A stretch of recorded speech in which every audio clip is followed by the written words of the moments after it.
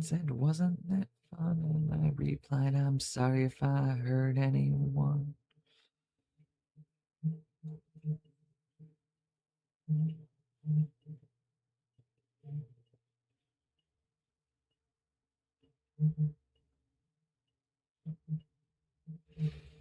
And I'm just going to come in and immediately start doing a very thin glaze.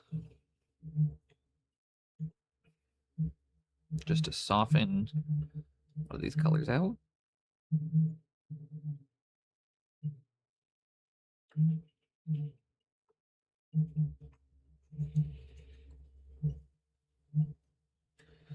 Get them to stop reading as desaturated.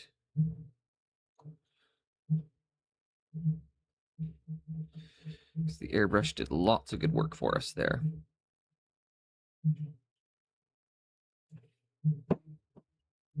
Jesus.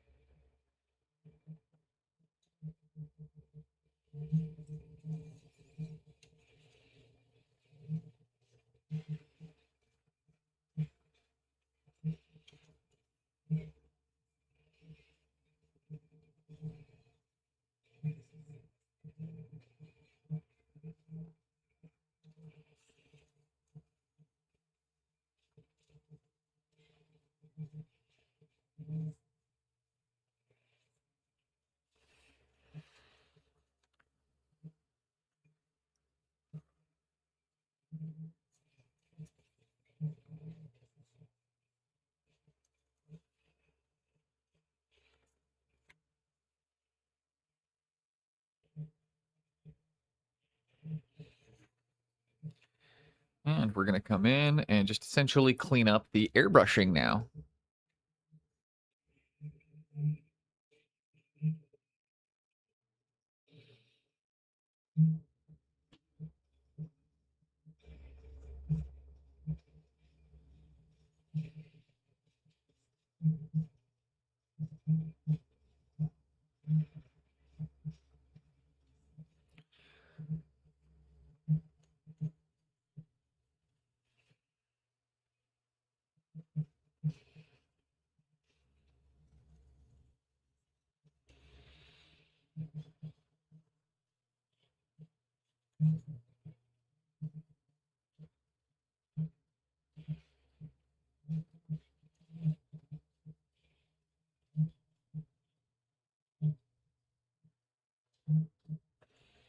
Boom.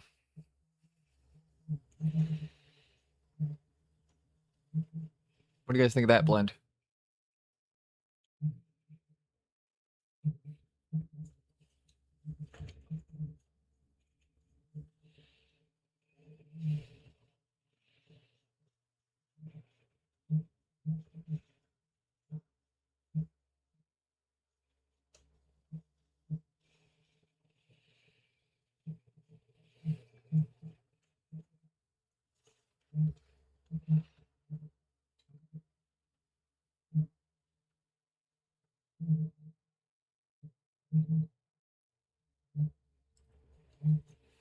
We're not doing that one on stream.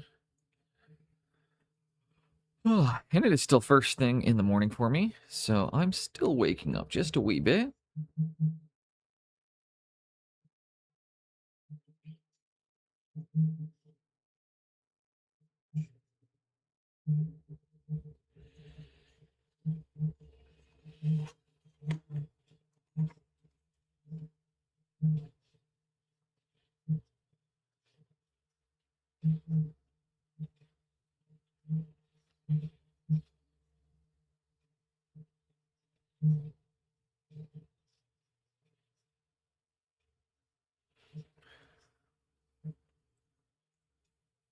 Ooh, that looks good.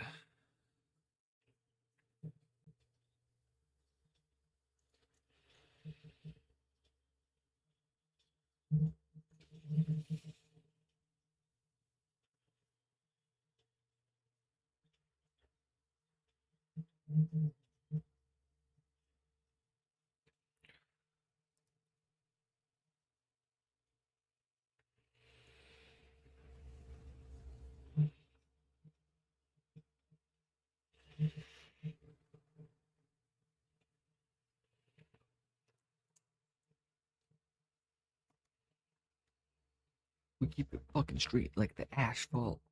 My, what lovely fate. Absolutely, Marquis. Let me just get this one brush stroke down here. The airbrushing did some wonders on this, eh?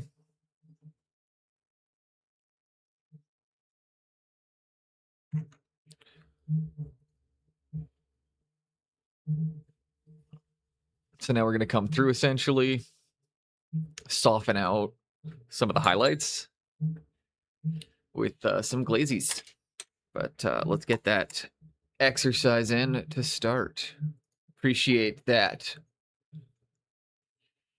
Airbrushing, the bristles should touch the model. Oh, also wanted to say I had the most fun experience ever last night.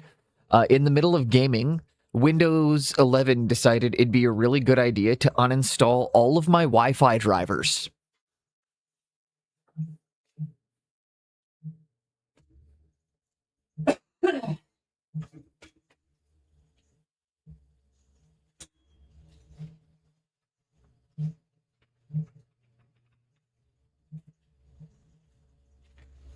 I've never had an OS just uninstall my shit so often.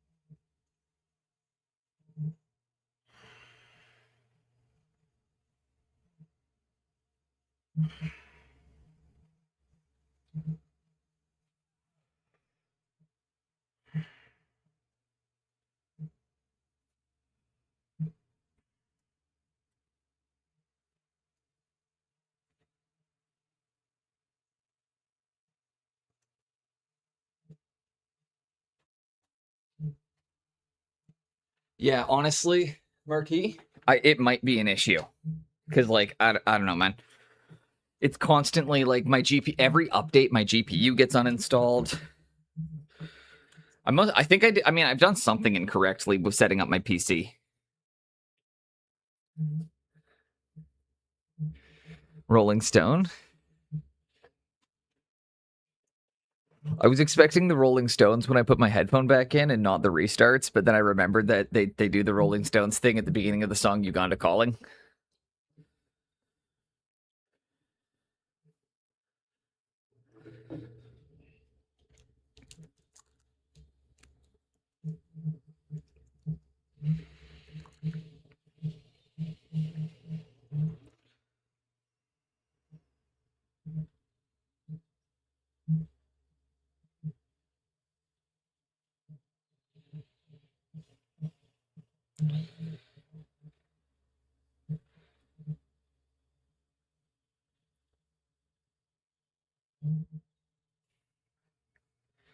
And we'll need to apply this glaze color twice,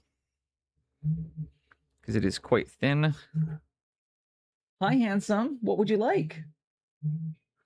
Or you just want to stare at me? You just want to stare at Dad? That's okay.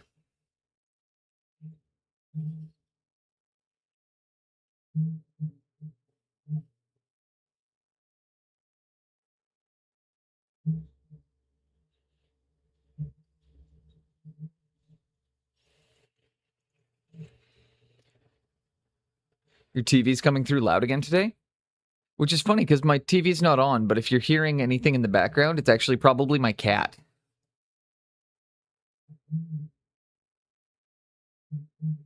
Oh no, apparently so. What the fuck's going on? Something's going on with, I gotta check my mic settings really quickly.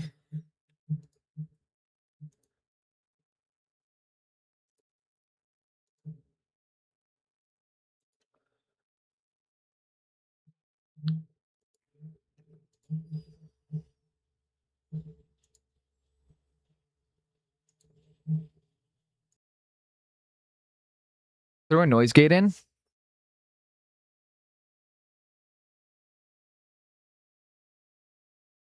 And yeah, that should be better. Yeah. There we go. Literally just needed to add a noise gate.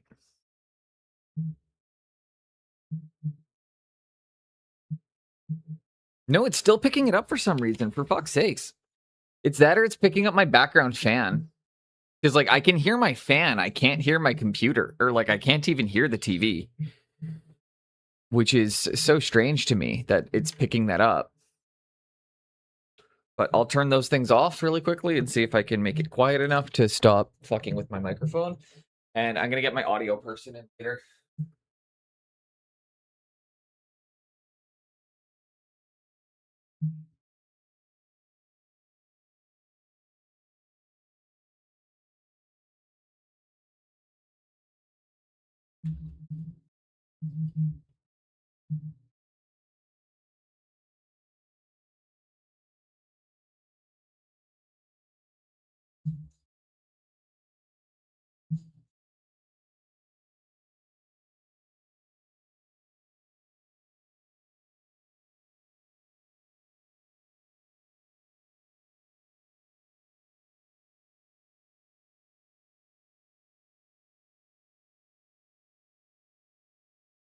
Honestly, the cat is my audio engineer.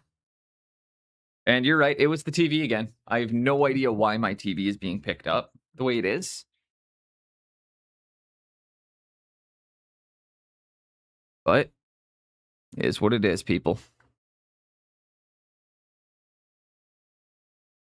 No background audio for you, Boneless.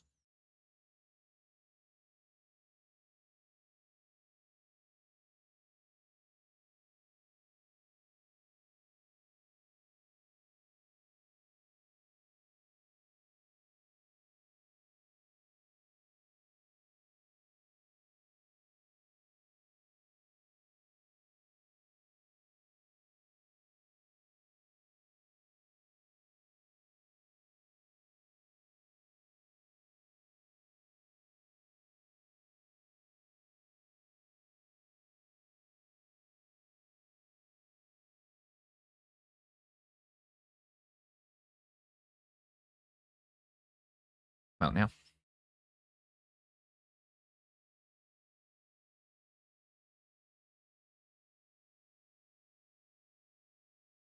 So we come in, gonna hit some of the shadowy areas with kind of this purpley.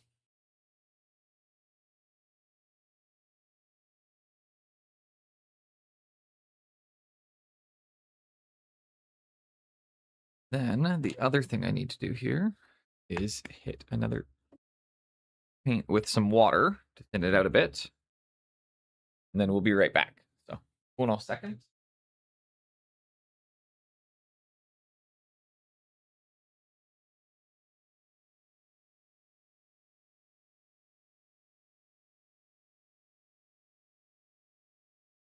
I really, really thin out my contrast paints, guys. So if you don't know, like, yes, I use contrast lots in my kit, but they're so thin. Yeah, like, you guys would be surprised to find out just quite how thin I keep them.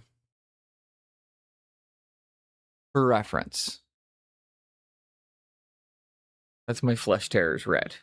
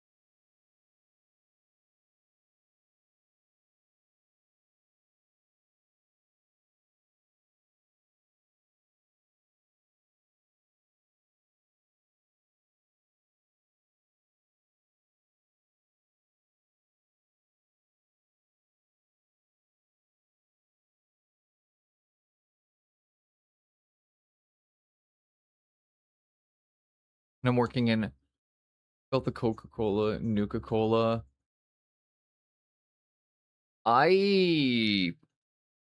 Hilariously, I'm not sure if you know, Marky, I've actually been collecting all of the Nuka-Colas. I think you would know that, actually. You got a box shipped, and I sent you a Sunset Sarsaparilla box.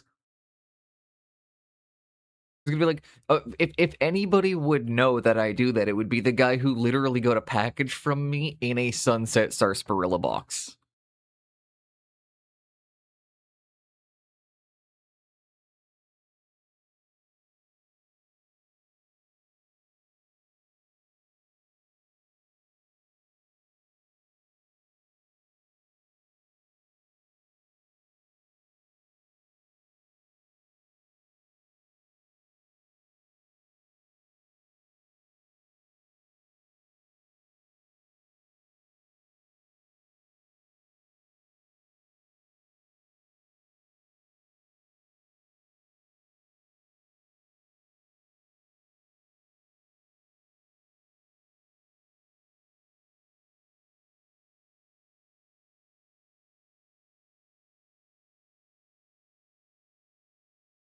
But I didn't put it together.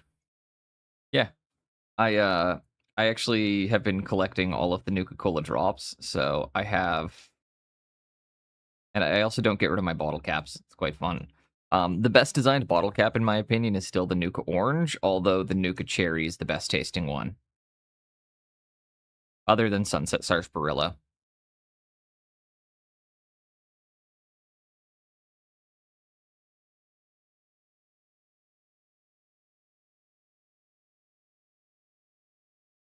And they've got I think one or two more drops coming. I'm hoping get to see the actual Nuka Cola in the next one.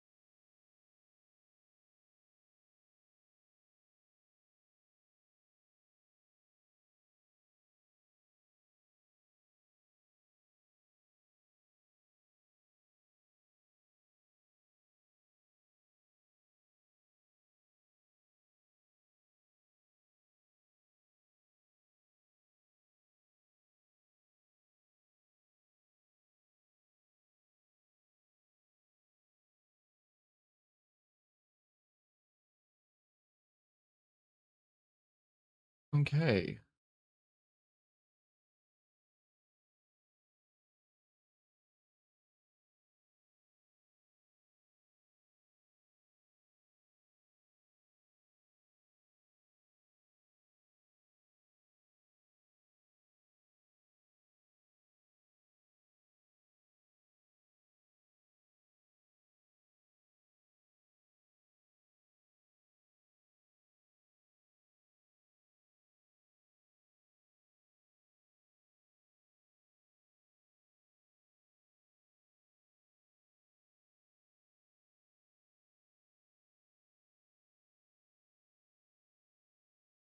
Damn. What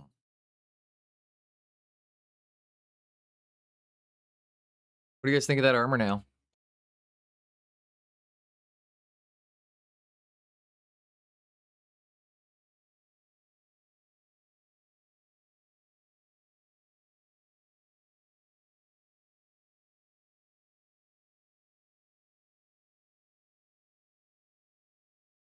Hell yeah, fuck yeah. Right?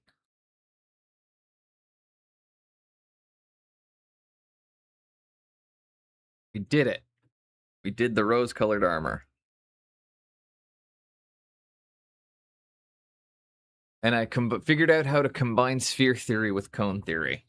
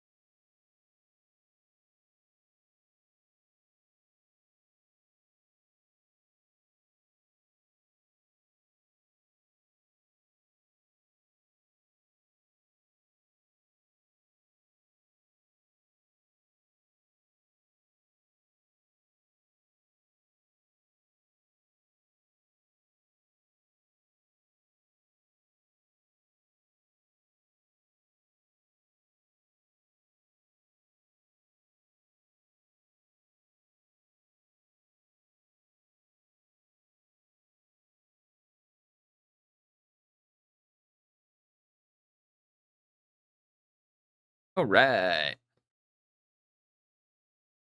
Got to do his toesies.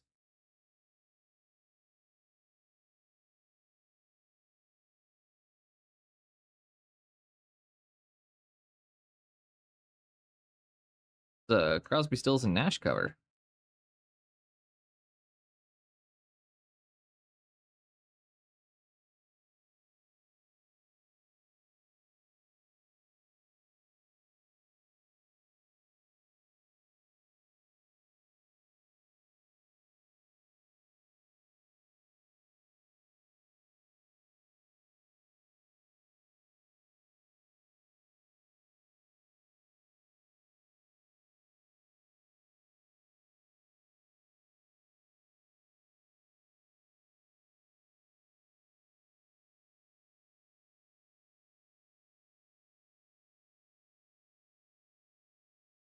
You'll find them all at the end of the feetsies. Exactly.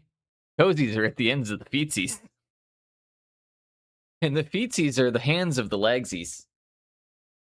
Or the feetsies are the handsies of the legsies.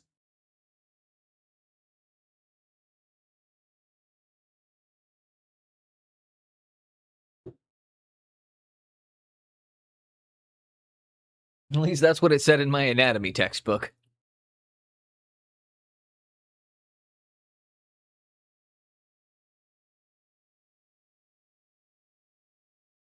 While I'm looking very, very much like I'm just like off in deep thought, realistically, I'm just sitting here trying to figure out, being like, what gold do I use?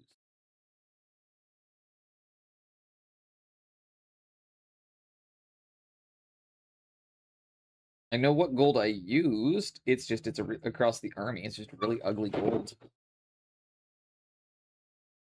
But I should probably stick with it, shouldn't I? One too many things looking around them.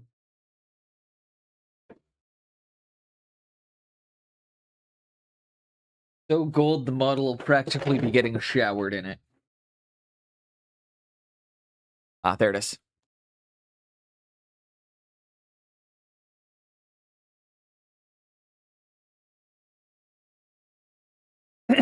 No, I don't actually like this gold. Again, I want to be very clear. But it's the one I've used across the army. Quite ugly. It's quite green.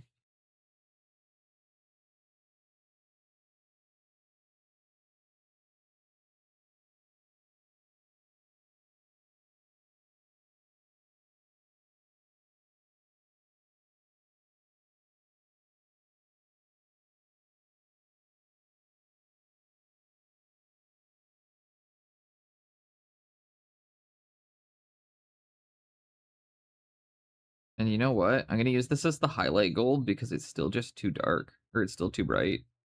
And I don't like it.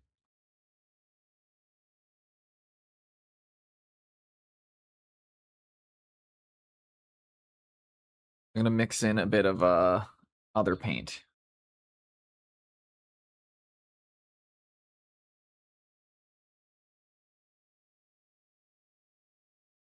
I can't always repaint the whole army, or I can just use a different gold and then say, you know, they changed. They updated their uniform at a later point.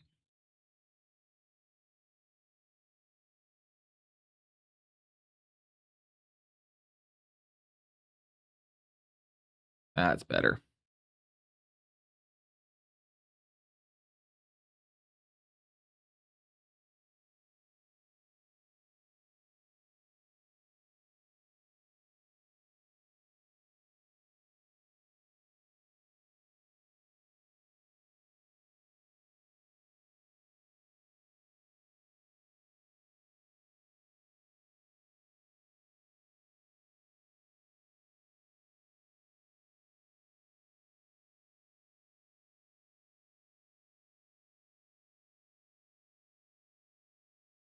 And now we're going to start knocking details in.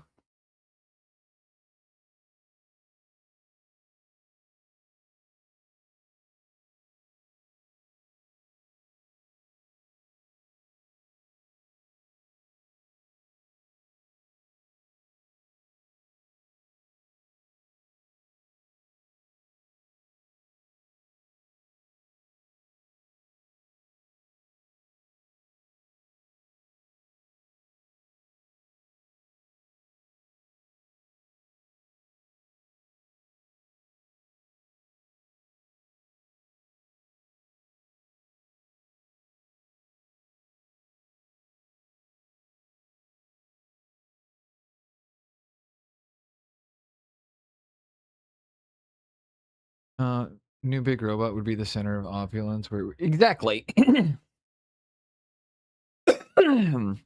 Exactly. It makes sense that the gold looks better on this than it does on the soldiers.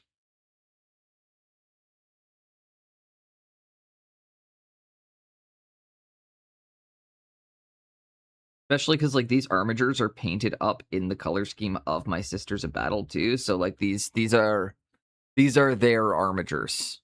I don't know how it works in lore, but for some reason my sisters have access to armigers. I know I still have to take them as allies, but you know, these are their knights.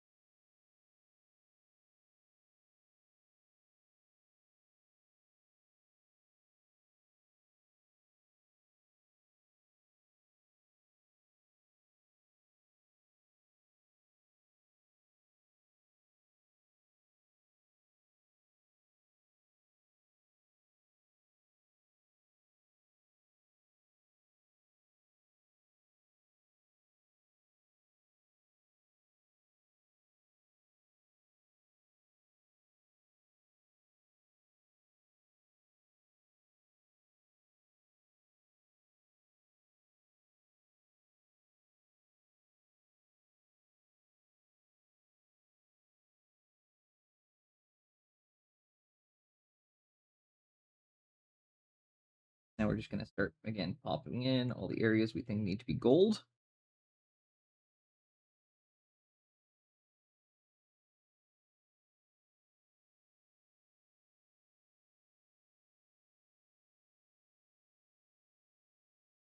Be careful not to hit areas with your brush right now because gold paint is pretty going to fuck everything up.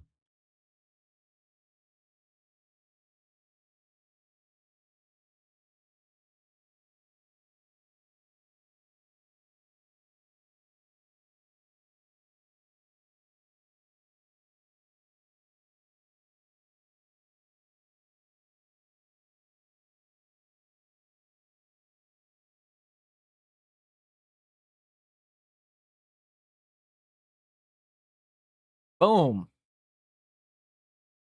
First they love me, then they hate me, then you crucify your character.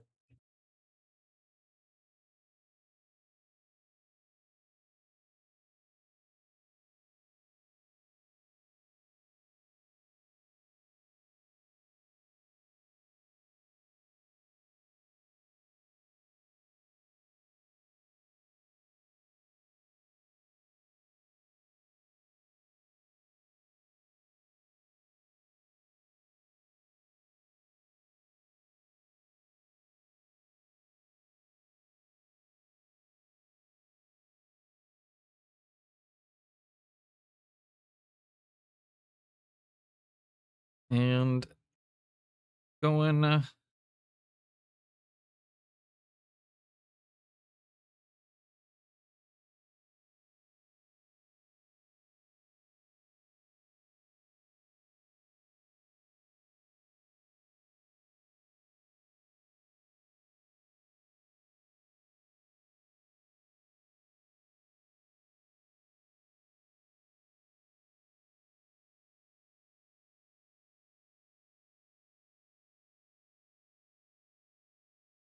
and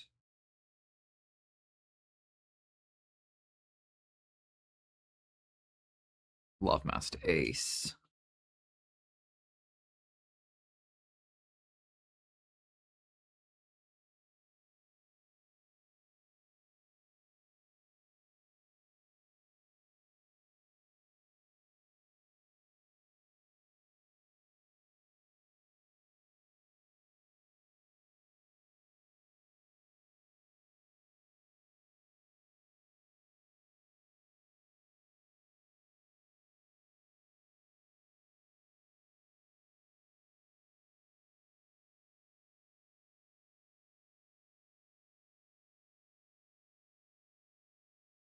I was laughing really hard. My wife and I were looking at the brunch menu for a place that we're gonna go to, and she was so surprised. She's like, "You can get beer and orange juice," and I was like, "What? You've never heard of a brass monkey before?" She was so confused, and she was like, "Why are they called?" They called it a an island mimosa, and I was like, "That's not an island mimosa, dude. That's just a brass monkey."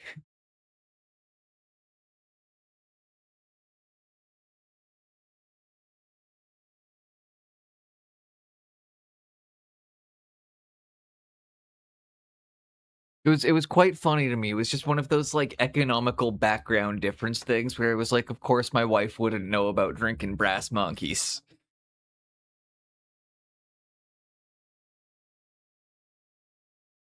What's wrong with putting some OJ in your old English?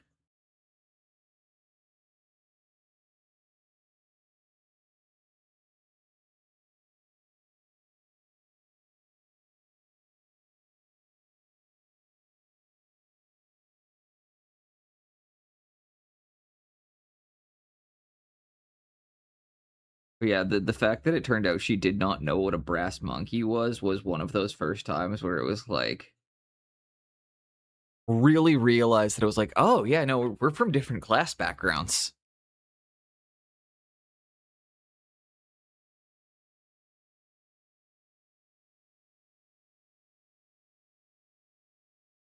Mixing beer and orange juice was just a thing where I growing up.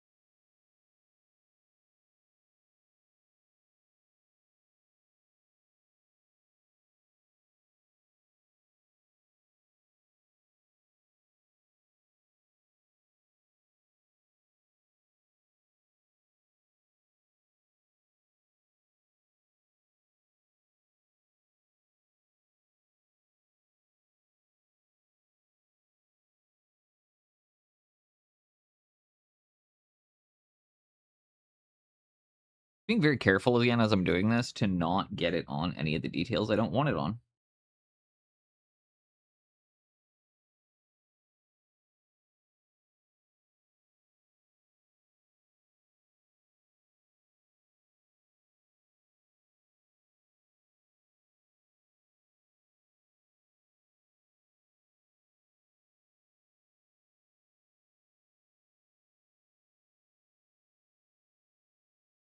Which requires me to move quite slow, but rather go slowly and not make the mistake.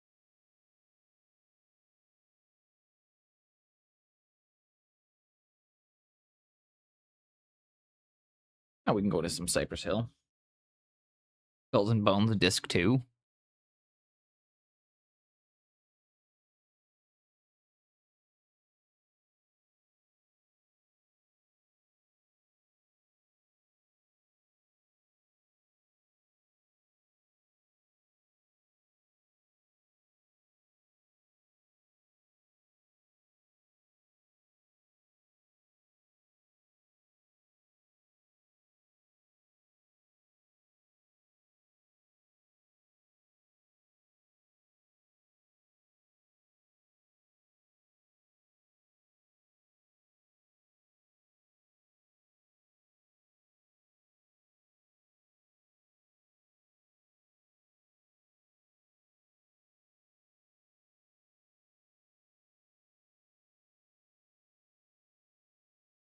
When it comes to these really tricky spots, just don't be a coward.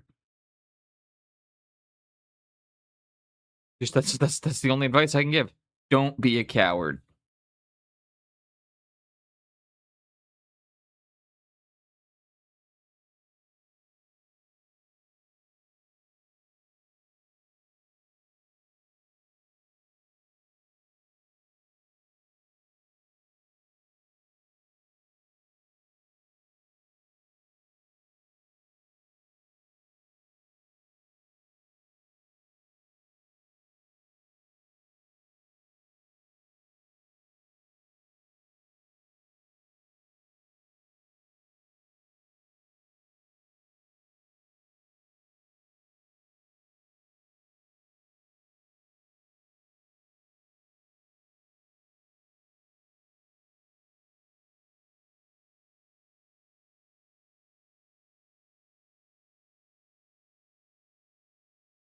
Painting the big stompy robot.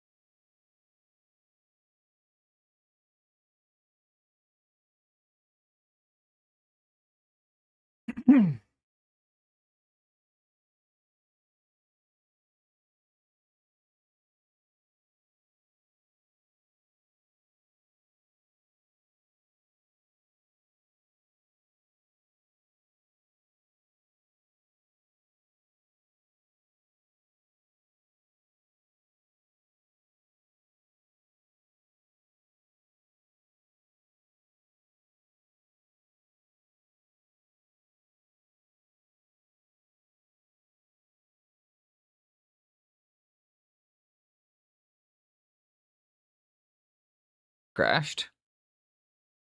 We're back.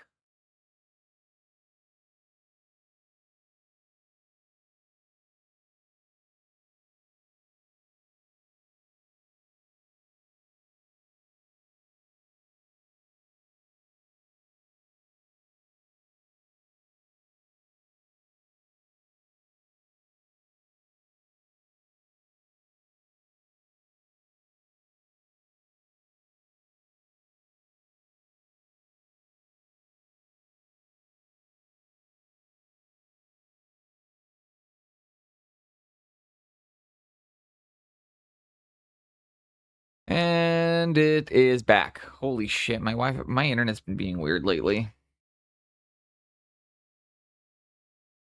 I'm gonna have to contact my provider and let them know that if they cannot maintain a stable internet connection, then we're gonna have to find a new provider.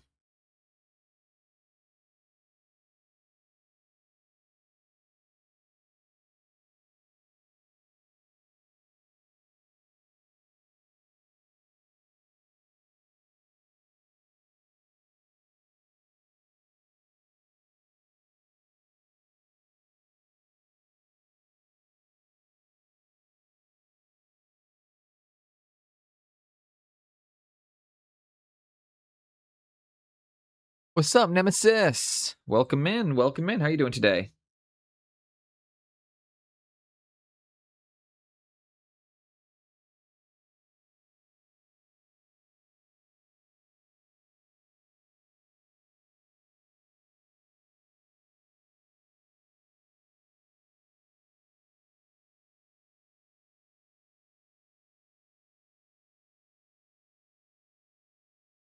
Doing good. Got most of the orcs built. Oh, hell yeah.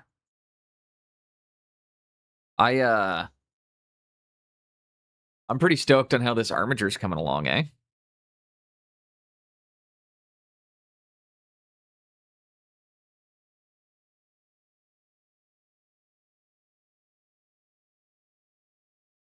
What got left is 20 orc boys. Oh, hell yeah.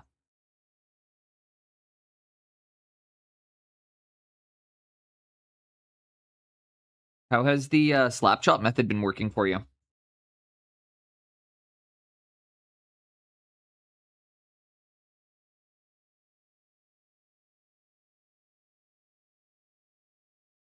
You didn't know that's the what we went over, like the technique is just the nickname for it's called slap chop. Haven't started paying. Oh, assembly. Sorry, my brain combined those statements. But yeah, I'm hoping the slap chop works well for you because I think you're gonna. When we were talking previously about like you wanting to get a better understanding of how highlighting works, slap chop's great because it establishes the highlights for you with the contrast, and then you have that visual that you can then build upon. But it kind of starts giving you a visual example of where things go. It took me a really long time to figure out lighting.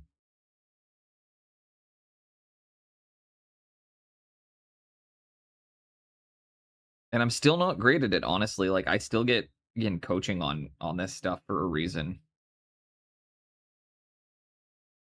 I don't pay Jinx because I know everything, you know?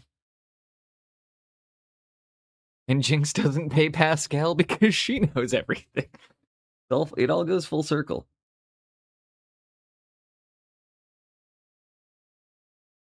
But like, you know, for anybody that doesn't know, like even I get private tutoring. If everyone's got a coach, we all get private tutoring from someone.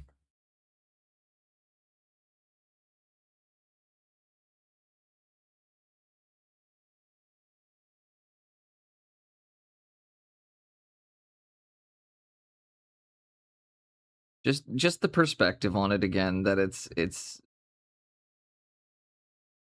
it took me a long time to get this.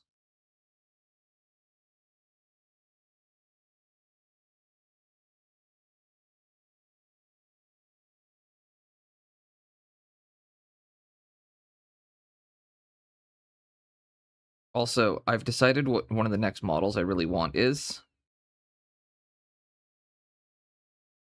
I want the Sisters of Battle, like, mobility scooter lady.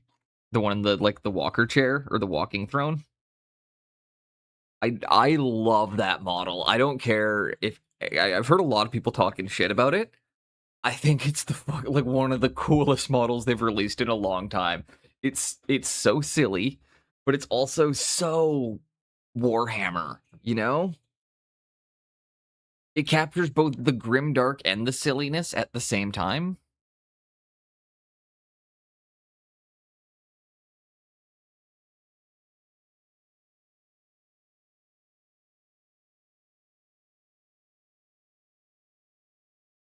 Excuse me.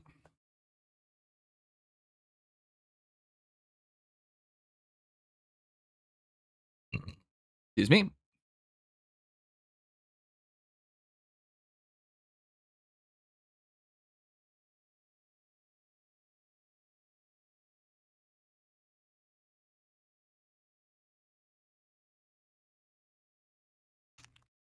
And use my weird gold mixture of two different paints. I'm just kind of blabbering around.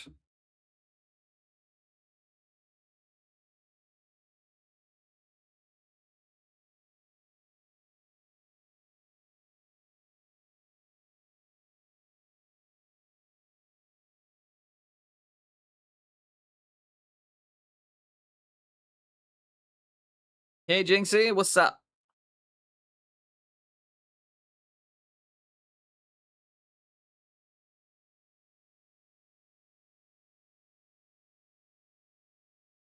What is good?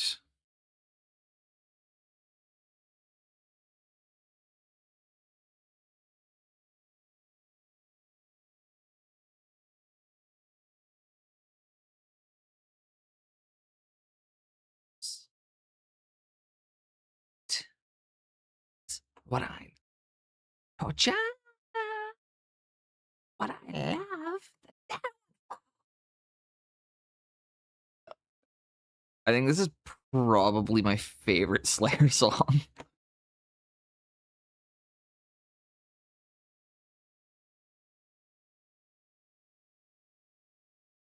One of the only ones where they really like try to do like, you know, actual crazy vocal range, and I was like, I don't know, it's just good, just good.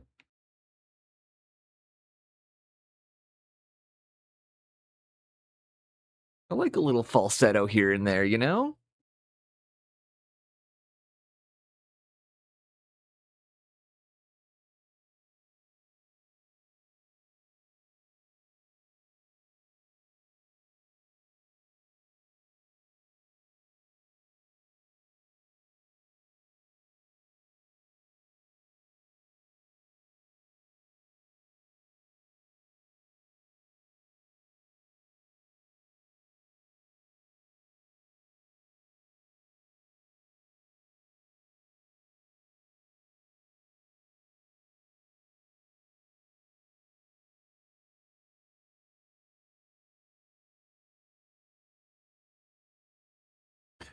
What you working at today, peepsels? Peepsels? Human beings? Human beings?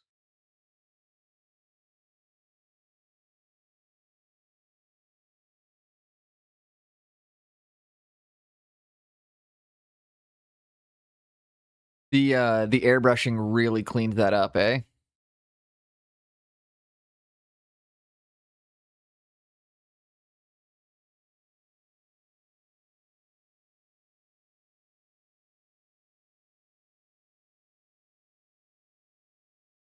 Once we get the matte coat on it, it's gonna look even better.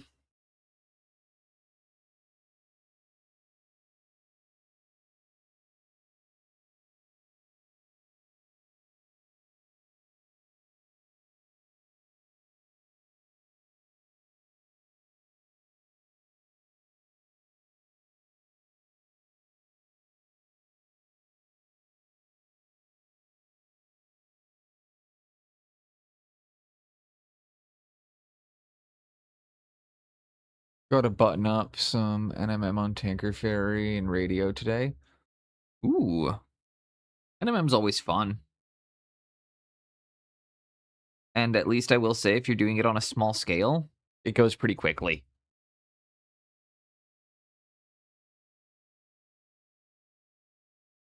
Little NMM is easier than big NMM, I find.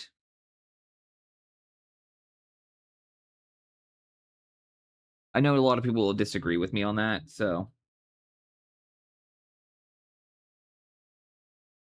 But I find it's easier to make a very small area convincing than it is to make a large surface convincing.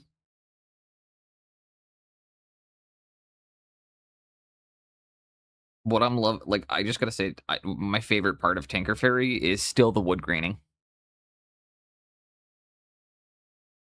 I think my favorite, and I really like the whole model, but it's what's my favorite part of that is the old fashioned wood grained radio.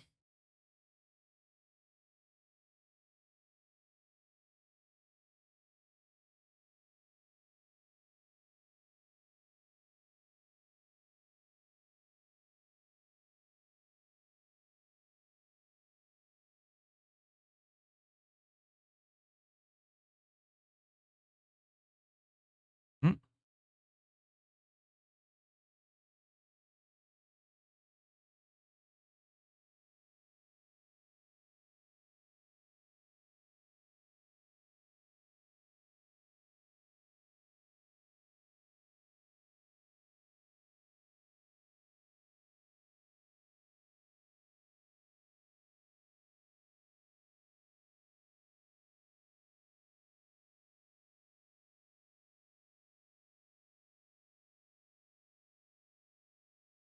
All right, guys. One more piece of leg trim, and we actually have the trim done. Almost. I'm actually seeing some areas of trim I've missed already. Aha! I lied. Fuck, that is an overloaded brush.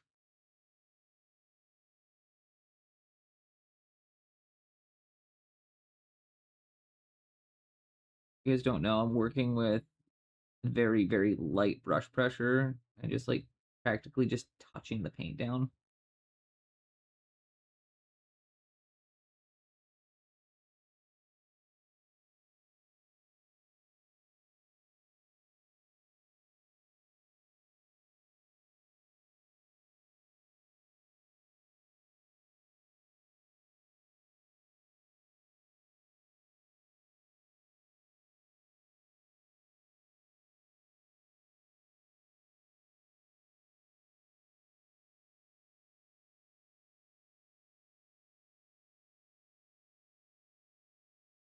And how does Canadian culture different from American culture? Well, for starters, there's no rootin' tootin' cowboy shooting up here. We prefer, we prefer knife crime. So instead of yeehaw, we give you the old stabby stab. You guys like to yeehaw, and we like to pokey poke. We don't have absolute piss water beer. And the Canadian Goose can actually take down a bald eagle in a fight. You guys didn't know that. You want to know? You want to know a fact? Is that 30% of the time the Canada Goose wins the fight. I know that the bald eagle comes out on top 70% of the time, but 30% for the goose is enough that bald eagles don't fuck with the goose.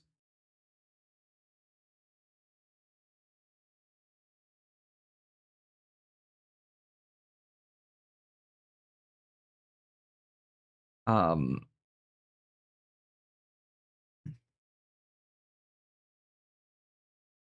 trying to come up with fun answers and not the actual like depressing answers.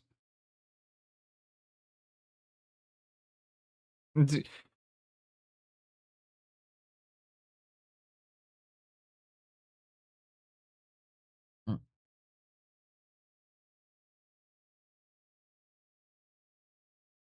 main difference at the end of it is mass privatization. So the actual answer is, well, Canada is following route of the states, which a lot of people here are not very happy about, myself included. The key difference between the two nations is the mass privatization of industry. There are just industries here that should not be private, that are not privatized. You guys have privatized aspects of your public education that should not be there. Your healthcare is privatized. Your prison system is privatized. Those are all things that should be run by the state to ensure a level of adequate and equal enforcement.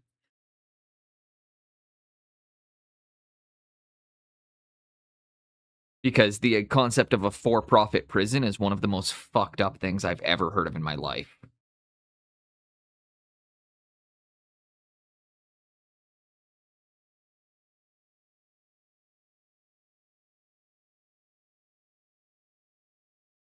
Do you want to know the actual those? So you've got the fun, the fun answers and the actual answers.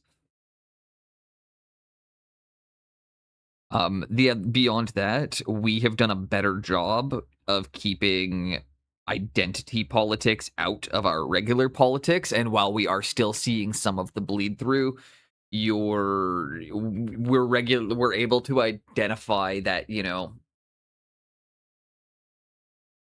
we have that problem here too. But that's just the fact that most Western nations focus way too heavily on punishment over rehabilitation. And everybody I know who's been through like the rehabilitative prison system we have here, we've got one in town. I'm not going to go into details about it, but I know several people who've been through it. All for varying degrees of crimes. Some minor, some they served pretty long sentences before they went through it. Every single one of them is a productive member of society now. Every single one of them. I've met a lot of people who've come through that program. Every single one of them is productive, more productive in society than I am. And I've never been to prison. I just got to work, or I've just done some volunteer stuff with the people coming out of there, and all of them are like doing way better in life now than I am. And I'm proud of them all for it.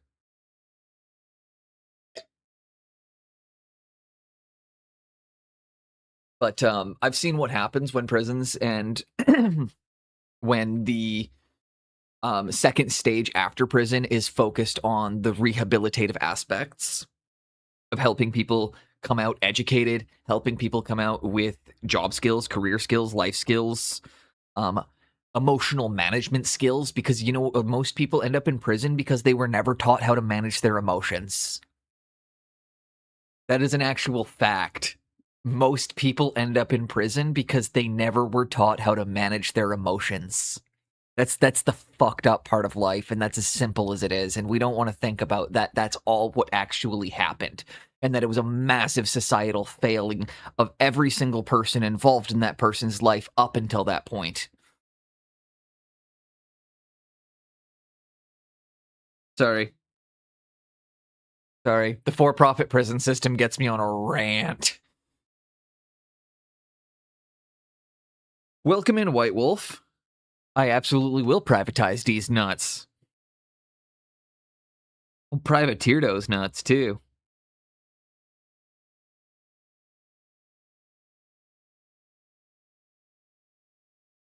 That's because most people are not willing to accept that they are receiving massive amounts of emotional support in every single aspect of their life, whether it be sport, community, work, or anything. I mean, too many people can't just put two and two together, you know, and at the end of the day, too many men are just like afraid to just call another guy and chat. Like, we learned that during COVID. We learned during COVID that men really struggled because once they didn't have the ability to have that secondary reason to be hanging out, a lot of them really struggled with the ability to connect with their friends. You know, they can't go over and watch the hockey game, and all of a sudden now they don't know how to go and hang out with each other. And it is and still is a problem, but it's getting better. And I mean, it's why I try to talk about it, because like there's nothing weird about it. I got one of my buddies. We'll just, you know, I call him up once in a while. We'll just chat on the phone for a fucking hour and a half.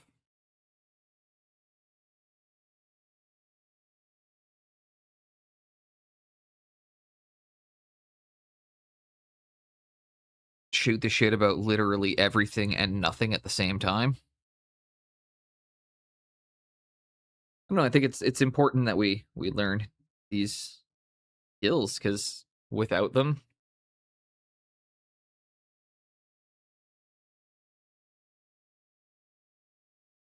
I don't know. I'm rambling right now. Welcome in, everybody. My name's Studio Boneless, and I am nowhere near qualified enough to be having these opinions.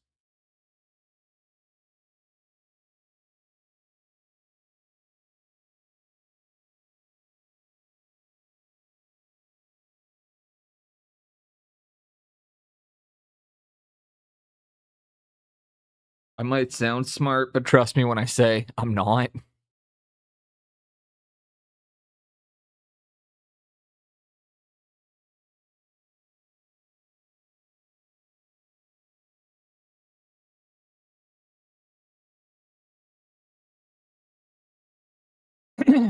Here, I'll make it more lighthearted.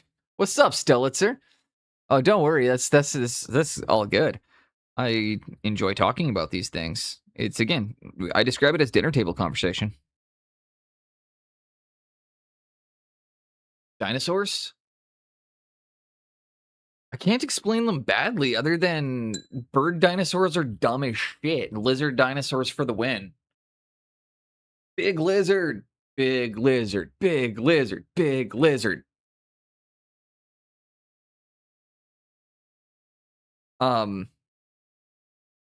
We also don't have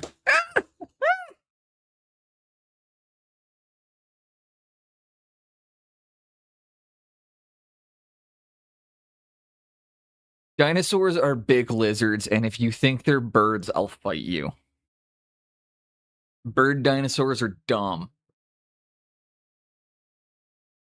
My favorite dinosaur is the headbutting one, because it reminds me of how bald men fight.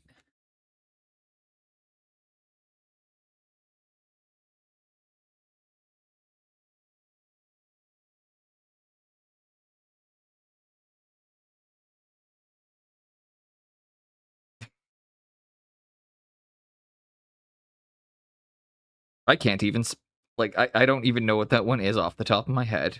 I'm not a, I'll tell you guys a little secret. I was never a big dinosaur kid.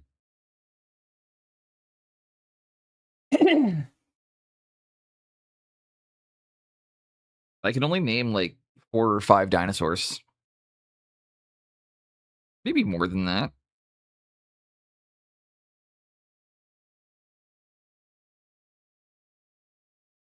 I mean, the Brontosaurus / Brachiosaurus is my favorite.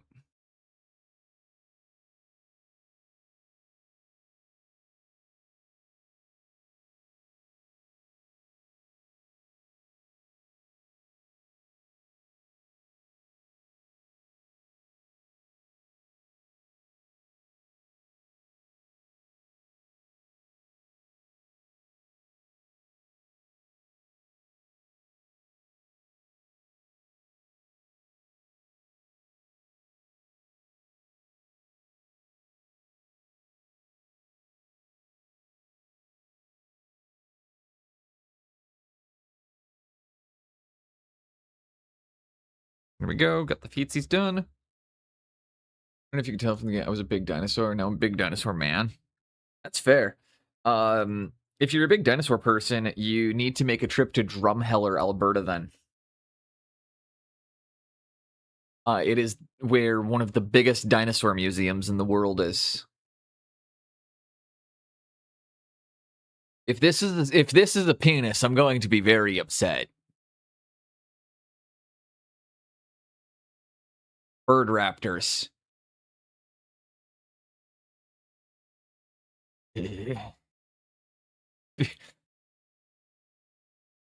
Drumheller, is that because Ginger was born there? No. Although I didn't know he was born in Drumheller. I've been to Drumheller. It is worth going to. It is.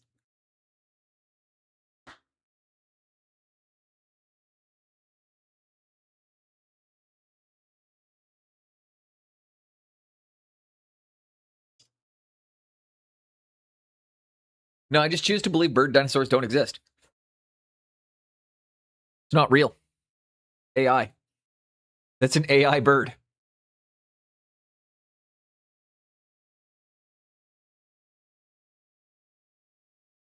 I know he mentioned going to Drumheller. It's an awesome place.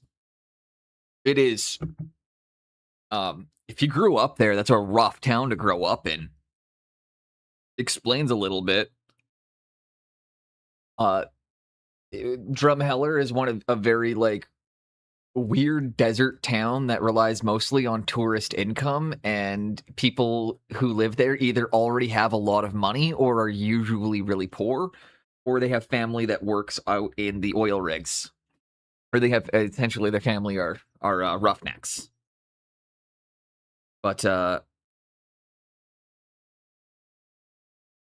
one of those towns that if you don't wear your cowboy hat and you don't listen to country music, in high school, you're getting your ass beat every other day. So it's one of those. It's very much a fit in or fuck off kind of town. So, and I don't mean that in a good way. Outside of tourist season, during tourist season, they don't care.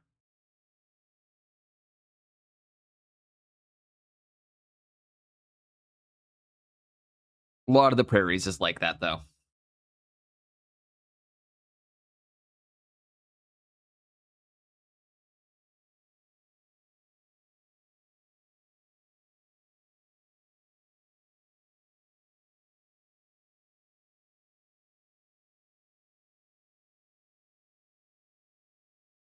Fun fact, T-Rex had pads on its feet that would make it soundproofing so you would not hear it until it's too late. Yeah, that's because they weren't actually they were relatively slow, if I remember correctly.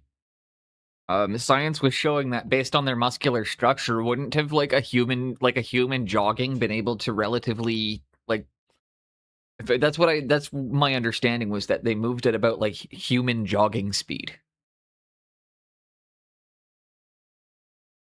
So not overly fast.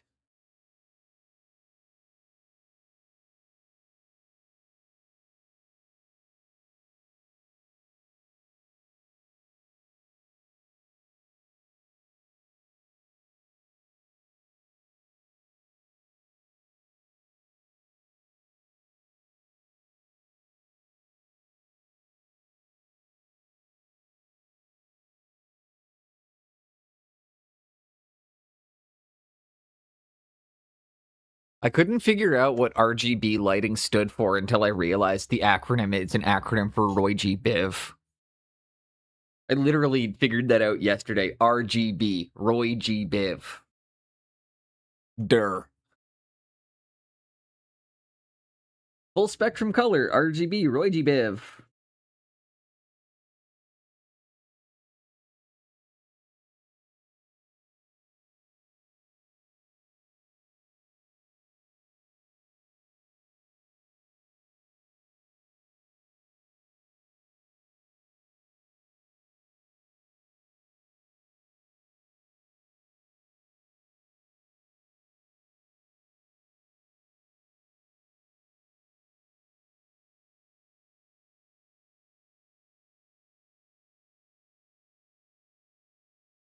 They were fast and short bursts. They could run about 30 miles per hour for about 10 seconds.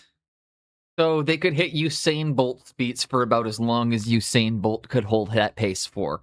That's fun to know. I think that's Usain Bolt can only hold 30 miles per hour for 10 seconds.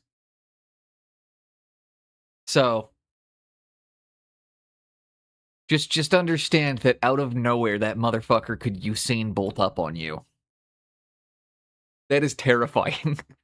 Like regular walking speed, then just.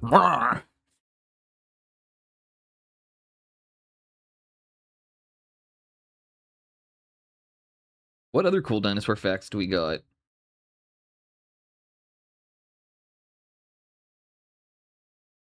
You'll enjoy this. You'll enjoy this then, Krusty. Is if you're a big dinosaur person, then maybe you'll like the fact that in the tabletop stuff that I'm working on, well, they're not going to be ready at launch because I don't want to have cavalry during the launch of stuff. But I'm trying to do up a goblin faction for my tabletop game, and the goblins would ride dinosaurs, like they would have dinosaur husbandry.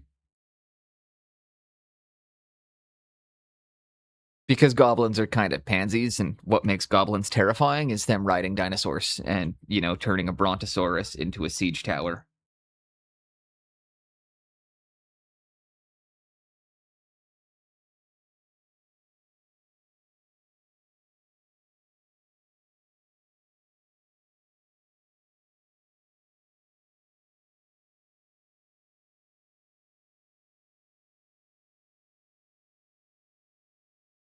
I did up some concept art for it a little while back.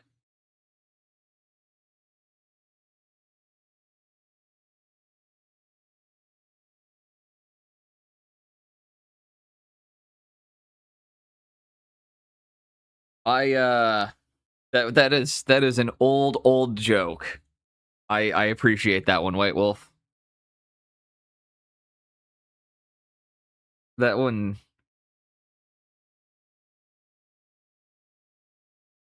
You're coming in here with like the forbidden arcane knowledge right now.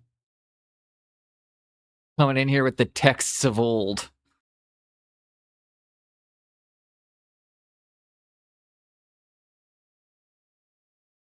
Okay, that looks good. Well, the gold areas are drying. I'm going to take a super quick washroom break. We will be right back. In the meantime, look at this shiny old knight. At the same time. I love that.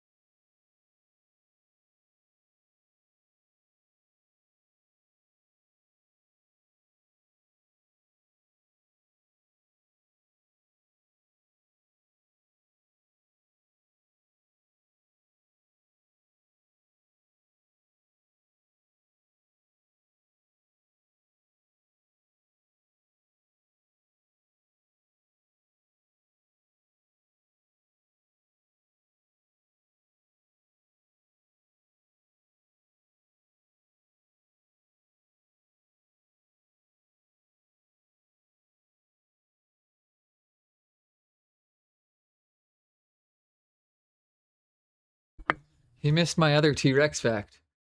Dinosaur. Oh, wait, 1 second. I need to go back up. I'm back. I'm back.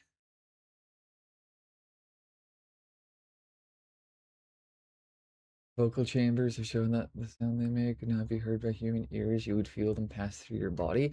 Does that mean it was that low or that high pitched? Also, my cat wants wet food, so I need to do that.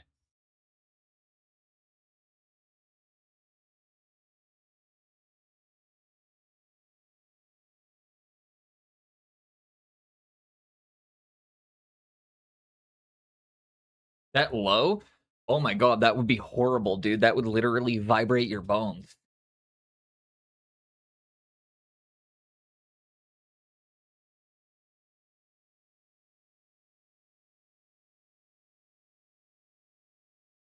Um, the human ear is surprisingly good at picking up low notes. So, like, yeah, that would be that would fucking be painful.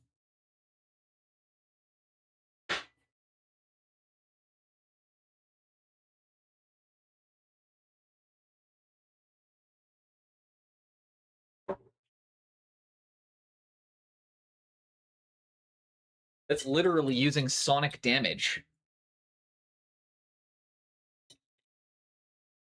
Yeah, it's unpleasant. It's literally an unpleasant sensation. Like it's borderline painful.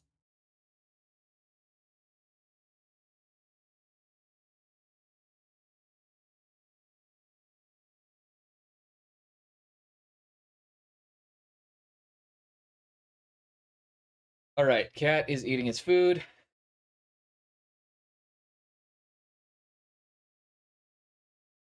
Second.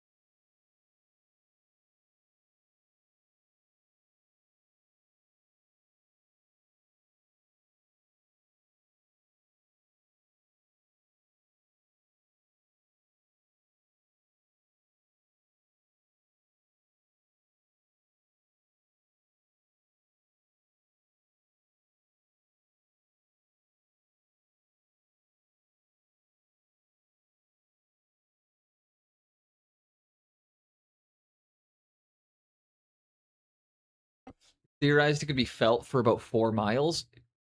Oh my god! Imagine how it would feel being close.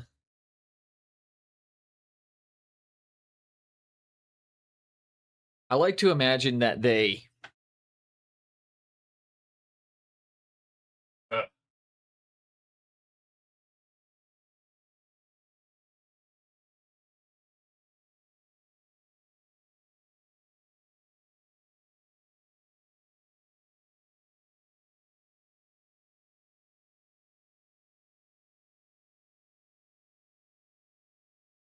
Man, congratulations! You got me thinking dinosaurs are cool again. Take from your brother's food.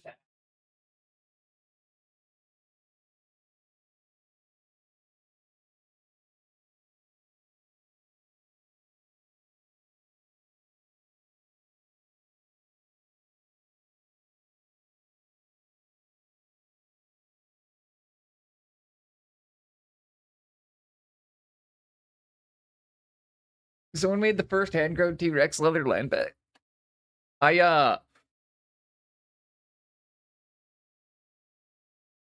That's like the researchers that have gotten very close to bringing back the saber-toothed tiger and the woolly mammoth, and I'm just sitting here being like, you know, guys, I've seen Jurassic Park.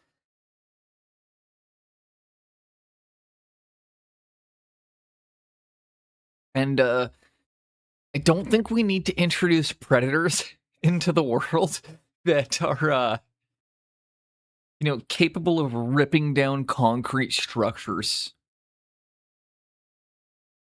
I just just considering the fact that the destructive power of these beasts.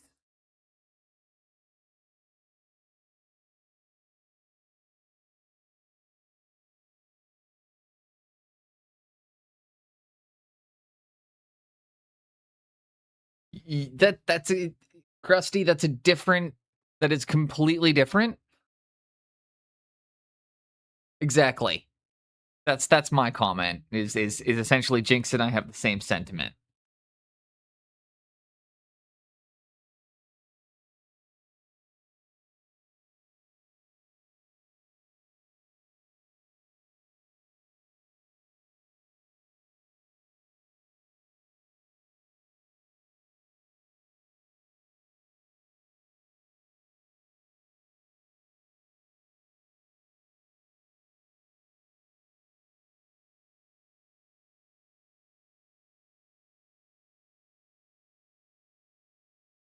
Now I'm gonna come through with some contrast paint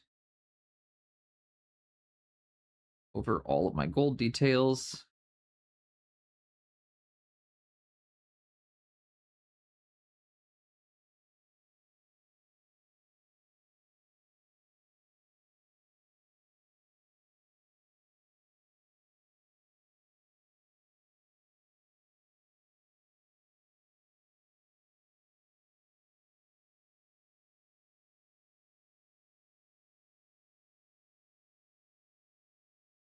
And I'm also going to use, where's my Cygor Brown? This one is quite thinned out quite a bit. You can't bring down.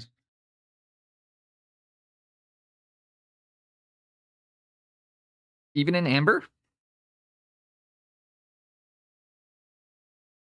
I thought amber prevented decomposition.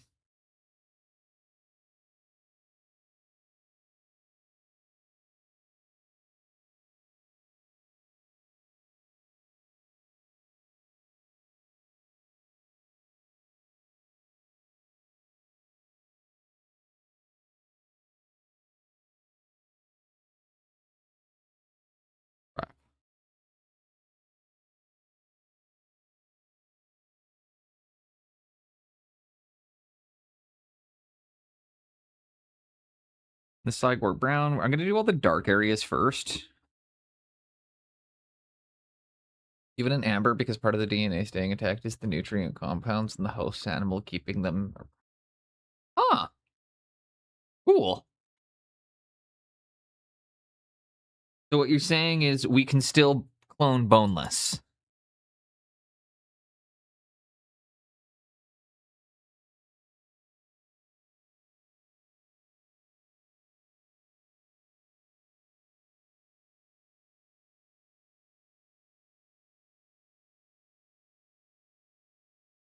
Excellent. Just remember to brand a C on all of the clones, so that way we know they're clones.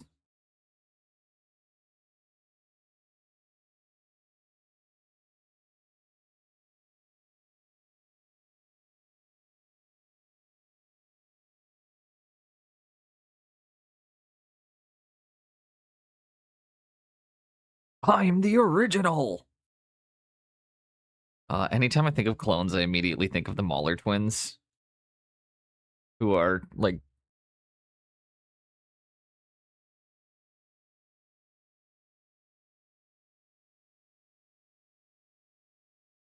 Automod didn't like that fact. But I do.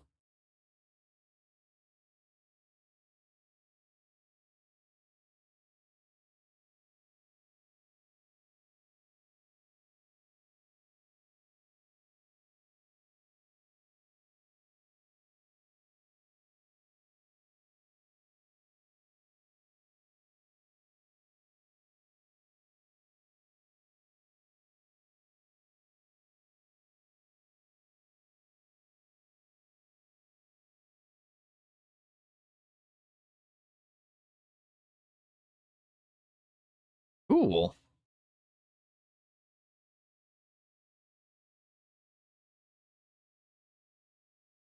These are all weird facts that I didn't ever think I would know, but I'm glad that I do.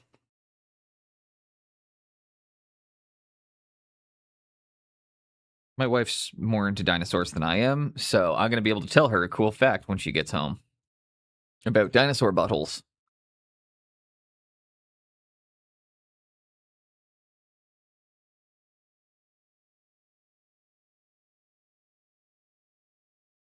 You know, it's funny because she also lurks in the stream while she's at work right now.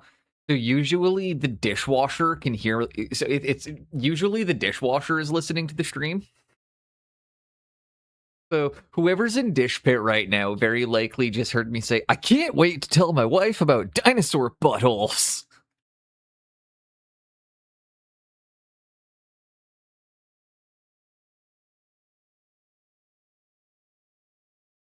One of those very odd, one of those very few moments where I'm just like,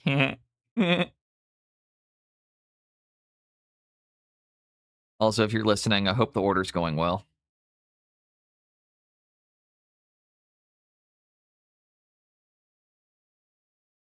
She puts the stream on at work. It's actually really sweet.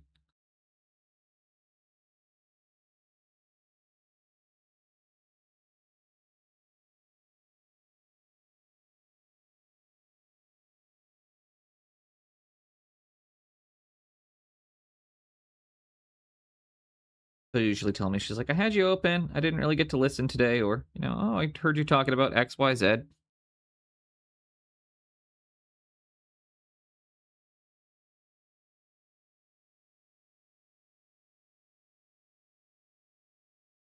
And let's start doing some shout outs real quick. I think the first one in today was Nemesis and a White Wolf.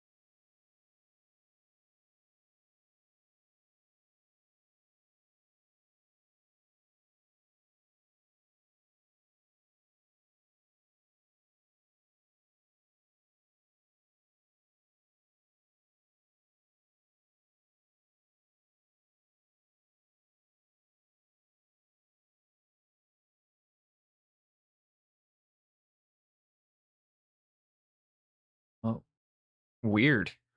That is, again, kind of mind blowing.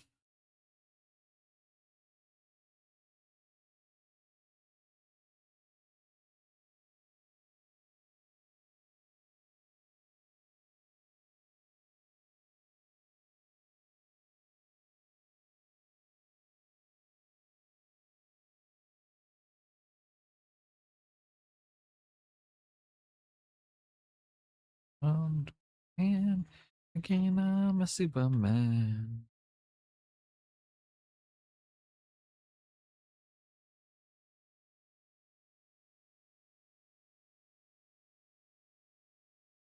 Well, at the end of it, I've watched Venture Bros, so I know cloning is bad. I've seen how it turns out.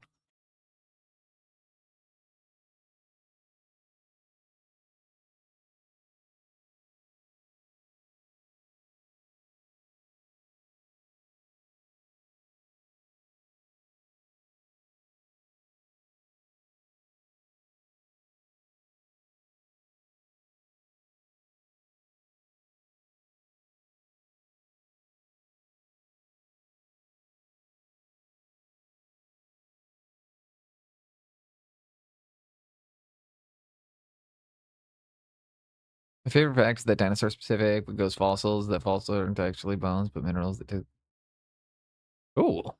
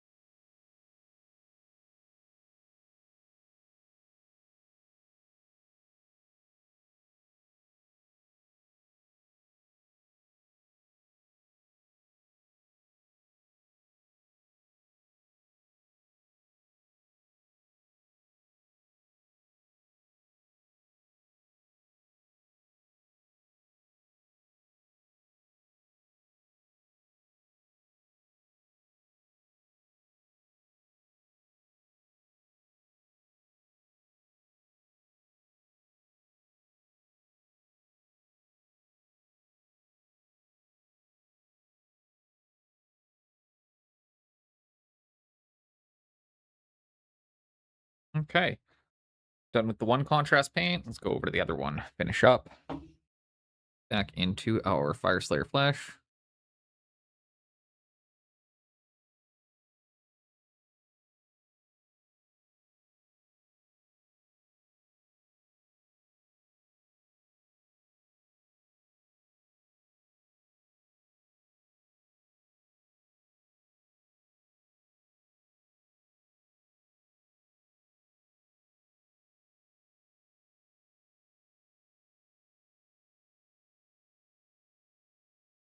Okay, this is gonna be fucking awesome.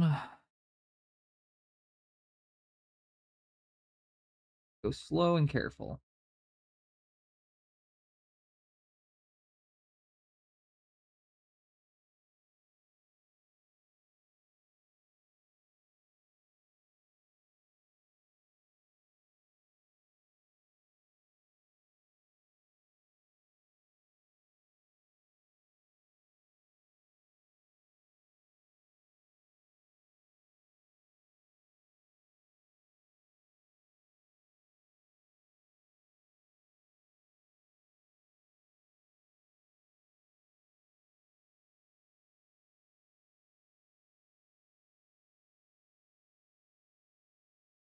Do you have fear of the ocean? No. In no way, shape, or form do I have a fear of the ocean. I regularly have to travel by ocean. Like, I travel by ocean probably 10 to 20 times a year. Like, I have to travel. Like, Krusty, I live on an island. You are aware, right? Like, I think I've been very clear about this, but I don't live on the continental US, or like, I don't live in continental North America. While I am Canadian, I do not live on the continental mainland. No, I don't have a fear of the ocean. I'm also an exceptional swimmer. Not necessarily in speed, but my endurance swimming is very, very good. I do not get tired swimming for some reason. I find it to be, I don't know. I can swim for about 4 or 5 hours, like without break. I find swimming to be quite easy. I grew up on the West Coast, so like I grew up around the ocean. I'm not sure if you know, I surf.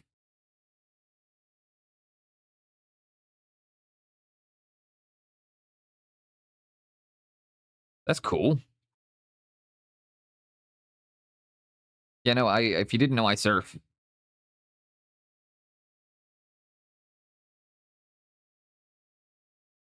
I'm not good at it, but I love surfing.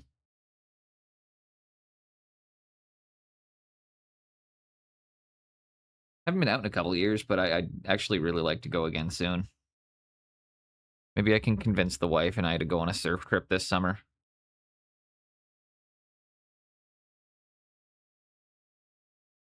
Maybe see if some of my friends from the mainland want to book a surf, or see if can get some of my buddies from like high school or something. You know, get together. Never been? Oh, surfing's awesome. Have you ever like been in the ocean before or swam in the ocean? Because I've been in both. I've been in open ocean and I've been in like non-open ocean. My first job out of high school was a commercial fisherman. The only part of that job that I didn't like, that was the worst part of that job is the fact I do get seasick out on open ocean if I'm out there for extended periods. Because the open waters can get pretty bad. But I've been all the way up to the Gulf of Alaska by boat.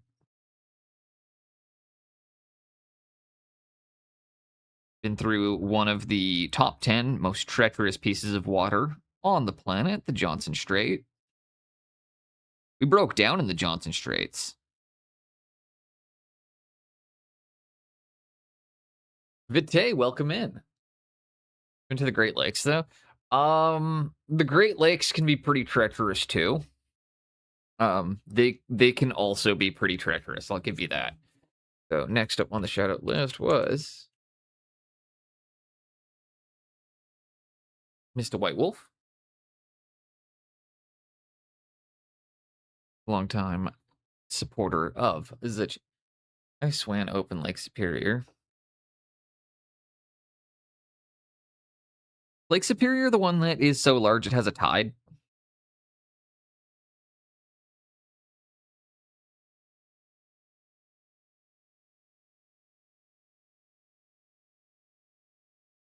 I know one of the Great Lakes is so large it actually has a tide.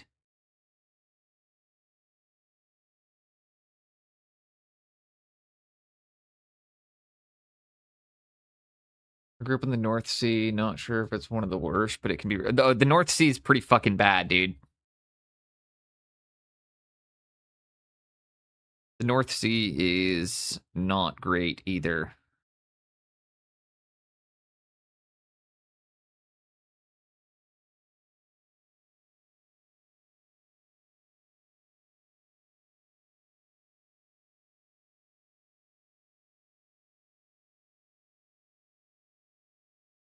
Anytime I joke to anybody who fucking boats around here about the fact that I went through the Johnson Strait as a kid and that my skipper made me pilot and take dog watch through the Johnson Straits at night, despite the fact I had no experience on the boat, they were just like, wow, that's the dumbest shit I've ever heard in my life. They're like, did you guys just like, they were like, did your captain want to die? I also found out there was one point when we actually did break down, is when I discovered we didn't have enough life gear for everyone.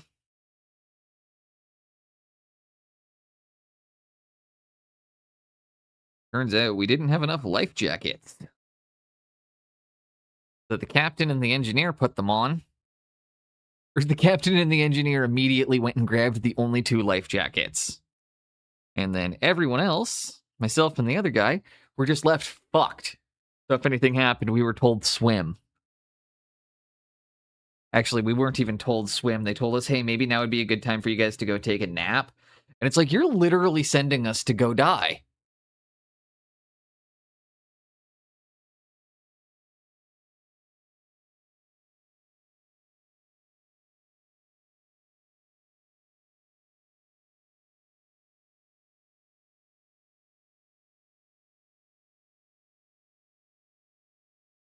We were about to start smashing into rocks when the Coast Guard pulled up. I do remember that.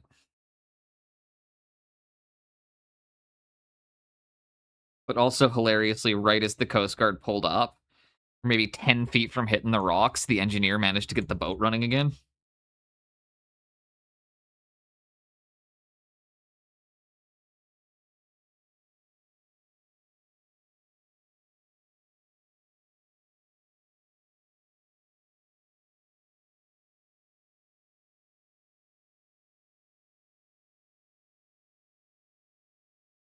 That's like the safety precautions on planes. Oh, the safety precautions on planes is just so, like, they just pump you full of oxygen so you don't panic.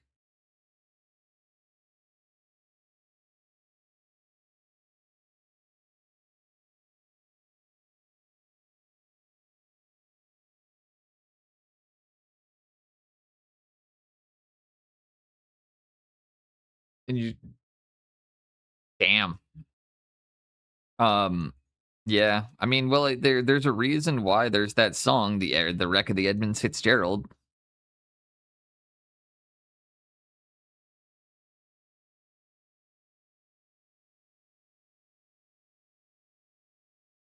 Them big lake they call Getchagumi.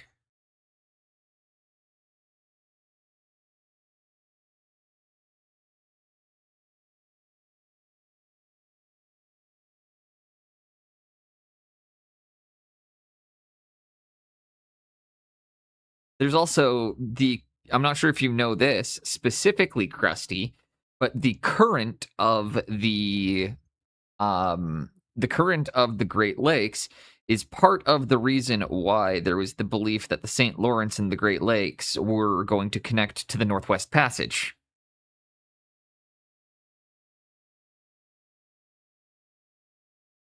Unfortunately, it didn't, and that's where the portagers came in.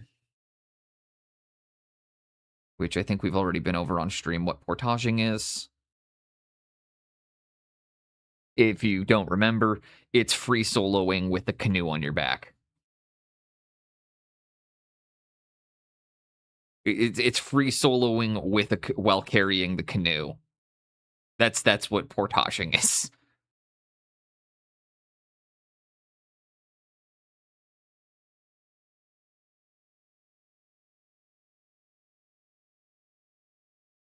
Oh, I also want to say I got to see log drivers the other day. Apparently, we've started using them again. It was really, really fucking cool. I got to see a log drive. It made me very happy. And made me want to see if I can try and get a job doing it.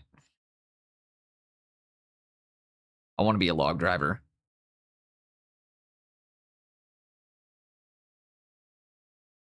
I've been ocean kayaking out in the Pacific. Like just we went out into the open Pacific a bit. Just outside of Yuki. I can use fun terms that nobody here except for me is going to understand, as to not overly just like give too much information away.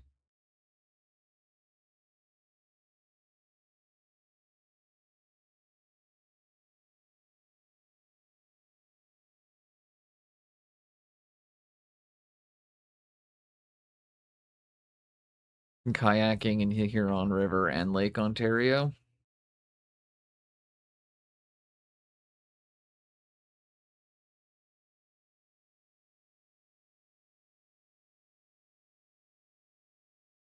And there we go.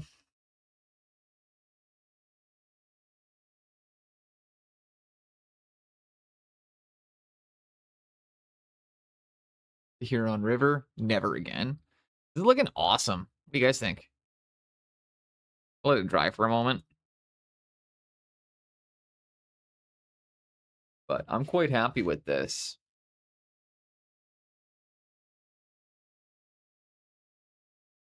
Fun fact, if you guys didn't know, the city of Victoria pumps its raw sewage into the Georgia Strait, where it washes up on the beaches in Seattle. So if you guys didn't know why the beaches in Seattle are always covered in human poop, it's due to the island I live on. We pump our sewage right to the beach of Seattle. That's not even a joke. We literally pump our sewage so that way it washes up in Seattle instead. Fuck you guys, it's your problem.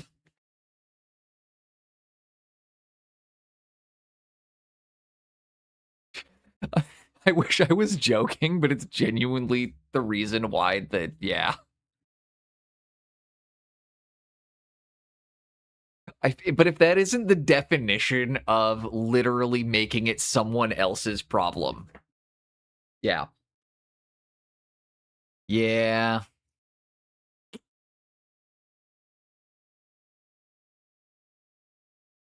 Although I think we're working on it now because of the lawsuit, because we were like the city was getting sued by the city.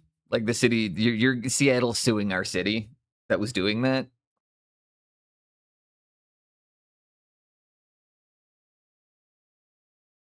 So I'm pretty sure we had a bunch of sewage protesters among the local service that actually got them to upgrade the sewage works in the areas. That's awesome. Because yeah, again, like I like surfing. I like genuinely, I really like surfing.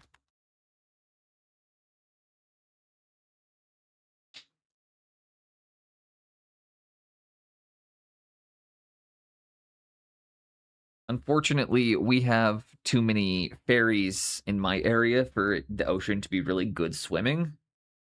However, most of the lakes and rivers here you can swim in.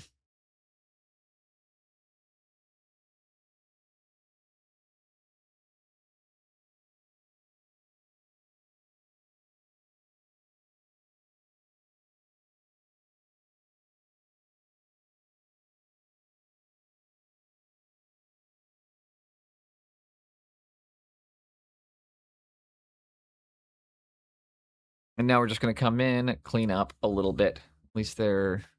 Oh, that's because the government's over on the East Coast, 4,000 kilometers away from where I live. Of course they care about them.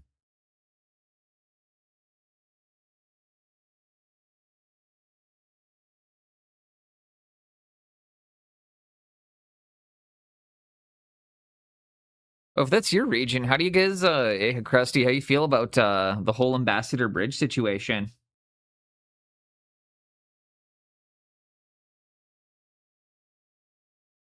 You just, or are you also on team, like, let's just fucking get the Gordie Howe Memorial open in and around national parks? I got to grow up in a very underdeveloped part of BC. I've just always got to enjoy living more in the country. Although everywhere I've lived is kind of becoming more and more and more developed, so a lot of those places don't exist anymore.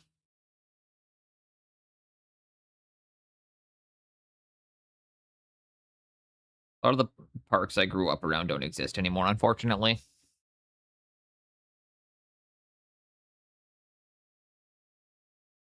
I grew up in a farming town.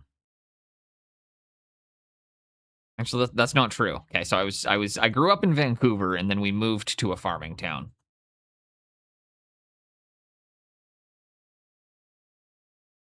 But I mean, it's always fair to say I grew up in Vancouver because I spent a lot of time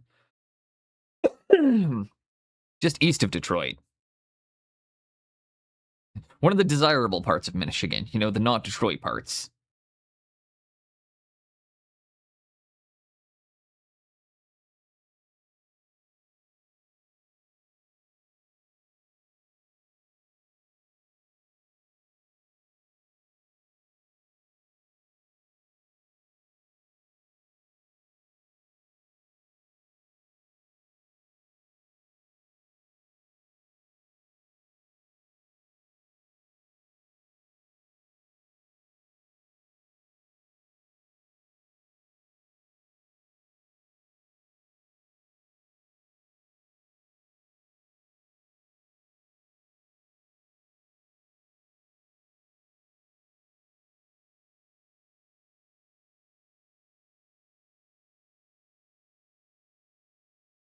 We literally have the forest on our doorstep. Oh no, you don't know. Living east of Detroit is worse than living actually in Detroit.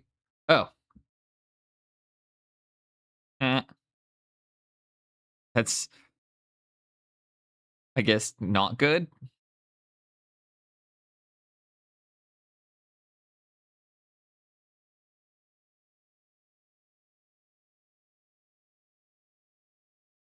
Dude, I'm Canadian. I only know our hard neighborhoods. North Winnipeg, or sorry, like, yeah, North Winnipeg, South Calgary, Northwest Edmonton, East Vancouver, Saskatoon as a whole.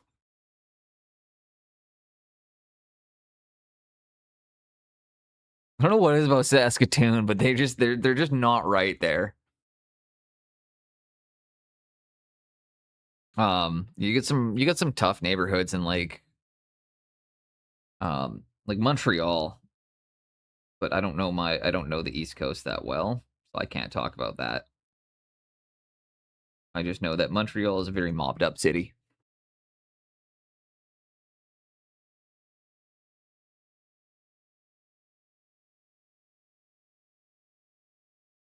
It is a it is a it's Canada's Vegas. Not in terms of gambling, in terms of corruption.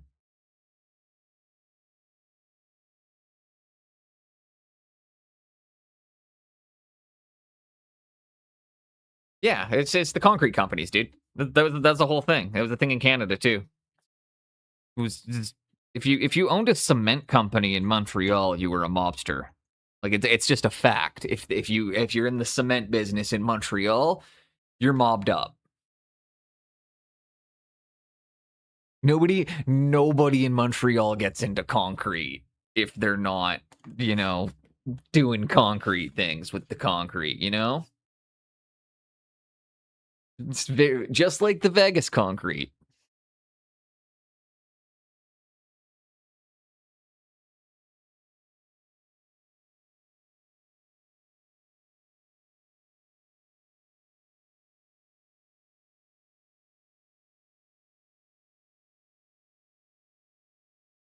Got my painty all shaky. I knew a farmer that had storage containers buried in his field for reasons. The old that's the old reminds me of fuck, what was it? Um The Gentleman, Guy Ritchie film with the underground grow up.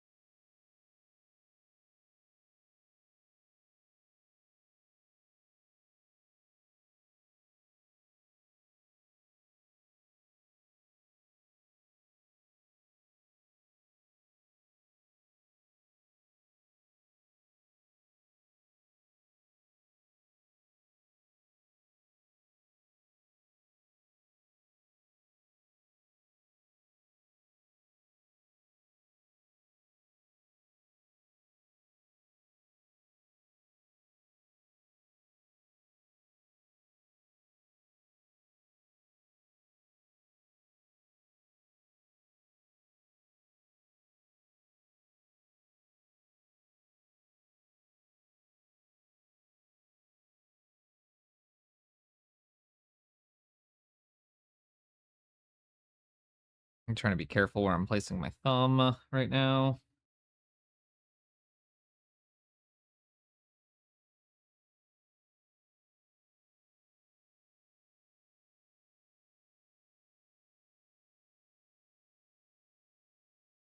Oh yeah, the gentleman, he was letting him out to be. Yeah. Yep.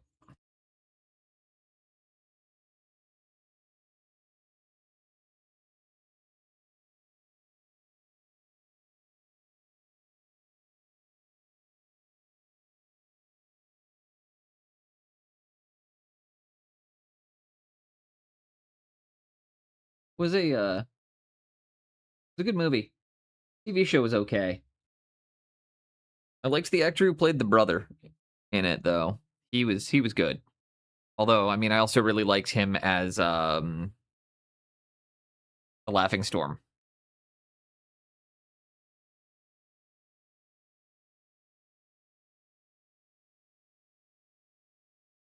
Lionel Baratheon. He did a really good job as Lionel Baratheon.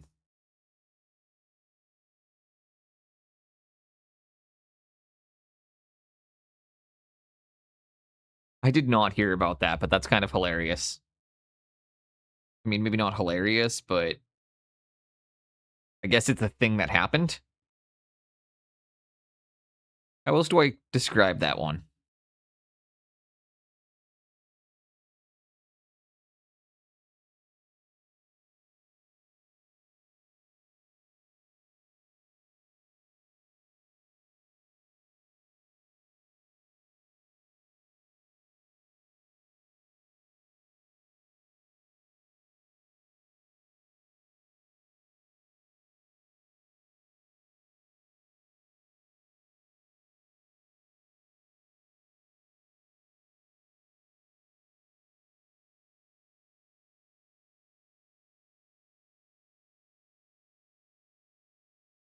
Okay.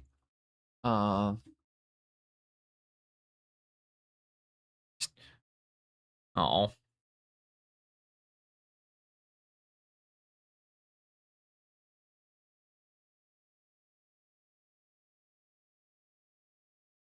surprised it was this stuff, to be honest.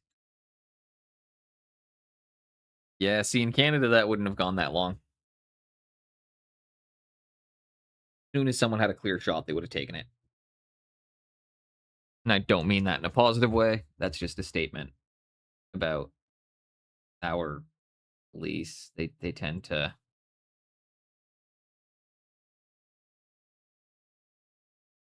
still act like a cavalry force.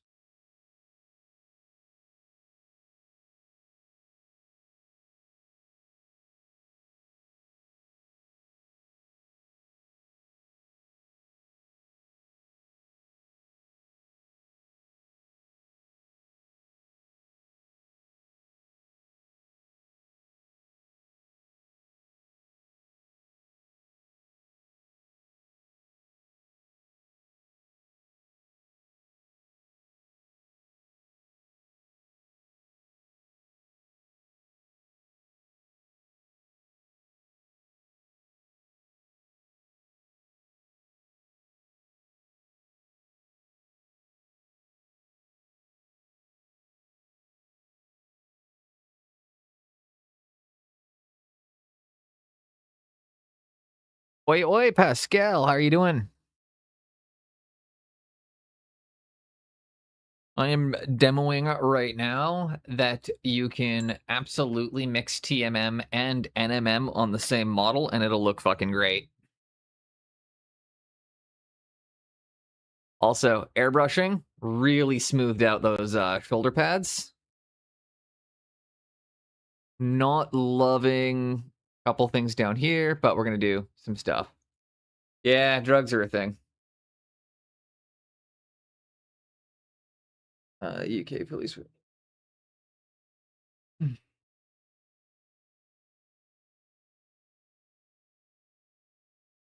then we're going to pop over to, where is it? Have it out right now. Is just using it. Appreciate that, though. How's the day been for you so far? And then, before I forget,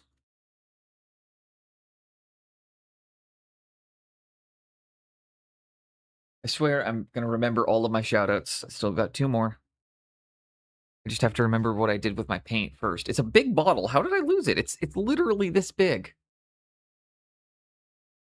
Oh, there it is.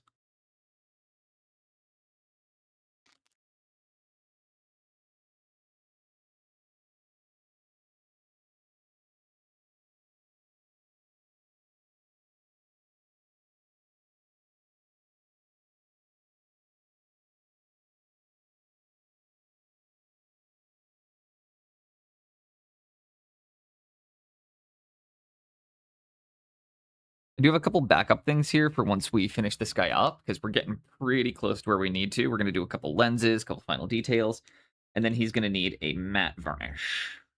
Let's come in, get the final highlights on the gold. We've now worked our way all the way up to a pure aluminum.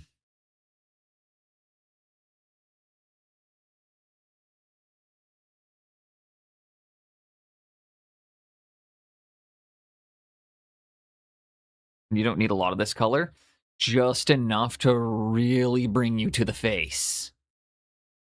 So again, your face should always be highlighted, in my opinion, about 10% further than the rest of the model, because you always want the eyes to pull to the face of a model. It's where we would like to finish things up. It's where we like to put in that little extra work. And it kind of gives you that final sense of direction of where am I supposed to look. So you can, maybe if you want right here, you can bring a tiny touch of that there. Okay. Here, there, done. Bang, bang, bang. Done. 1, 2.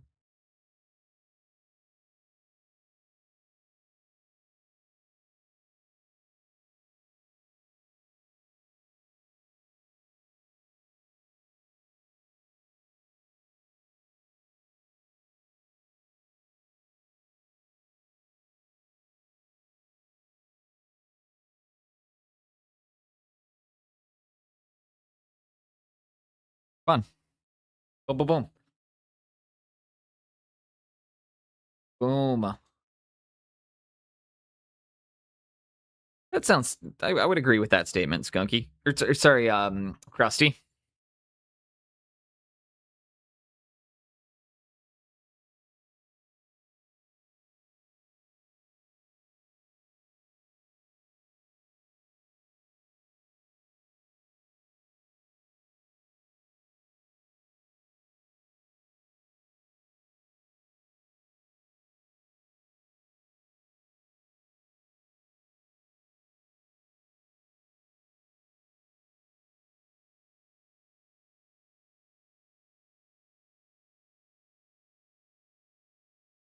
And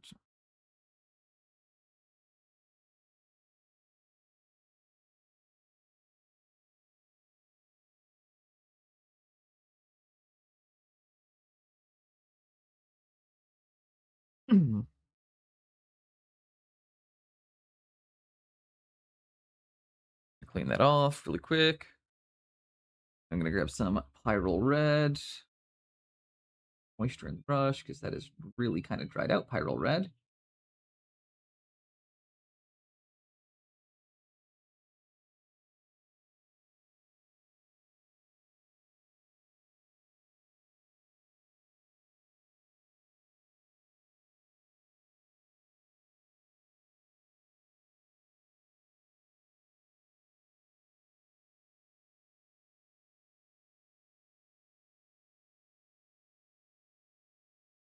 Let's start grabbing those eye lenses.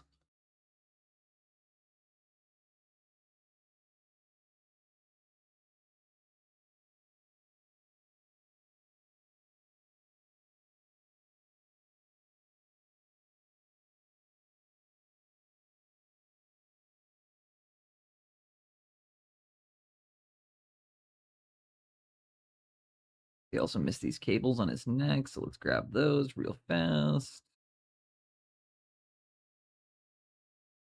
And just having an easy painting day.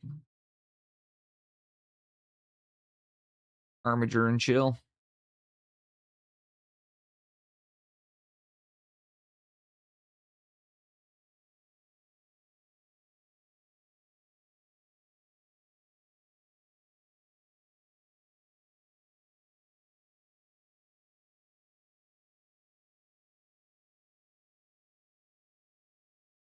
Et voila.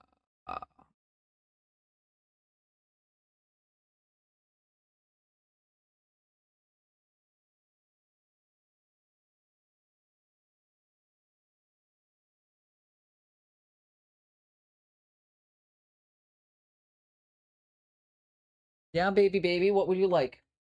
You just keep meowing at me.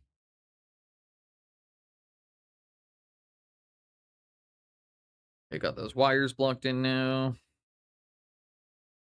All I got left to do is some wet blending. I was planning on painting this week after a month of not painting, but we have a hit wave, and of course, why don't you do some building instead then? Maybe because you mentioned you wanted to do a diorama for those dwarves. Why don't you start blocking out and building a scene for it or something?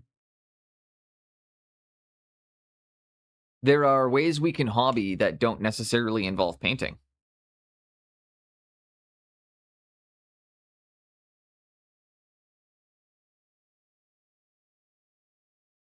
That might be the thing that gets you doing stuff again. It gets you doing stuff with the hobby is don't focus on the painting maybe and try focusing. You maybe use something else to get you started or to remind you why you enjoy doing it.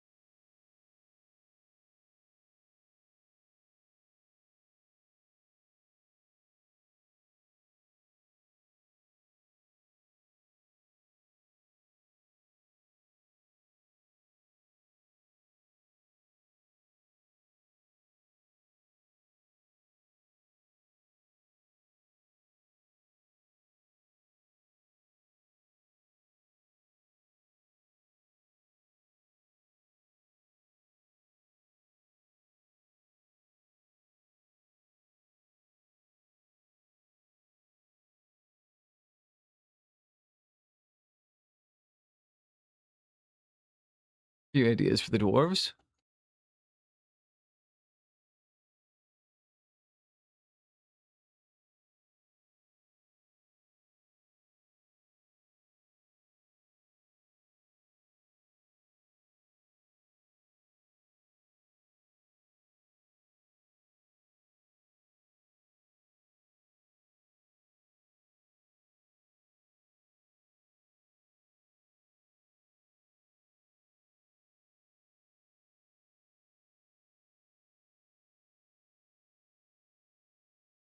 And there we go. Just again, quickly blending that out. One of them includes sourcing some old metal monsters. Ooh, hell yeah.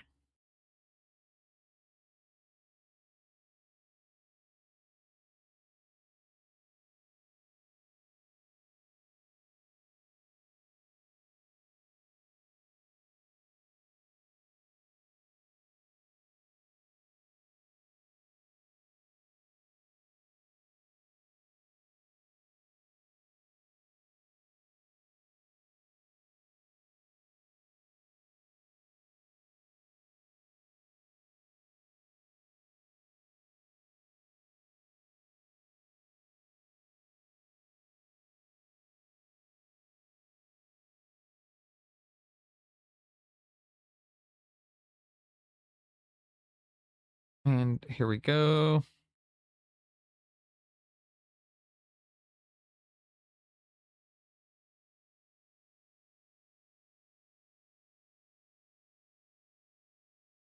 And just essentially going through making this all kind of more interesting.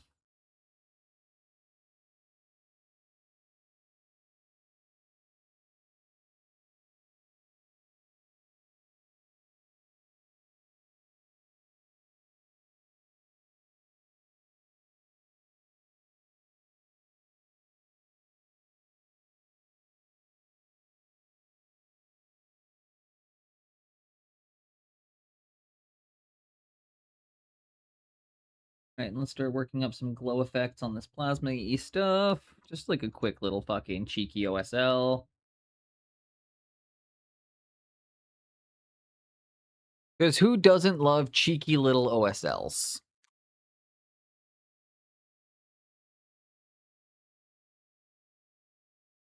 I'm going to throw a bit of pure yellow down.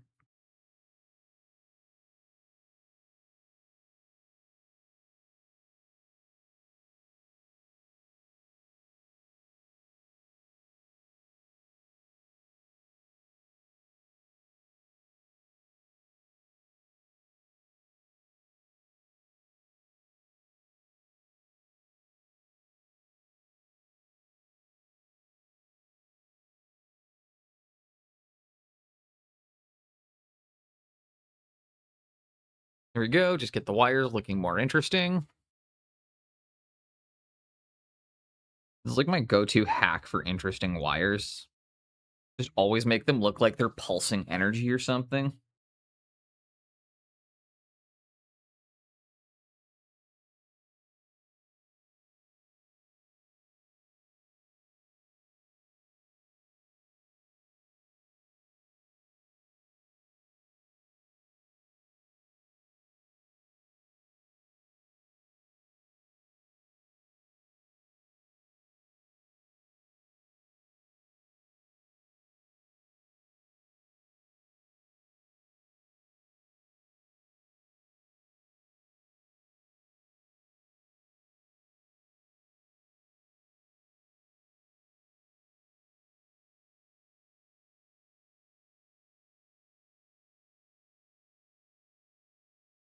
As long as they're not hazard stripes. I do like painting hazard stripes, honestly.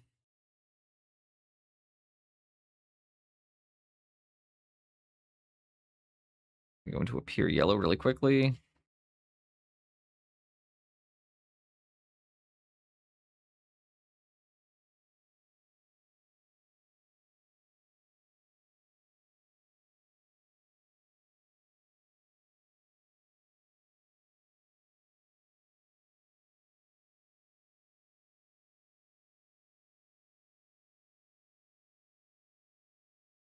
Here we go.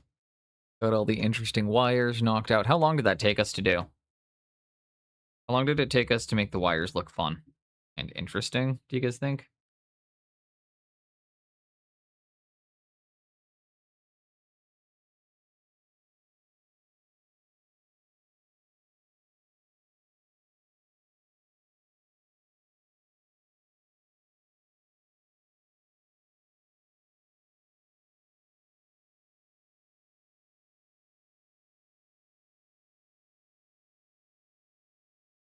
$5 minutes, right? Me too. Yeah, I find that they're, yeah.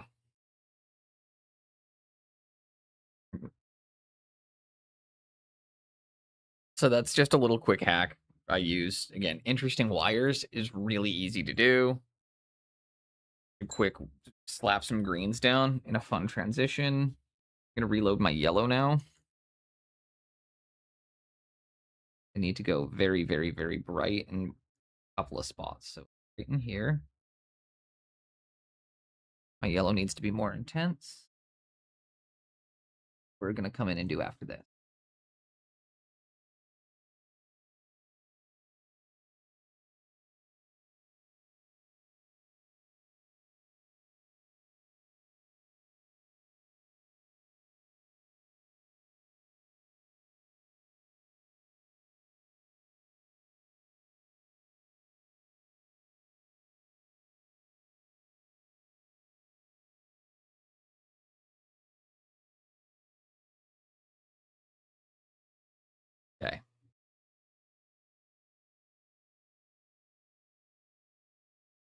You like, baby? You just keep staring at me. You want to play? You want wet food? You want kibble? You want to stare at dad?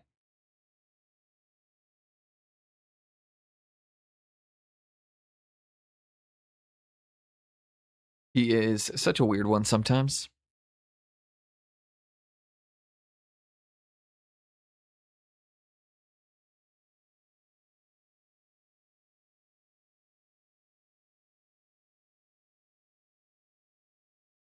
I'm gonna grab some pure titanium white now.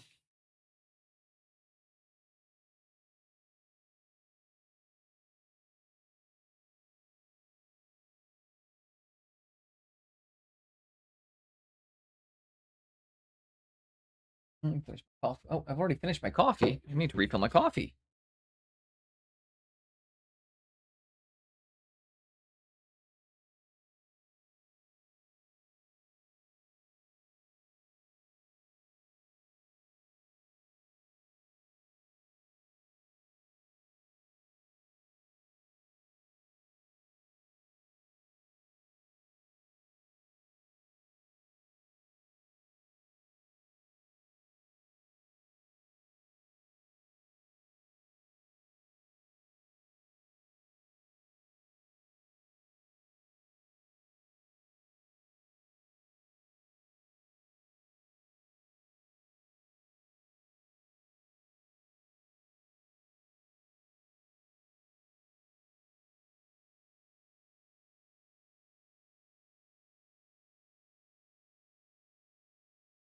Coming in with a tiny bit of pure titanium white now.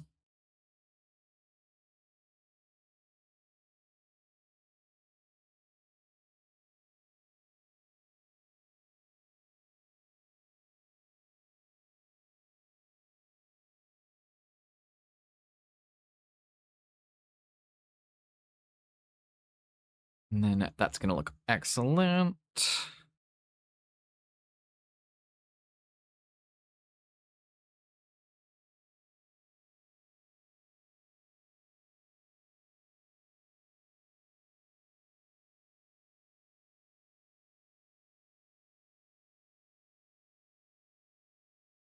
Done.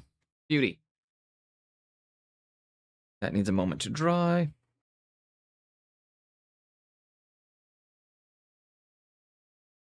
A couple of these cables I'm going to hit with the touch of white as well. I know it seems crazy, but this isn't the final step.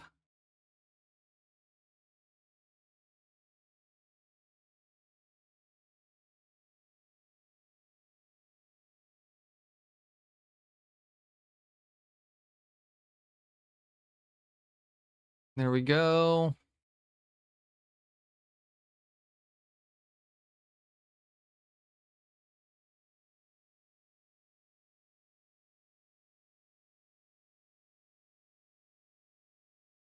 And then same thing on this battery.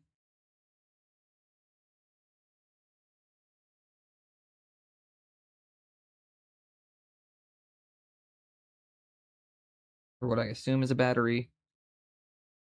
Painting it as a battery. Or like some kind of fusion core.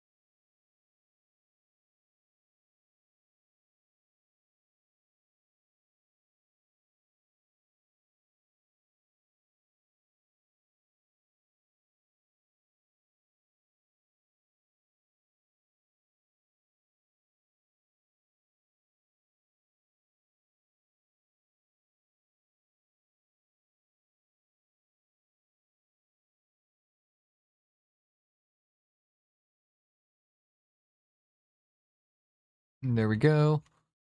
Are the yellow in? Now let's go with pure yellow.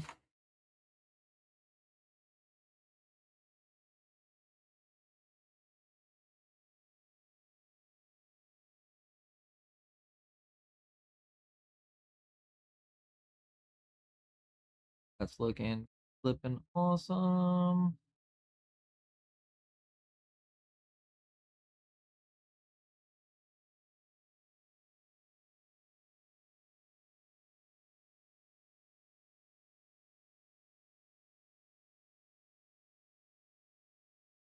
Okay, awesome. That needs to dry for a second.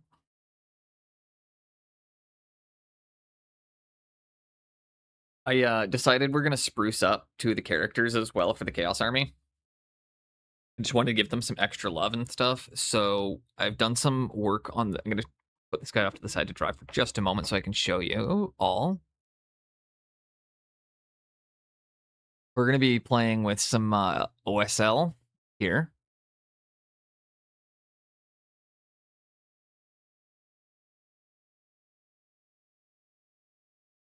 So we're gonna get into a bit of OSL stuff and a bit of having some fun here. And then on this guy, we came in, improved his cape, but I got to do some work on the shoulders, clean up the armor just a wee bit, and bring some depth to the head and his.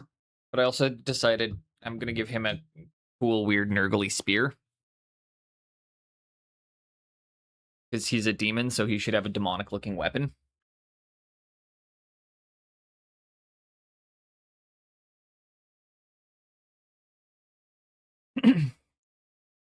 Just my thought. Demons should have demon weapons.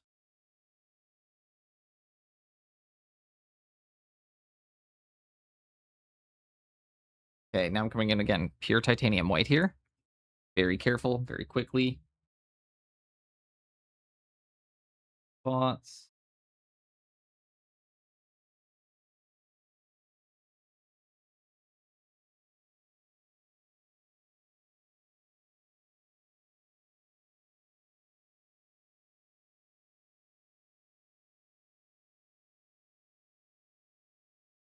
And that now looks like it's emitting energy.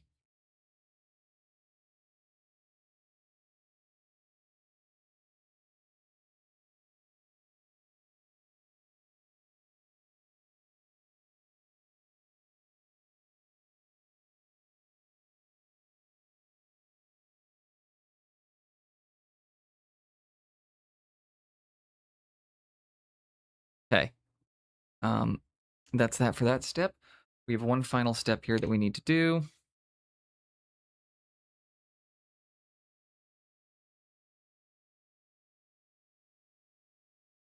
I'm gonna use my slime palette for this because we're gonna use some fluos here. Fluo yellow. Drop of fluo green blue.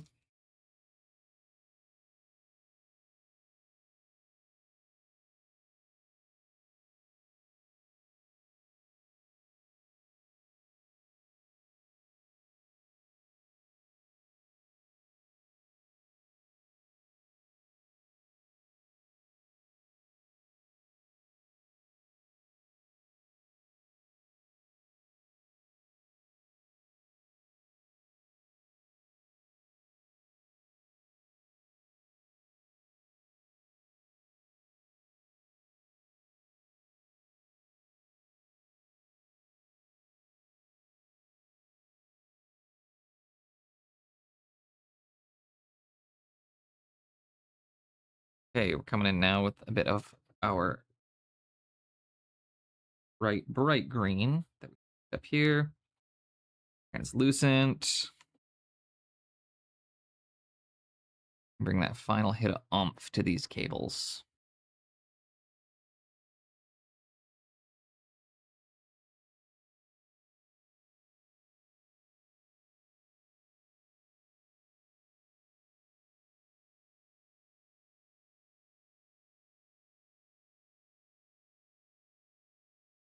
And same thing.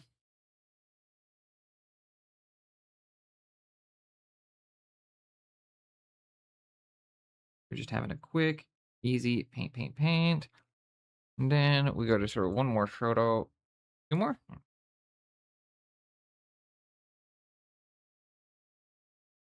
To Pascal Ruse.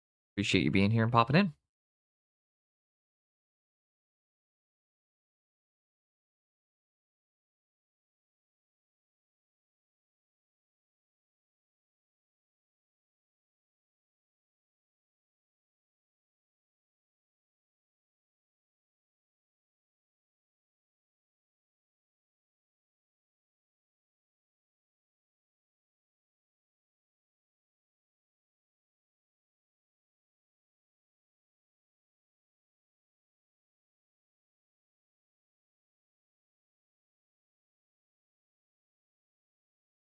Thanks, bud. Yes. Nah, no worries. I don't actually expect people to be here when they're here. I'm just appreciate you popping in at all. Also, Kaz fucking rules.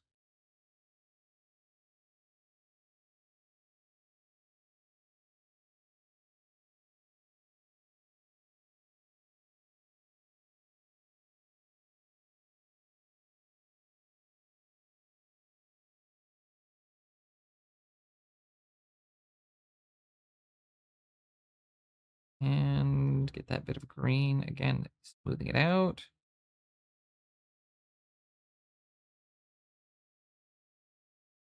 Nice sweep, no sweep. Give your balls a tug.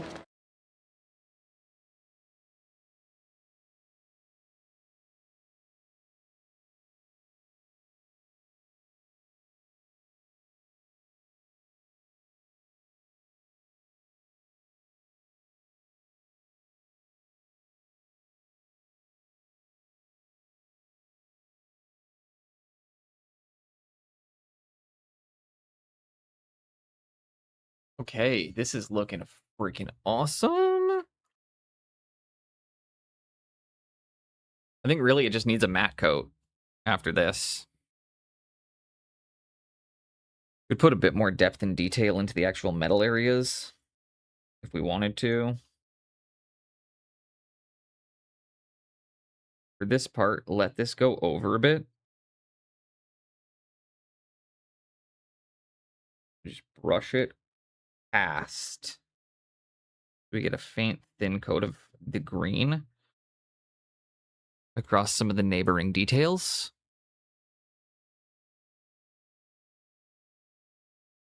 Same thing, bit of water in your brush. Grab that paint up again. Do that on the other side.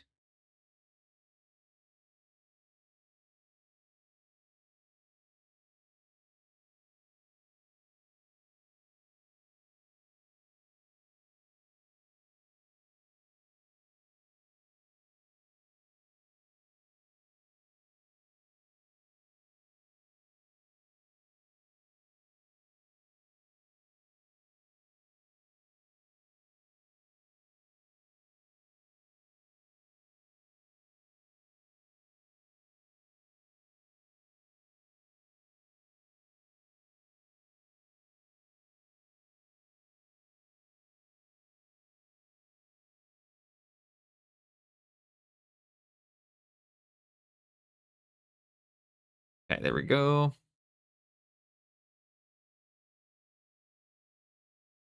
Give that a moment to dry.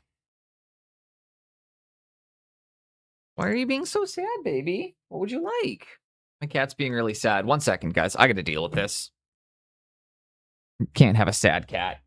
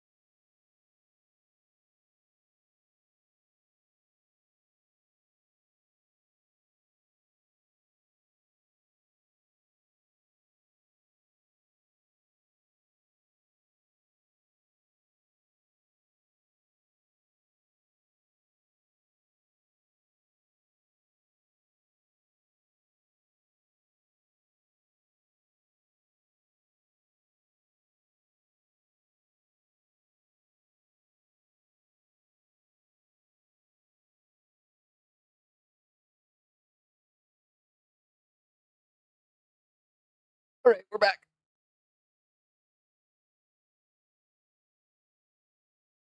The cat got his cat stuff.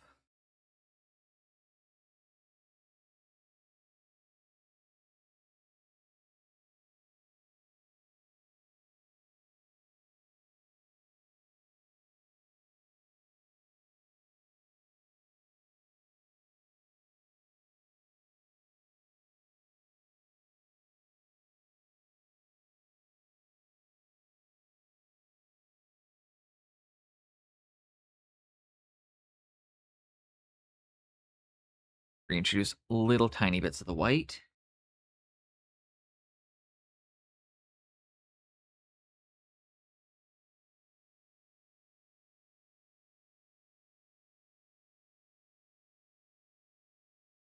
And now that looks like it's glowing.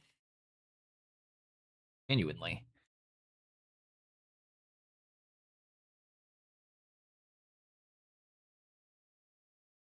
Super quick and easy OSL, guys.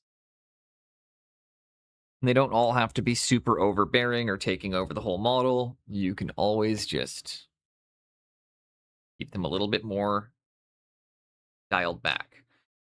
Now, I like to think one of the things OSLs look a little bit better. Well, that's Black Templar. Where's my Basilicanum Gray? That's not the one I want. Where's the one I can't shake?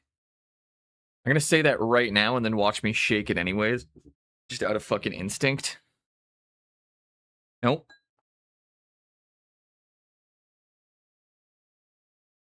There's Basilicanum Gray. Let's see if I can remember to not shake it.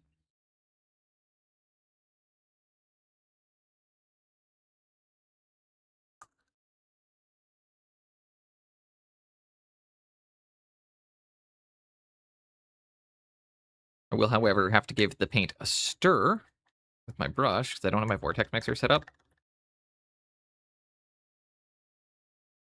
Also, rinse your brush out after the stir. You want to give it a little stir to make sure it's evenly mixed because paints tend to settle.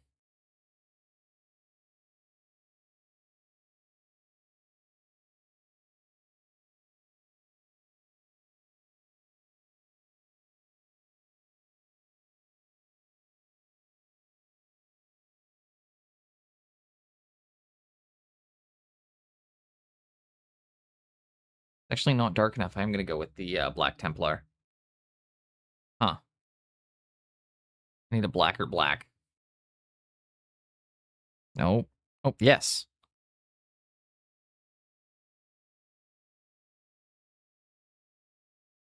Yeah, that's more what I'm looking for.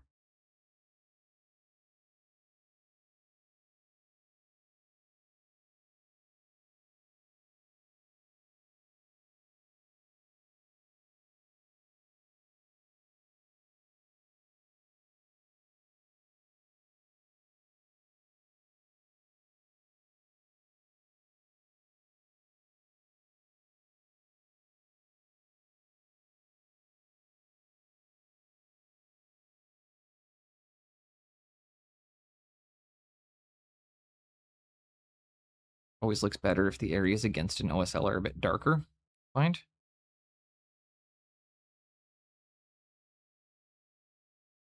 And I'm realizing right now what that big thing at the back of his elbow is, so we're going to actually have to redo all of this one more time because I realize I'm missing another energy pump.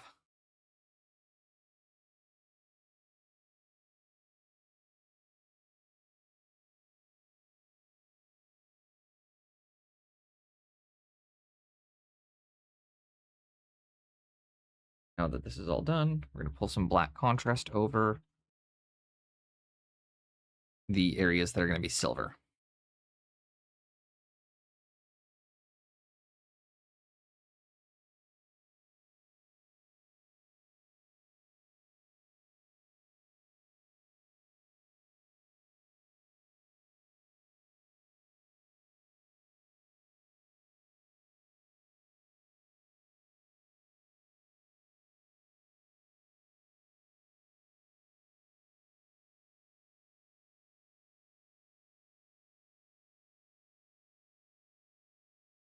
It is giving me just a really, really nice depth established very quickly.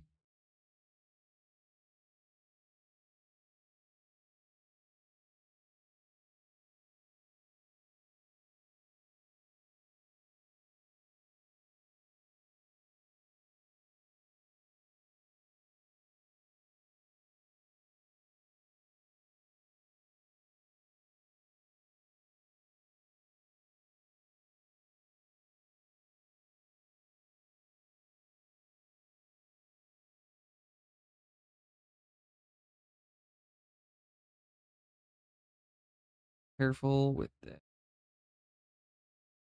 Keep it just in the areas I want it to be.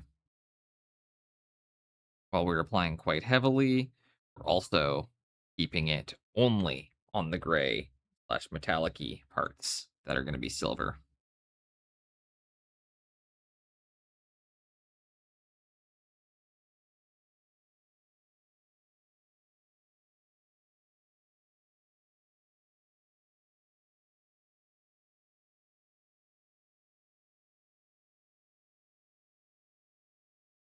Wow, that is a yowl and a half, baby. What's going on? Did you just, like, get electrocuted? Like, holy shite.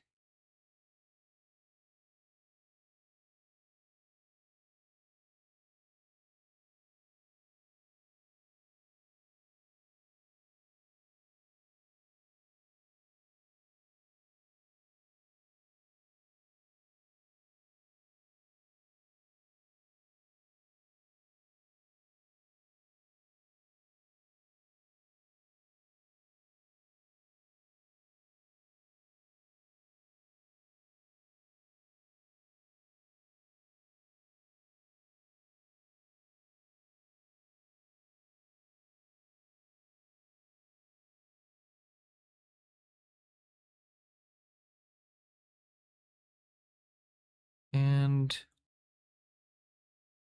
I disconnected again? Man, I am having really not great luck with my internet today. I don't know what's going on.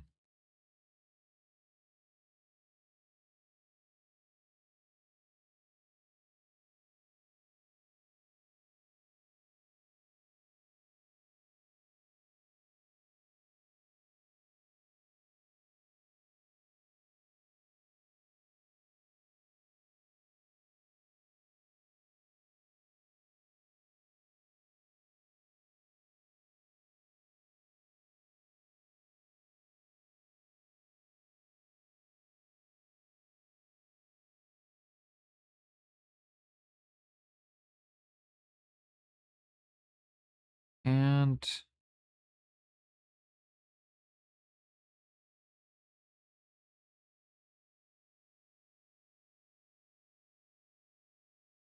yeah, see, we're just getting some more depth and some more visual interest going on this.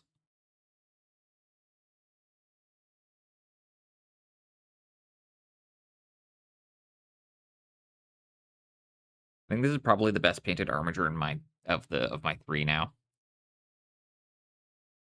It's okay though. The other ones are cool. Just none of them are going to be as cool as this one because obviously it's my newest one. So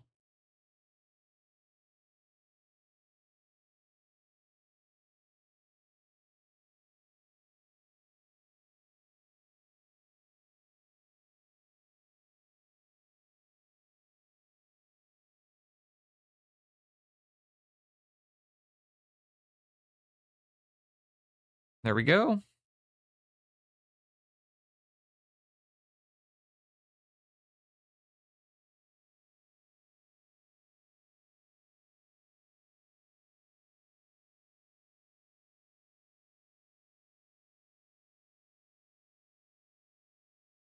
Okay, 1 second. I need to go check on my cat. He's just literally crying or caterwauling. So bear with me for a moment. On the couch?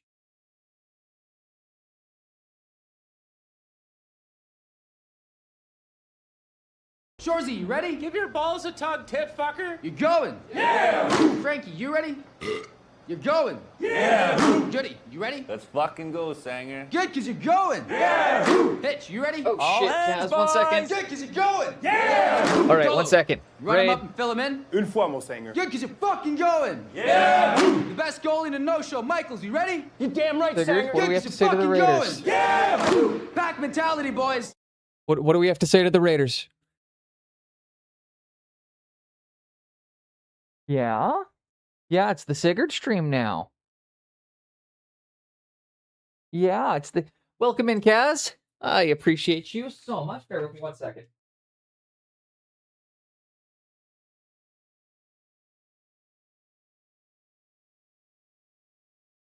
Thank you very, very much for the raid. Welcome in, Raiders. My name's Studio Boneless. That's my cat. His name is Sigurd. My other cat is over on the couch, and his name is Mimir. So those are my two baby boys. We're doing great. I am just kind of messing around with this Knight Armiger that I am painting up.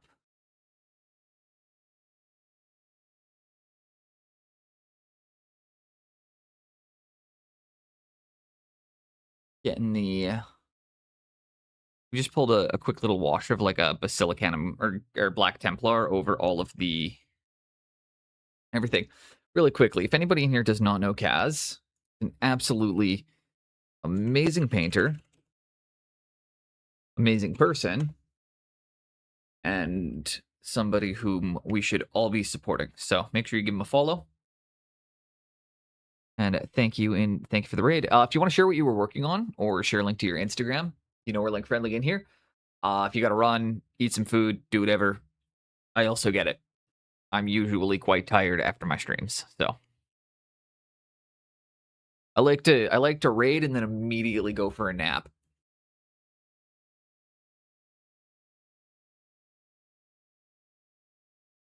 And then I'm just going to take because I've got it out right now, I'll take a touch of that yellow that I've got on my palette. And let's just come in. These eyes are pretty small. We shouldn't actually need to do all that much to make them look like they're glowing. We should just be able to hit them with a tiny dot of yellow and it's going to make it.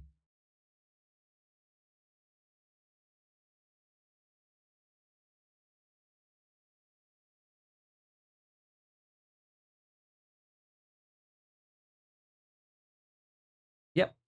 Same. Exactly as I said. Tiny little dot of yellow in those gives them the lens effect.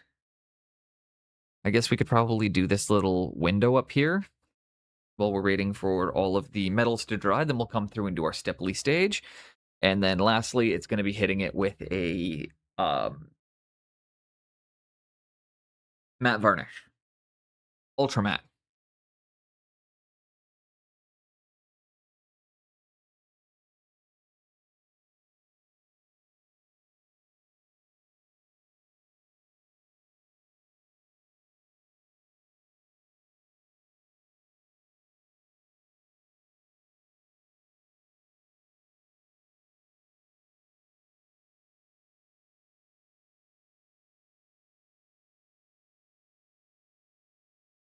Not blue enough. Fudge. Okay, you know what? I do have a solution to that. Dip it. Dunk it in the dip. Actually, you know what? There are times where a dip's not the worst thing in the world.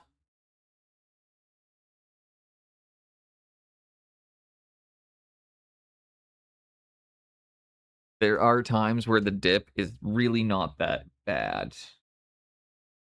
I'm not really going to use it on... am I going to use it on my stuff? But no. But there are genuinely times where it is the way to go. If I'm painting Tyranids, for example, or anything that's like supposed to be rough and organic...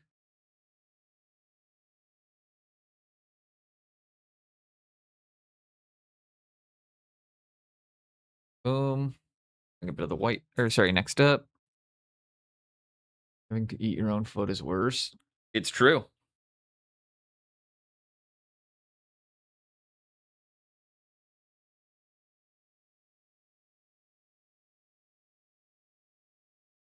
Welcome in, Raiders from Kaz. If you don't know me, my name's Studio Boneless. I paint toys for a living.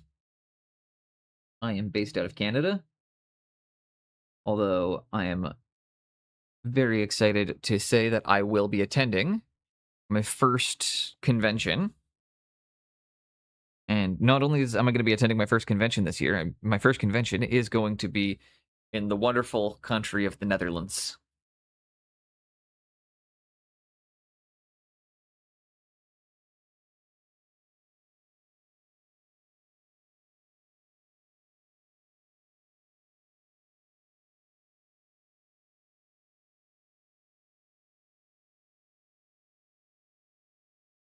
And really messed that up at the end there, so I need to clean that out. I'm going to check once. I'm going to be at SMC. I am very excited for it. I've got my flight paid for. I've got my hotel booked.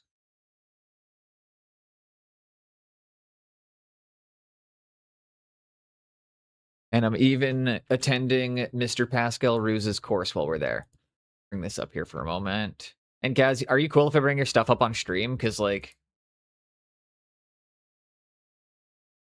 that's fantastic. Just great use of texture.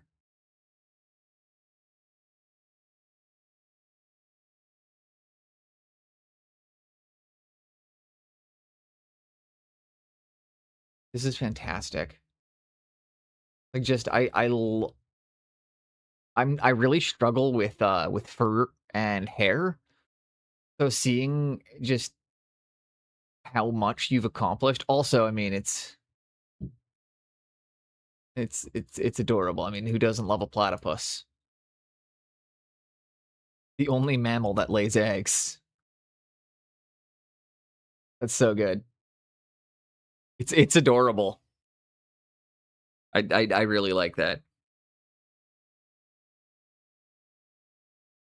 It's a nice break from all the grim dark, honestly.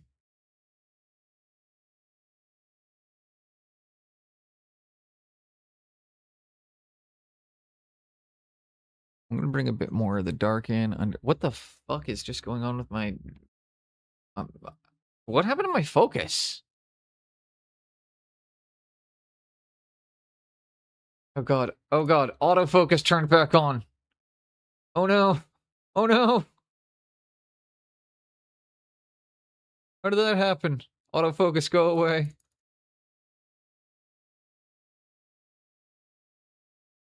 Run on paper, shoot for simple secrets to glaze a lot and think of how the hair flows. So kind of where I get confused is I never know where to start. Am I supposed to start my texture at the bottom and build it up to the top, or do I start at the top and work towards the ass? You know, like I get confused in that part, and I tend to like putting. I've noticed I tend to put my layers in the wrong spots. I'm gonna take one more touch of the dark blue here, and we're just gonna bring in now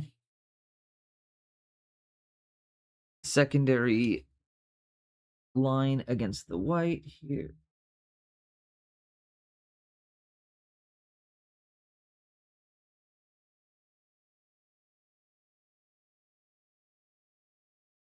Boom.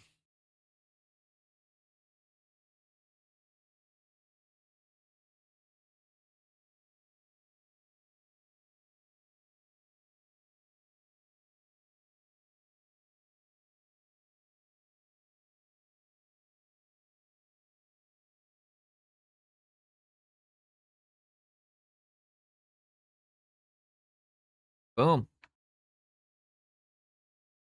Model's looking good. I think what I'm going to do next up is we're going to stipple in just some highlights to the silver.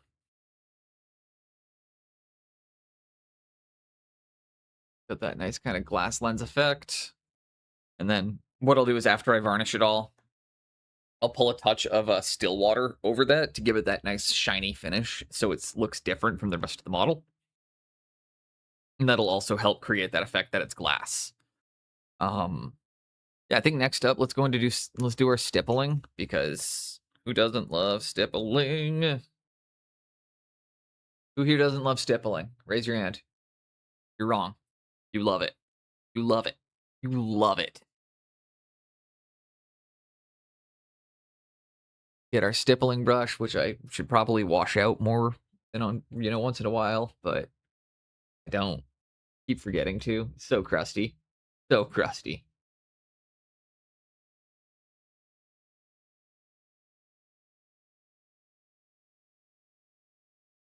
The crustiest of brushes. Where is my silver? You know that color I always use and then can never find? Guess who can't find it again? Good, now what? But I find that once I declare that I can't find it, it then appears.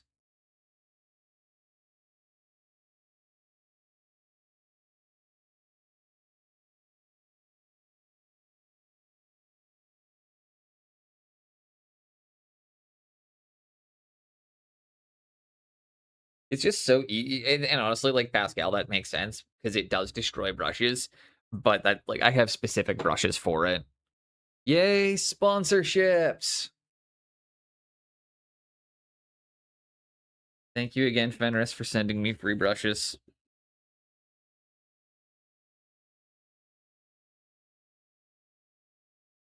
Will shill for money or free things.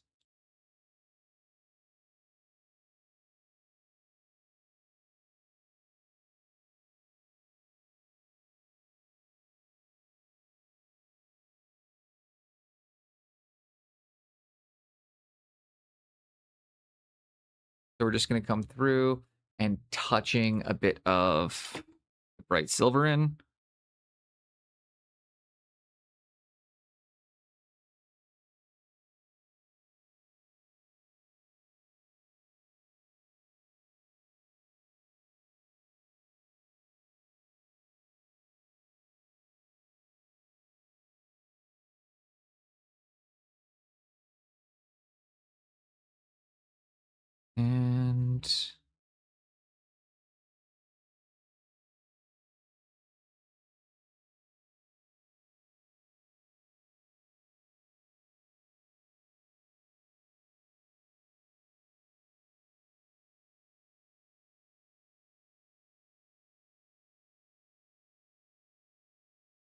And no worries, Kaz. I appreciate you rating in, and I hope you have an amazing sleep, an amazing night. I know it's quite late for you guys over there.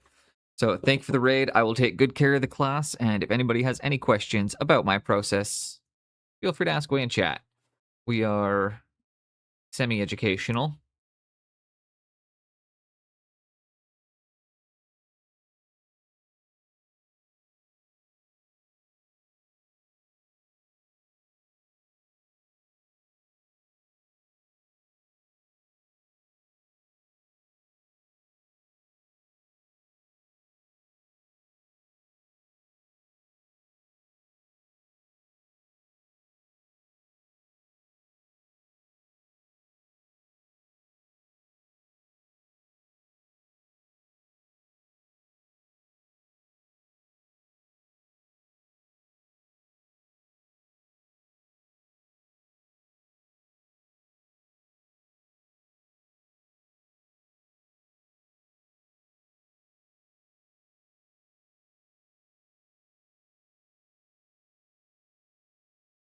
There we go. We got the silvers all worked up. Now we've got a badass looking Knight Armiger. That took us how long to do? I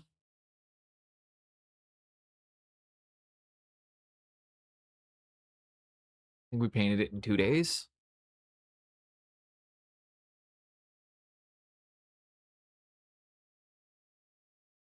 Started this yesterday, finished it up today.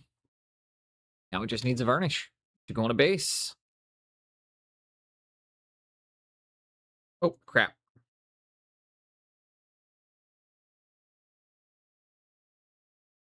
Excuse me. Excuse me. Excuse me. And do I have my base handy for this guy? Take a look, see what I got.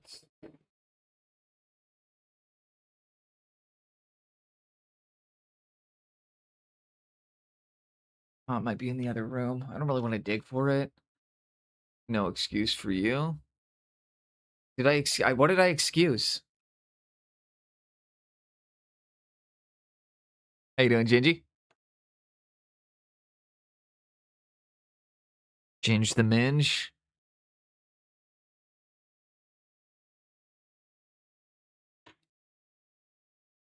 Sneezing.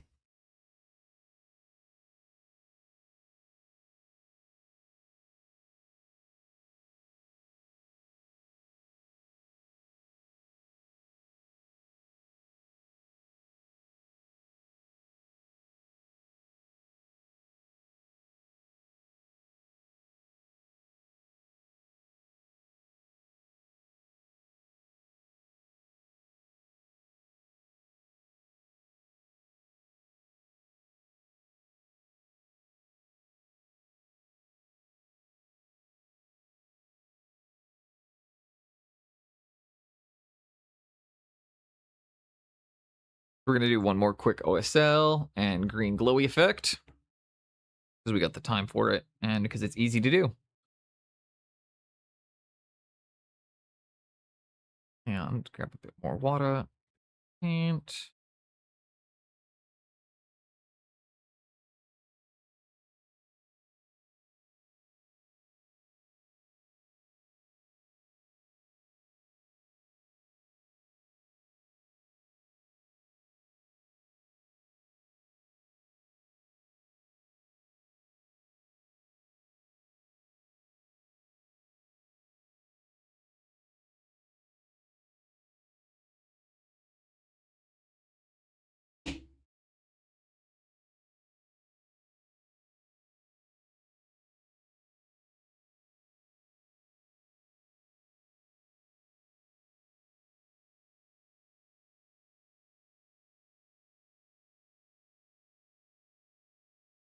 And there we go.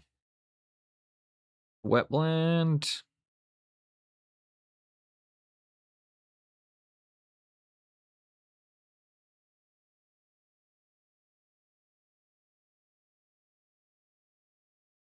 Wet blending.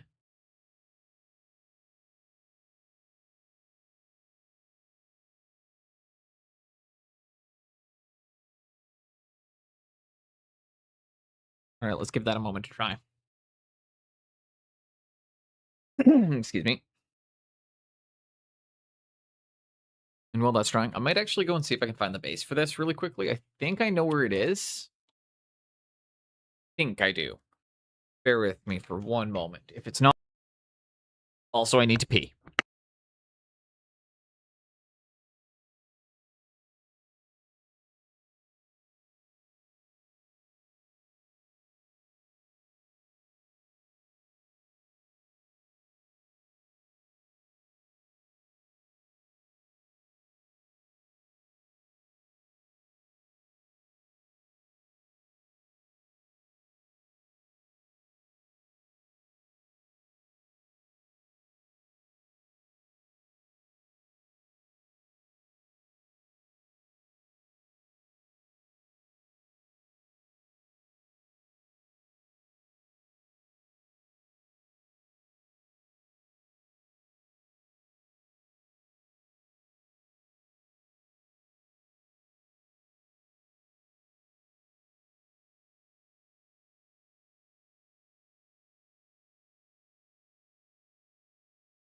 Okay, apparently I cannot remember where I put this. One other spot it could be.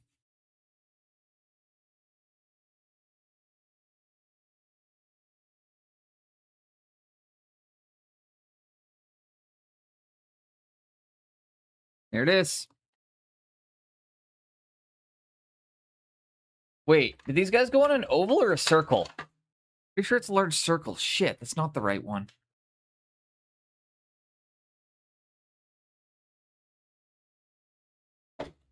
Fuck. Oh well.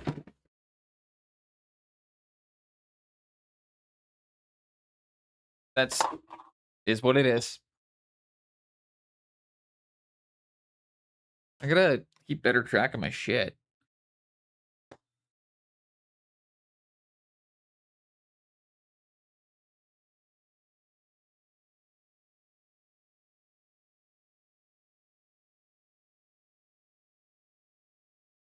Blah, blah, blah, blah, blah. Yay. Okay. Where are my headphones? I am so distracted right now. You know what I need? I know what I need. I know what I need.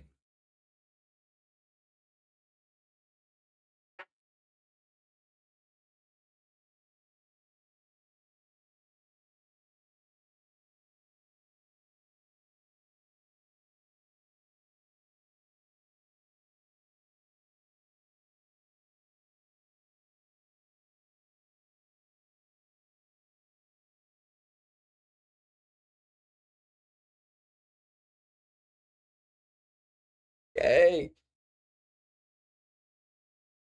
All right. Let's go.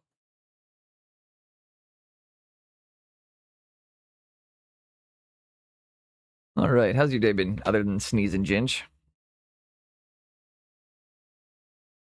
And what's everybody working on today? What are we all painting? Am I the only one flapping colors today? I don't think that's going to be the case.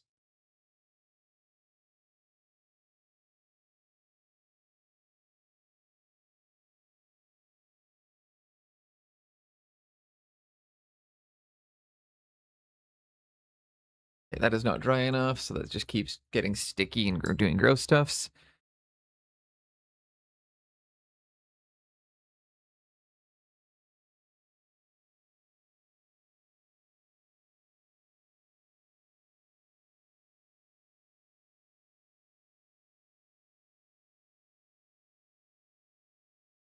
And honestly, that's pretty much it for the Armiger. Booking ferry trip. No painting, booking ferry trips for UK Femme Model Show. Ooh.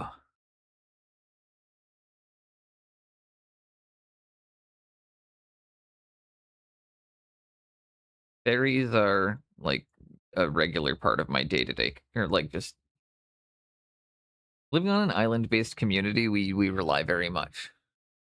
You were the one who was sneezing. Oh. Oh gosh, I don't think I was sneezing. It might probably a cough, but yeah. What? I'm so confused, but I get it. I get it. I get it.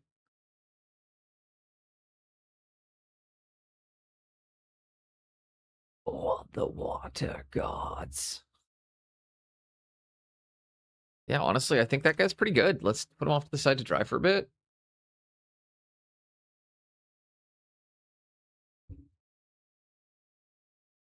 Because I'll varnish him, get him on the matte coat. I'll probably come through. I might do some pin washing on him afterwards, but pop over to this dude here.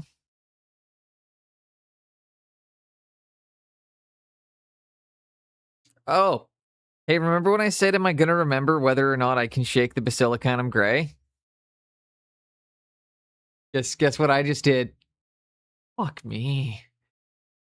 Why can I not remember? I made a joke about will I remember today. God.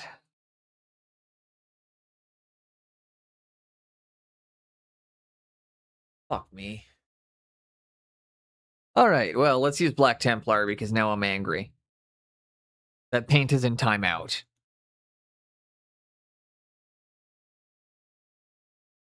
That paint is in timeout now.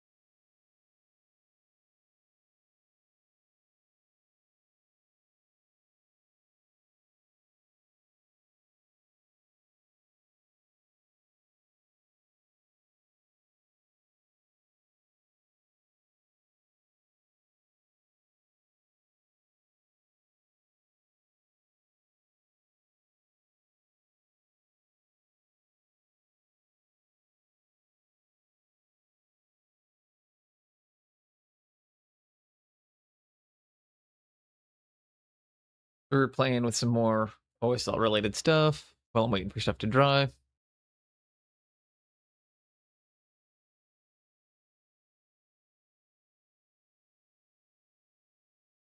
Start painting these guys back up. Bum, bum, bum.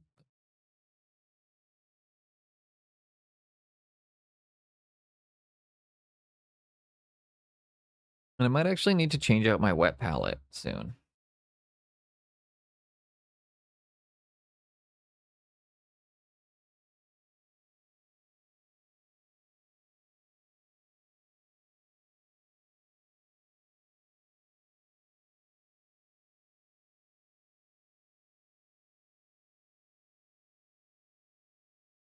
A little bit of water in the brush here.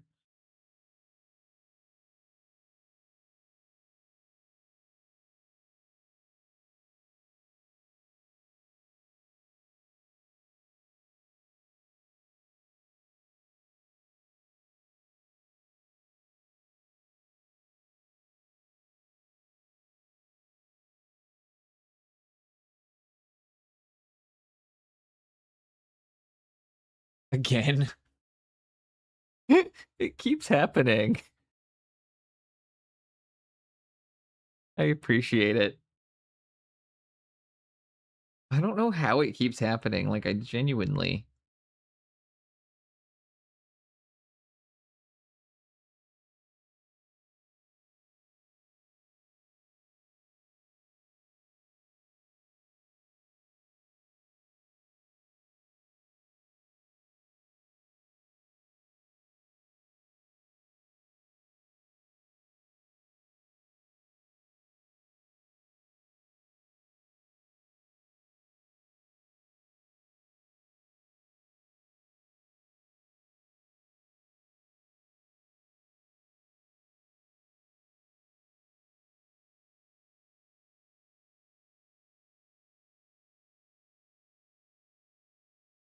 There we go.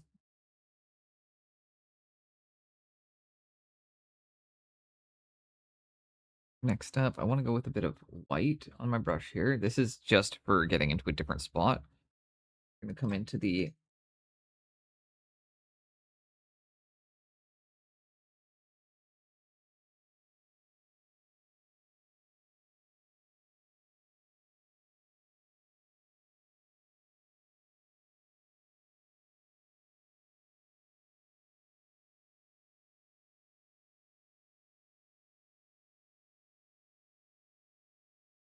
start bringing some white into some of the fire.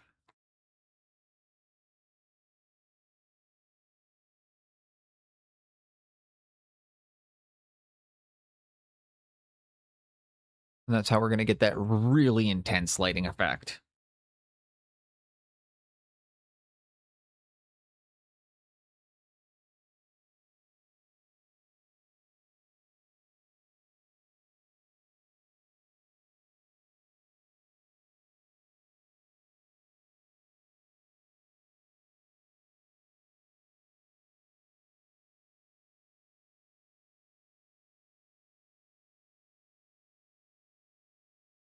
And again, we're just reinforcing a couple details. Bring some more white in.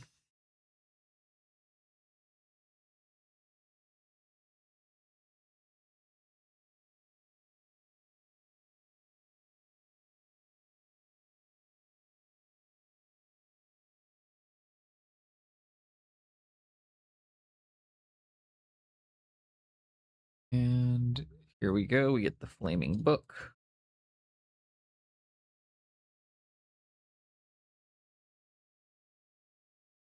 I don't know what's with my cat.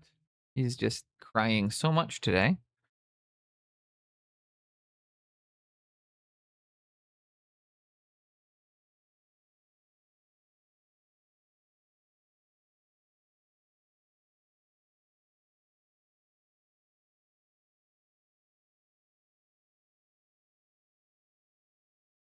I'm gonna come in with little tip.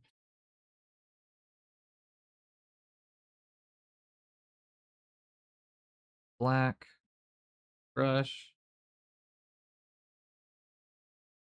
Hey, 1 second. I gotta see the cat. The caterwauling is so much. He's been doing it all day. What?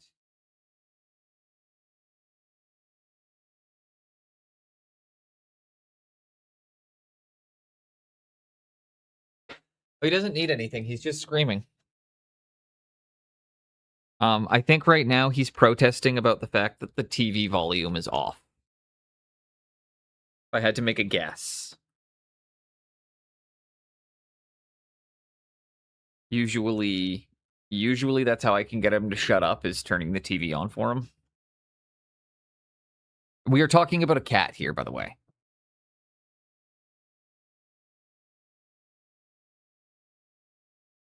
Usually, I have to put the TV on for him to get him to quiet down, but my mic is picking up too much background sound, so most likely today, this is just him protesting to the fact that he doesn't get the TV. Yeah, that's it. I don't know, is that picking up in the microphone? It's quite loud.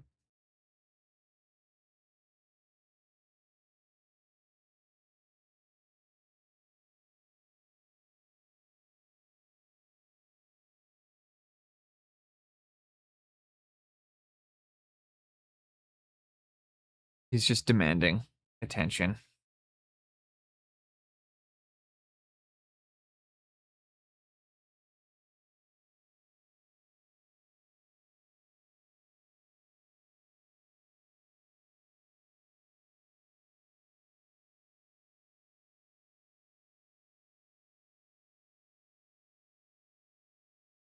I gotta just ignore it. Oh god, I gotta ignore it. It makes it's literally, I don't know what to do sometimes. He's... Buddy, you need to stop. This is unacceptable behavior. Fine. Go. Go. Go.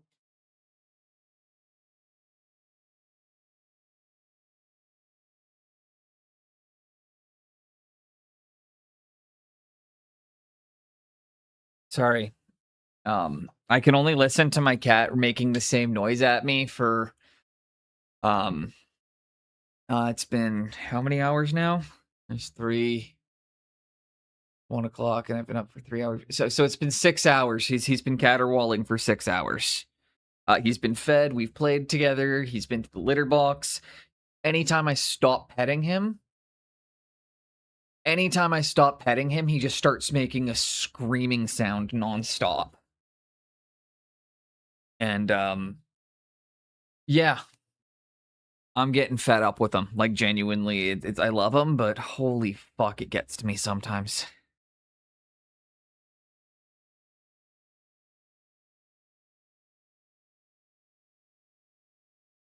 Also, welcome in, Spoonhandle.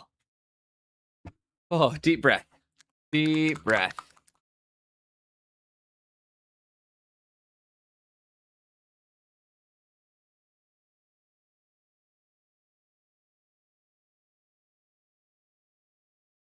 The problem is that, like, he caterwauls so loud that we've already gotten a complaint about him once.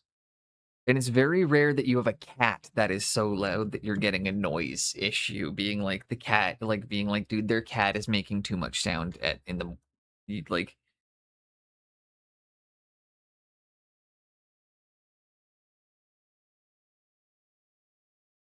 He's still doing it. That's the thing. I moved him to the other room, and now he's still just crying. He's my cat. He's my cat. I love him to death, but it's today is just...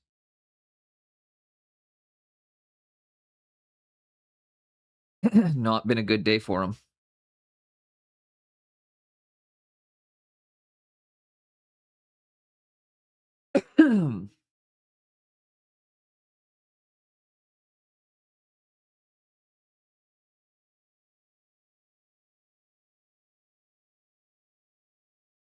And, like, I know everyone says you gotta try and ignore them when they're doing it, but if you've ever had to listen to a cat caterwaul for 6 straight hours, you would probably get it. The longest he's done it for is 38. The longest he's cried for is 38 straight hours. We took him to the vet, and the vet told us there's no reason for him to be doing it. He's perfectly healthy. There's nothing wrong with him. He's just a dick.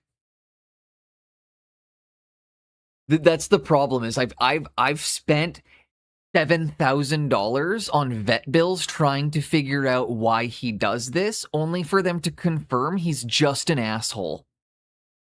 I spent $7,000 to find out my cat's just a dick. So I get a little fed up with it because I know there's nothing wrong with him, and I've spent a lot of fucking money to confirm it.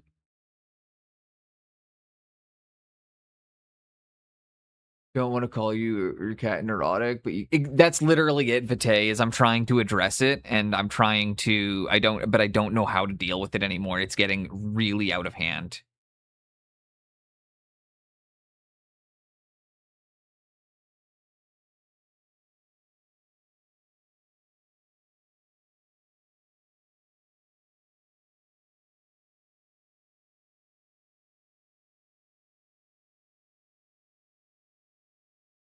$7,000. Dude, I love this cat. Also 7,000 Canadian, so Spoon, that's closer to like 4,000.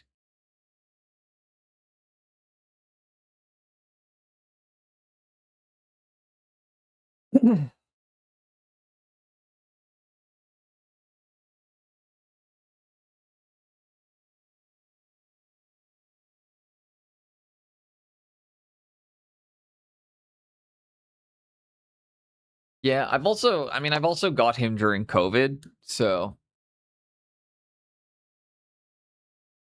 yeah, here's the part where I tell you, Vite, he's not even 5 yet.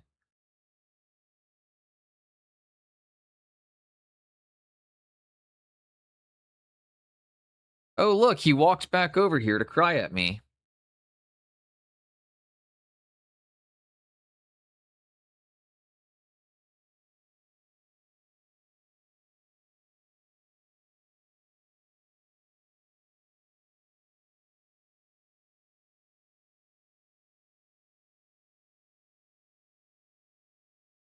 I'm so ready to punt him.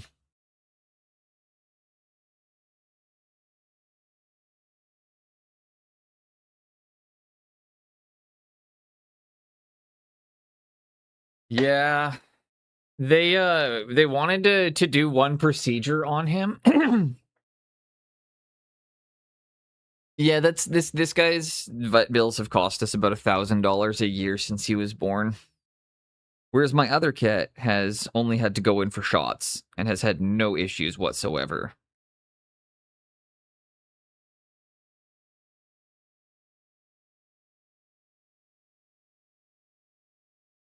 The problem too, Vite, is that the orange one who cries and screams a lot also has severe wobbly cat. So you never know when he's the big problem is you always have to check because there's times he needs help with stuff and genuinely can't do it by himself. And other times he's just annoyed that we're not giving him all the attention in the world. And that's really what the problem is that because he's already a disabled cat, we then have that extra layer of like, I actually do have to make sure he's okay.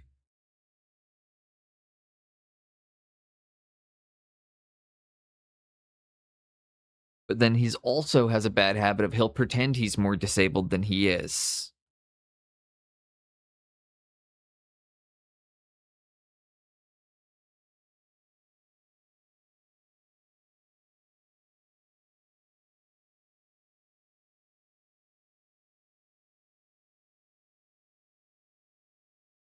Kids who would have them.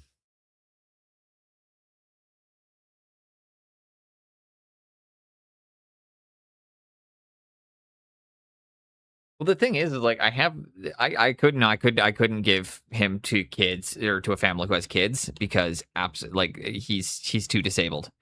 He needs a level of care that like it's the downside again to I have a super disabled cat that like the only reason we can keep him really is because I work from home.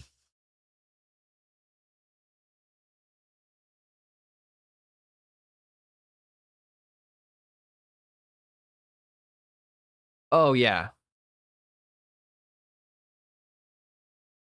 Yeah, my cats are pretty important to me.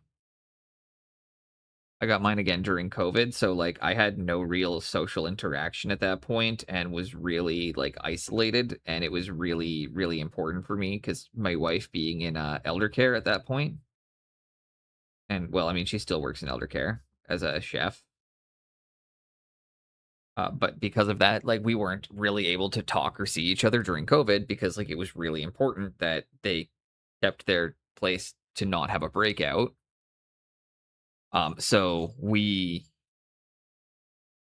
I got the cat during that, and he's pretty much for about 6 months the only person I saw on a regular, or the only thing I saw or talked to on a regular basis.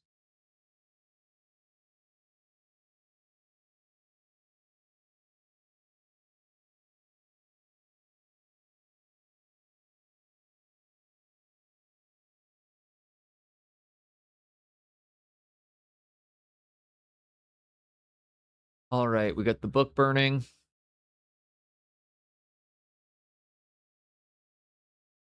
Now I get to come in with, where's my ivory? Where's my ivory? Why am I like, okay. So I have a nail polish rack on order. So just so you guys know, I'm gonna try and organize my paints. Just wanting to know if I just hope it fits my pro acrylic stuff as well.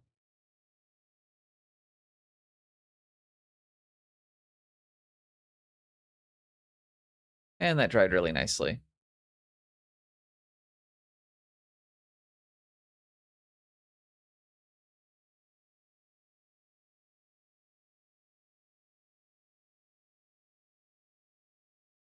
Okay, do I have room on my palette even to fit ivory right now, or do I need a new palette? I kind of need a new palette, but I'm going to pretend that I don't. I'm going to try and work really tight in a corner.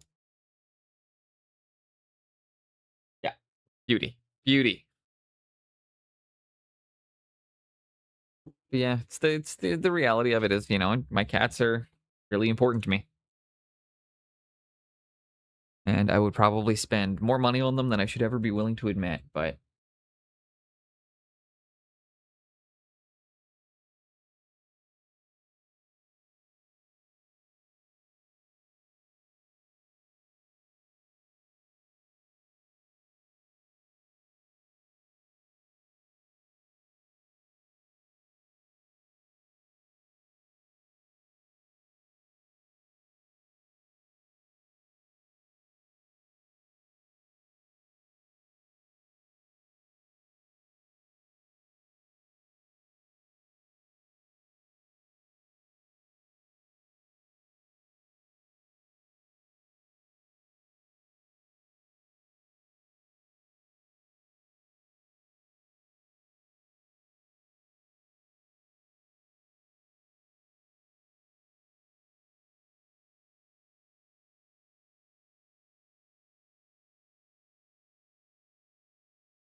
and there we go.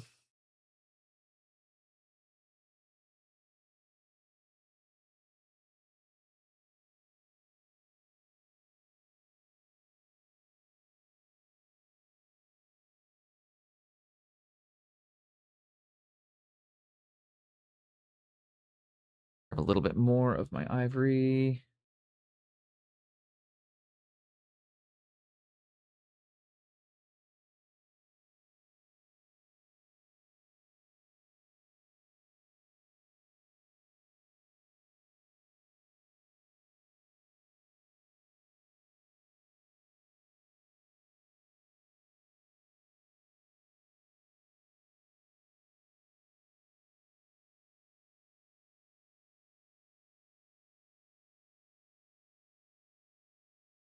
Second coat.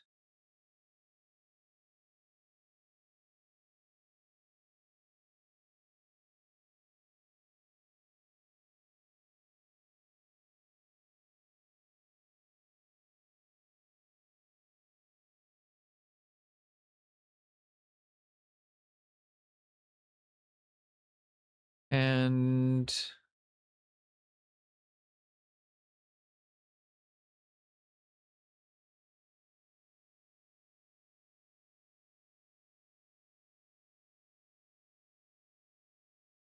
I'm pretty good with that.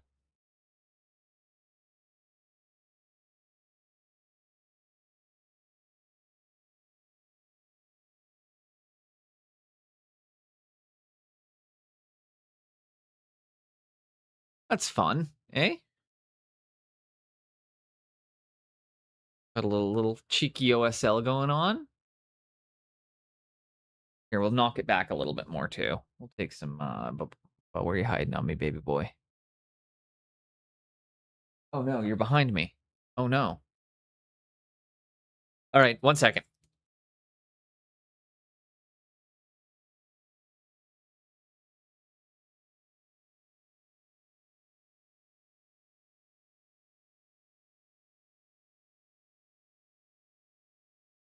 You're fun.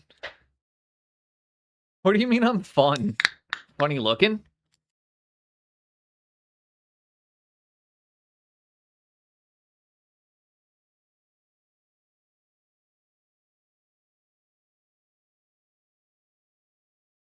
Ready, Tara.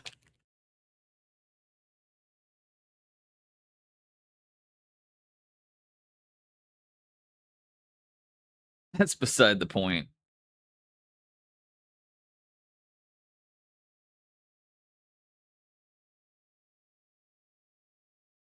Okay, got my dry palette.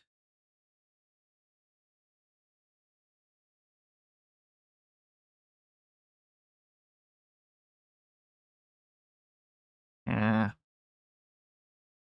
Face is itchy. Ignore. Itch. Must. Paint. Toy.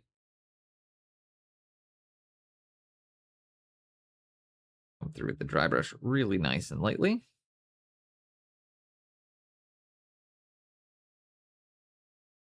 Again, try and just flick it a little bit out of it in there. So that way it's catching a little bit, gives you a bit of a transition.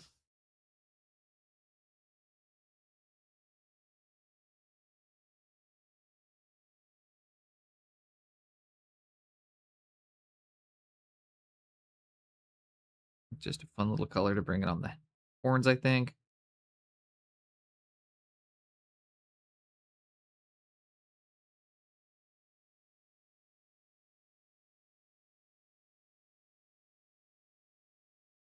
And then one of the other things that you can do to make your OSLs look absolutely badass. This is a little life hack. Little hacked OSL. You can come through And do a bit of panel lining.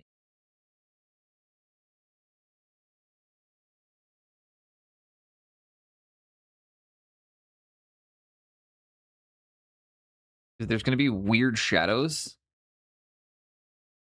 You want to make sure you have some areas in your OSL that are actually shaded. Helps you get some of your detail back. And you just want to think about what direction the light is casting from when you're figuring where the shadows are going to get placed.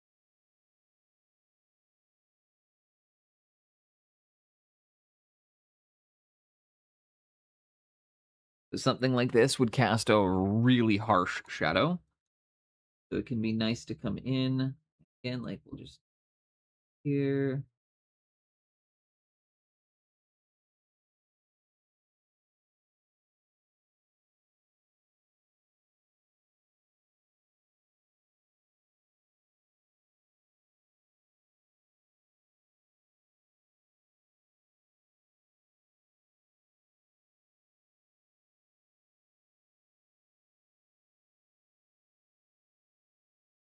Shadows are going to be a lot harsher than usual.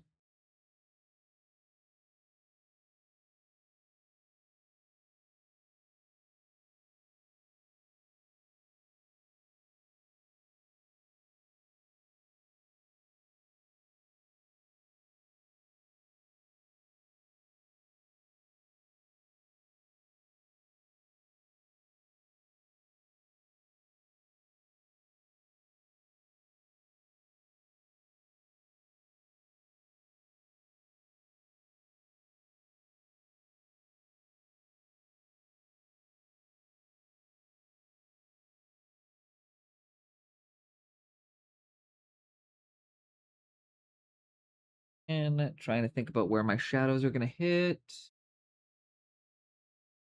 Cast a weird one right about here. You'd also get one casting right about here.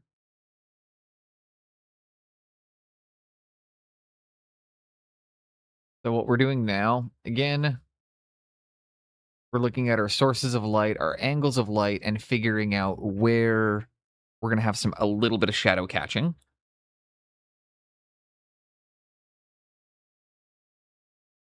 And we want to use a way darker color than we normally would for this again. So like you notice I'm using a black.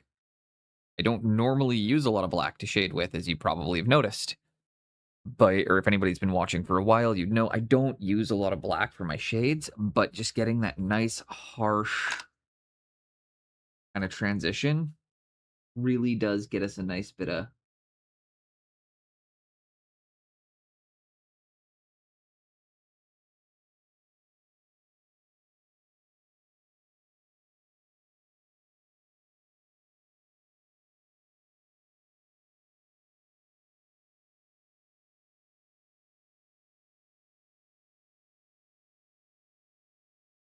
And there we go. Get that bit of a shadow reintroduced.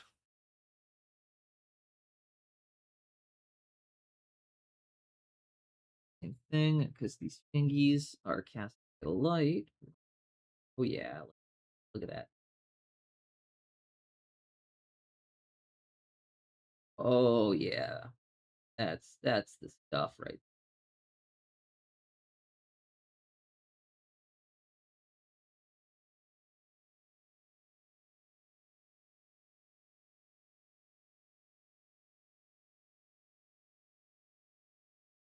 And there we go. Look at that hand.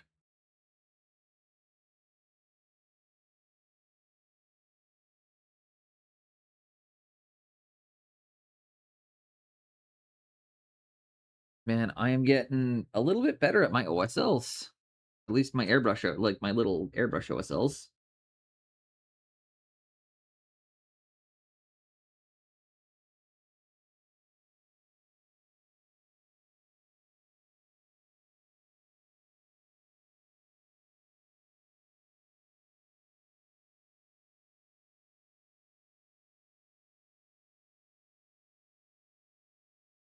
Same thing. Get that bit on that.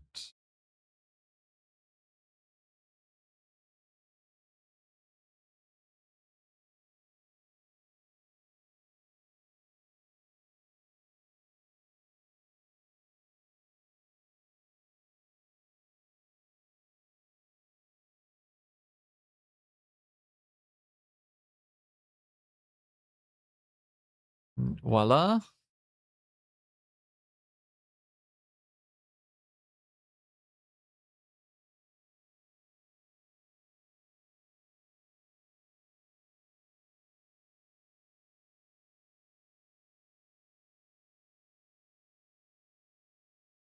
So that's one of the things a lot of people don't often think about when they're doing their OSLs is going back in afterwards and removing Sections of them to try and think about how the light would actually catch.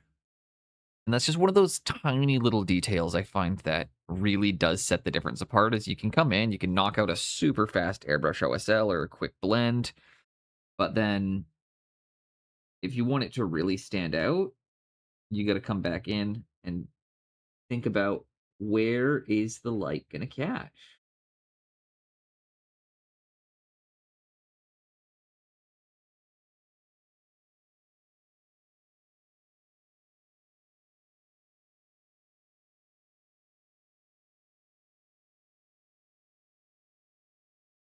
And how much better is that OSL looking now, guys?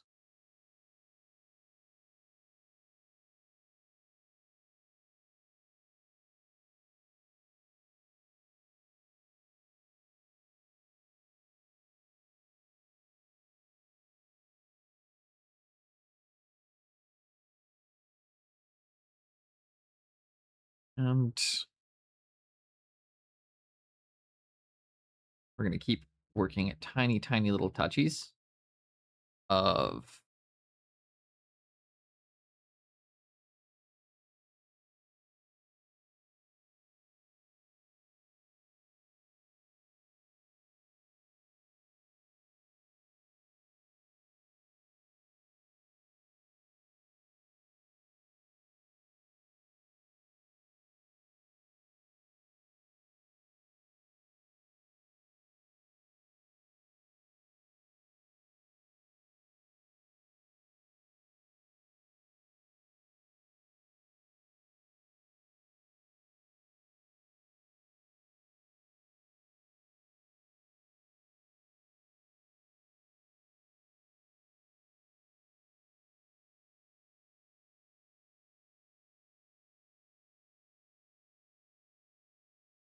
And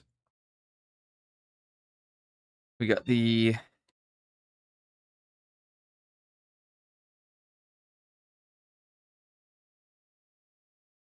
Looks here.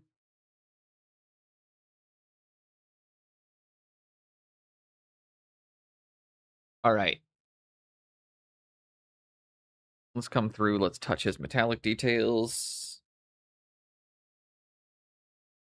And then he's going to be good.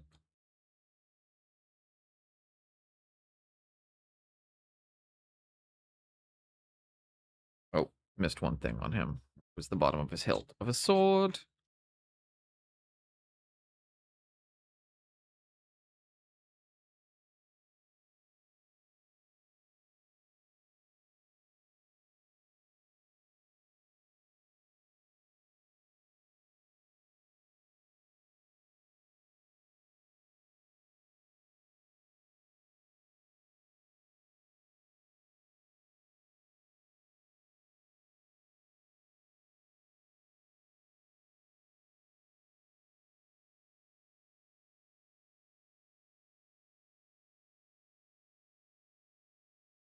All right.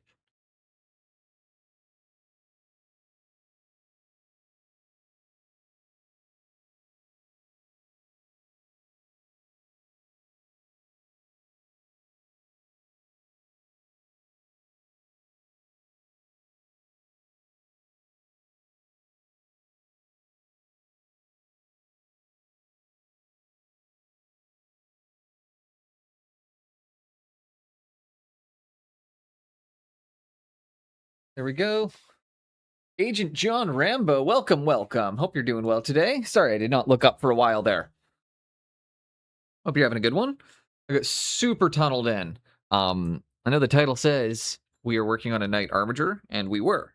However, I just was doing a couple final details on this Chaos dude while this was drying. This is what we've been working on today. He's pretty much done and ready for his varnish. I'm doing excellent, my guy. I'm doing excellent. We're pretty much just got to touch up on a plasma coil here. And then this guy, I think I'm about to call him. We're just going to... Where's my size 0 and my... Guys, you're never going to believe what paint I can't find again. Oh, there it is. Silver. It's silver. I can never find my silver paint.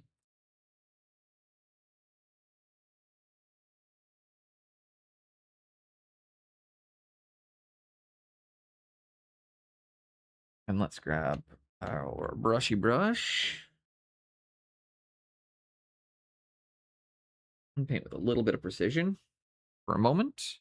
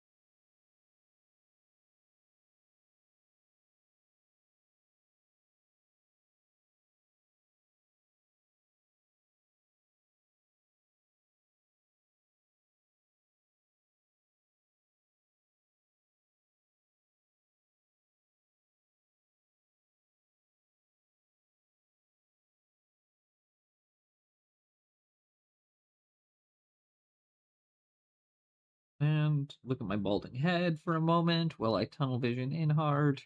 Done.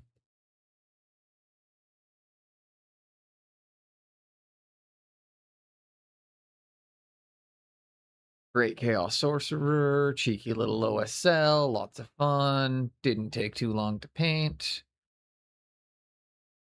Now he just needs to go to base. Now he just needs to get based.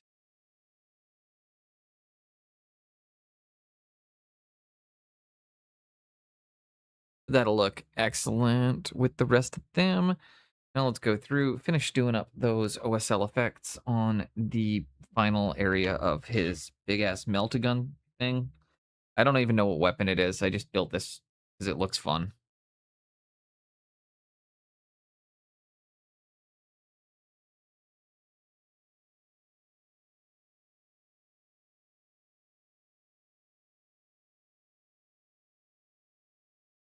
Tonight I'm fucking gonna fight.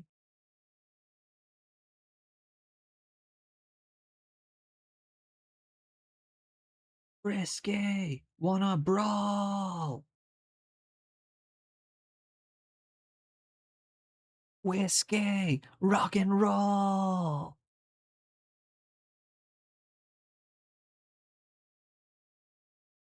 Yeah, we're having a great day so far. The painting is moving pretty quickly, and we are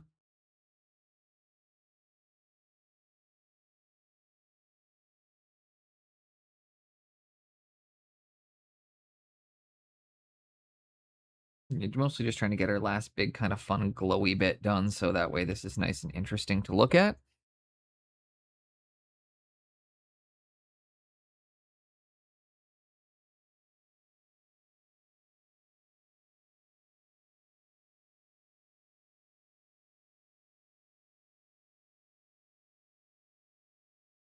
And we're been streaming for 3.5 hours now. Hell yeah.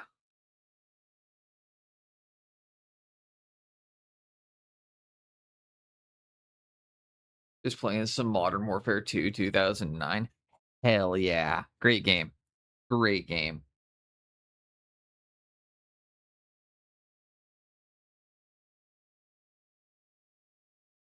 That was a great game.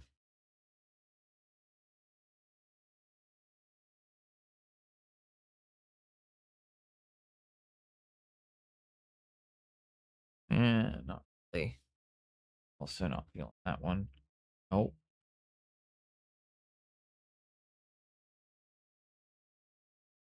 Not good enough. Don't play online, just do Spec Ops. I always enjoyed doing the the fast skirmish missions in those ones, so I'm not going to judge that.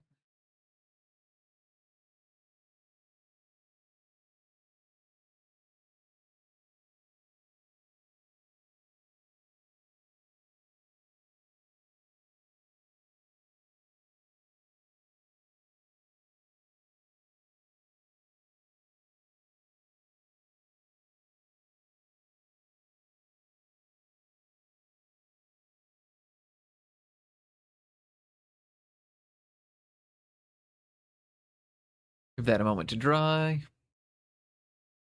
Nice.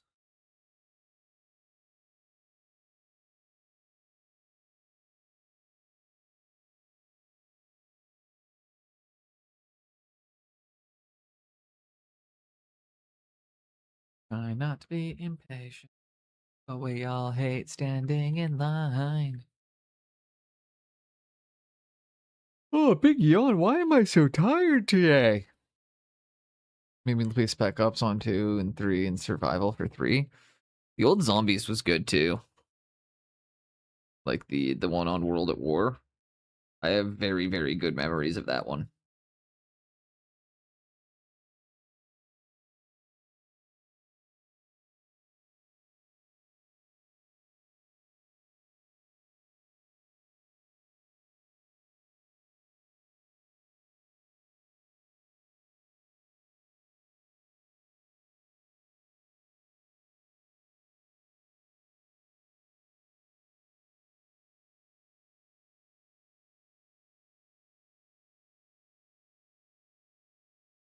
Excellent. Give that a moment to dry.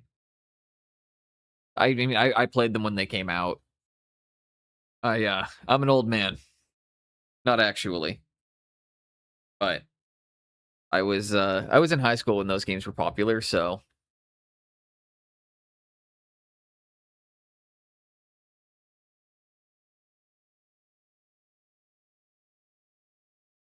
I didn't either, but my friends did. I did not have a console, but I had friends that had them.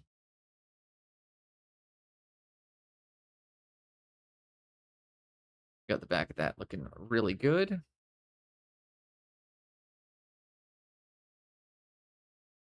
And then lastly, we just gotta grab the slime brush. And you know what? I think I'm gonna take 30 seconds. No, I don't want to set the compressor up right now. Probably older than you. Could be. Could be.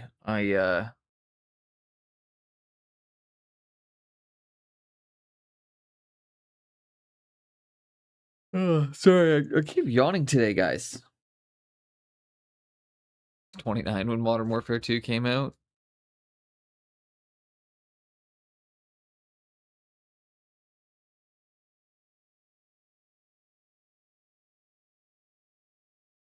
That is a difference.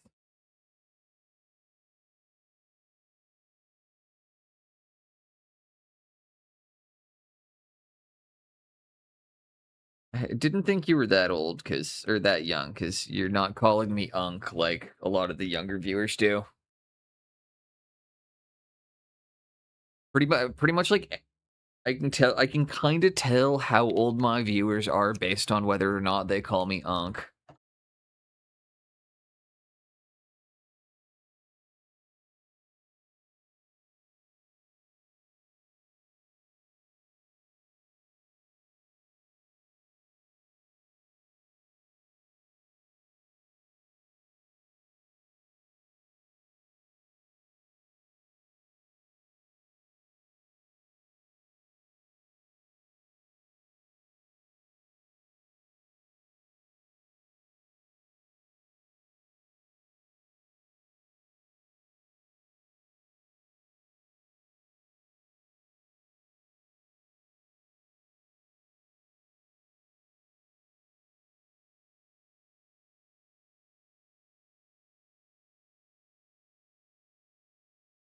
That dry.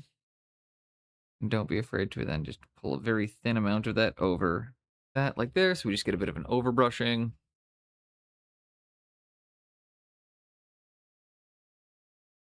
But always gonna point you're old, right? I don't know. I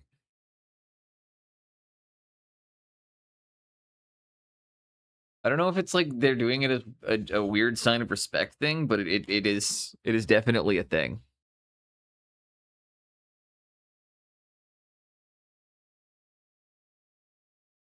We've got all of that done.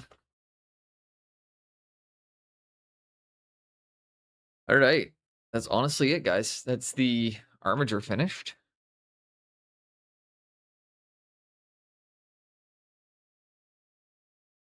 He needs to be matte varnished. Dude, 3 more months? 3 more months till what?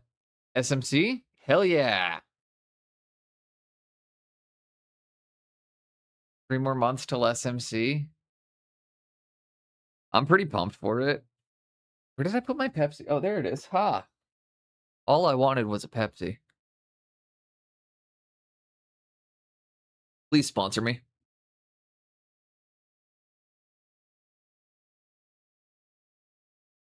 Delicious and refreshing.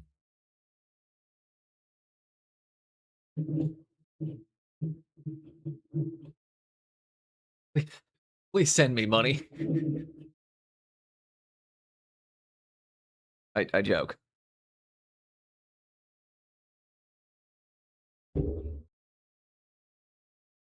Four more? No, I think it's just under 4 months. We had a counter and it was less than 120 days.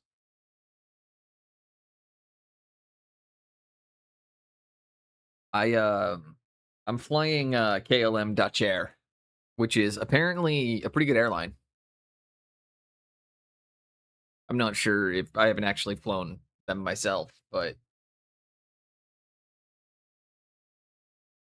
they were very affordable.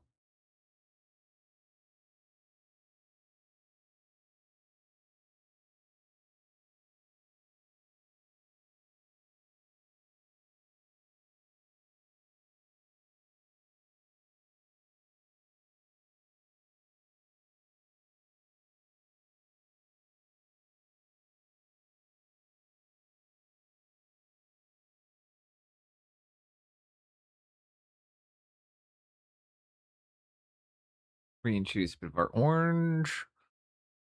Pretty excited. Still gotta figure out, like, I don't know how soon to make my doctor's appointment for the flight. I don't really want to. Yeah, but I don't know. I gotta figure out my medication for flying still. That's my big one.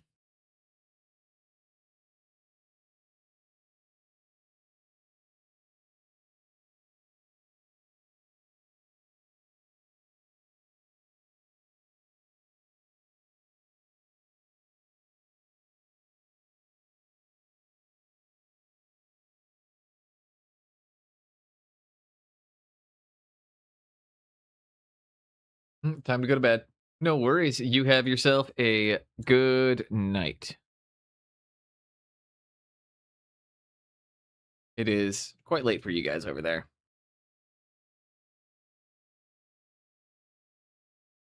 Honestly, honestly, the way I'm yawning, you'd think I'm the one going to bed here in a moment.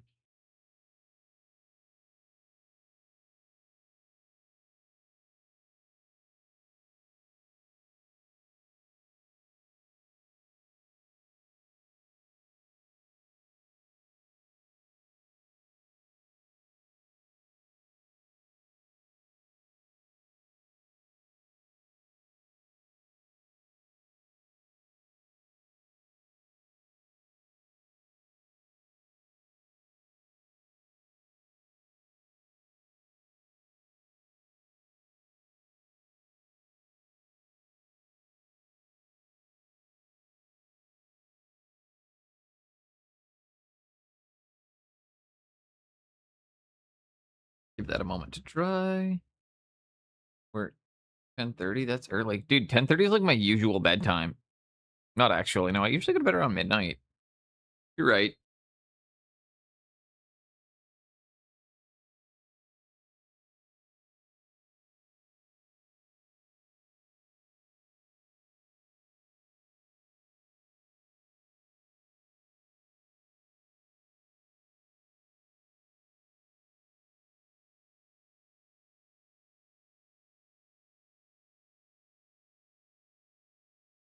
Sometimes I go to bed at 10:30.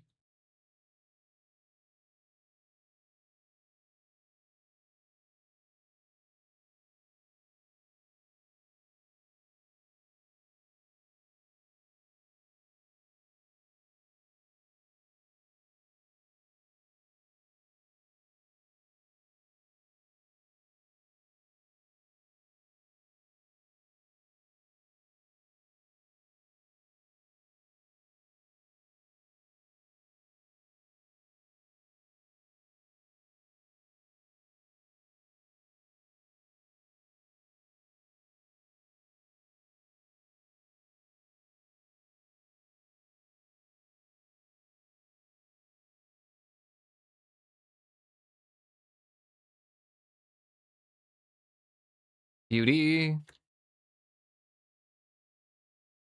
Now, see these weird little scaly things on there? And I'm going to come in with my pure white. I'm going to hit those well.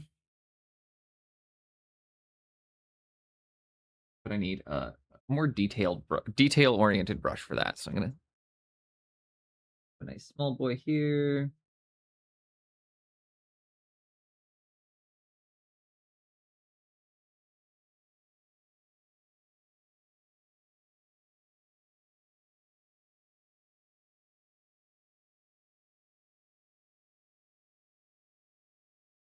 And I got these. Hit them as you can.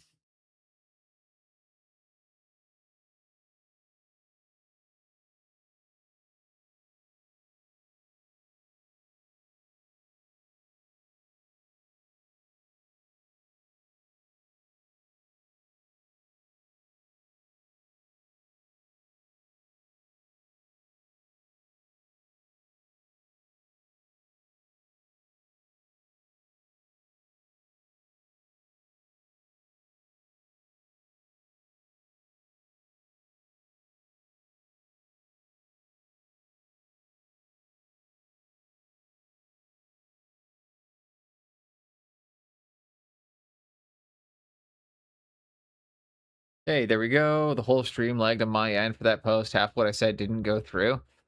I've dropped a lot of frames today, Ginge. That's not your fault.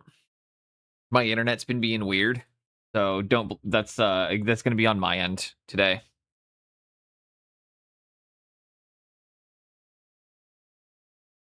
I gotta call Telus after stream and tell him to fix my fucking internet again.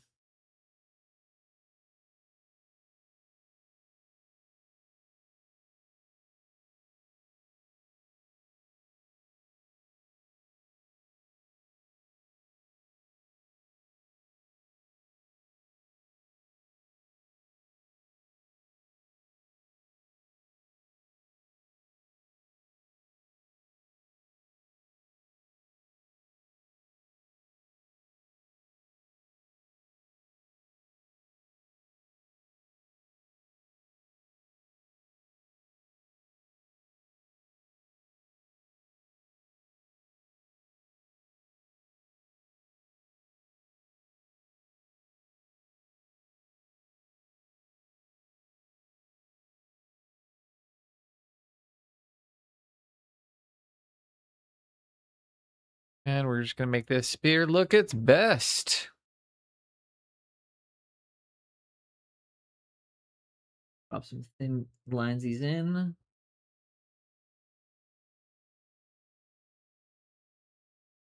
Did I shout out Ginger Beef yet today? I haven't. Make sure you're following him. Awesome dude, awesome painter.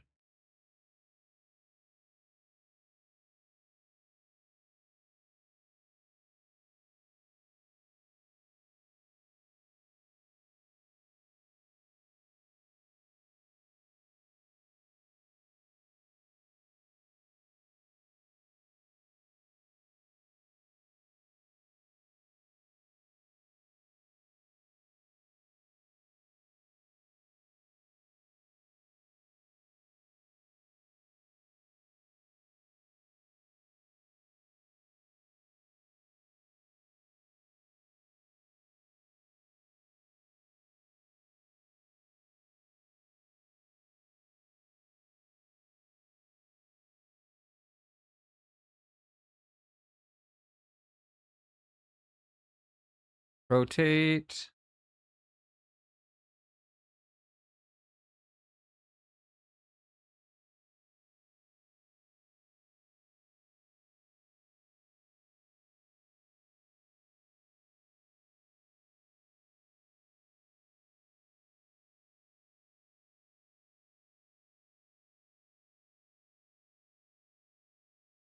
There we go.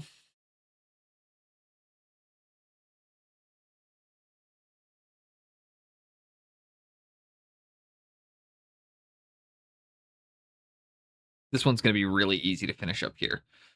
We're gonna do the black wash over the armor. We're gonna highlight the face.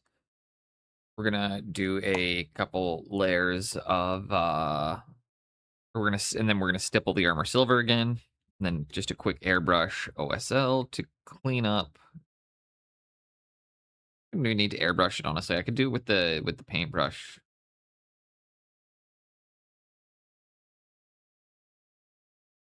Doesn't even need to be an OSL. We can just do like a demon glow.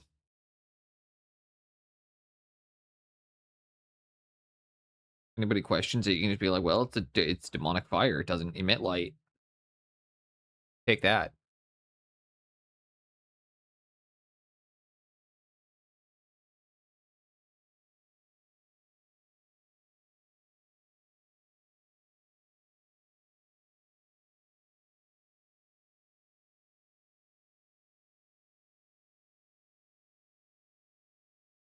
You heard it here first. So easy.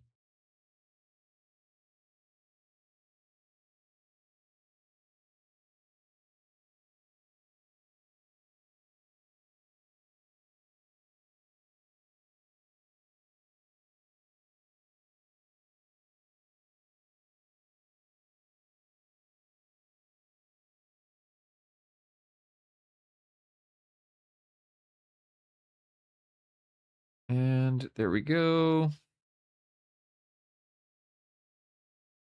Remember to hit the backs of the shoulder pads.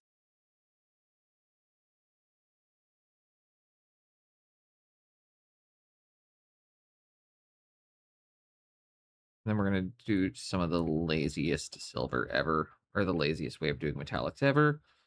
They look great.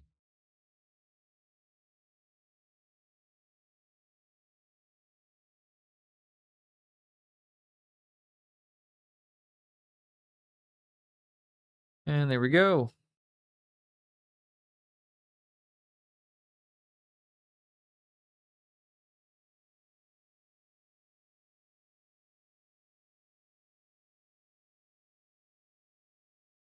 Gosh darn, that is a wet step.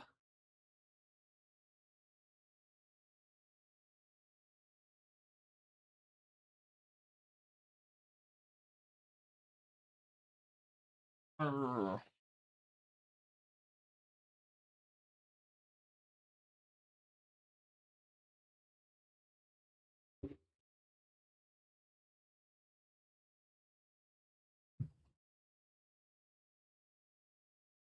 Okay, then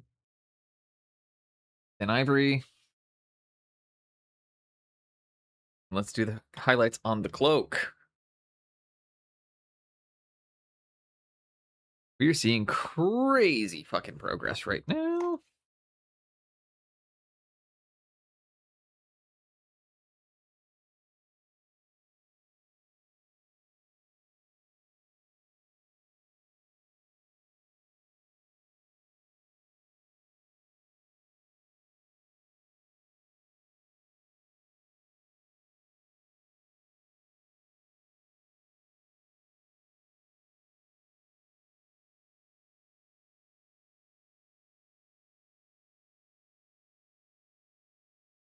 So crazy. So fucking crazy. I mean, to be fair, Ginge, it probably is crazy to you to see how quickly I can, like, pull a 32 mil model together.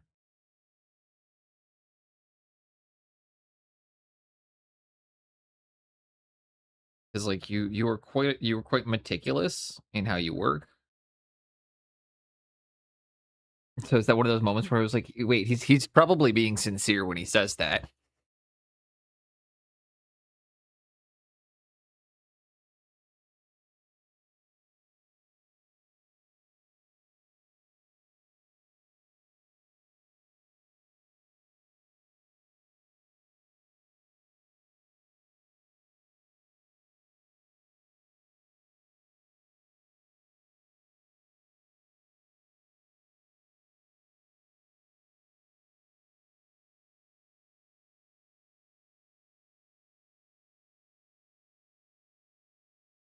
And again, just coming in with a bit of ivory. So many friggin' folds. Get some reinforcements.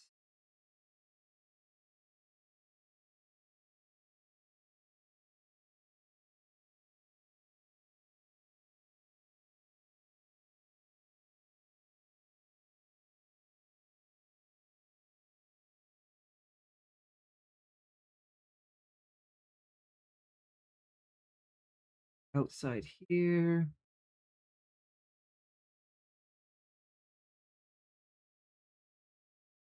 And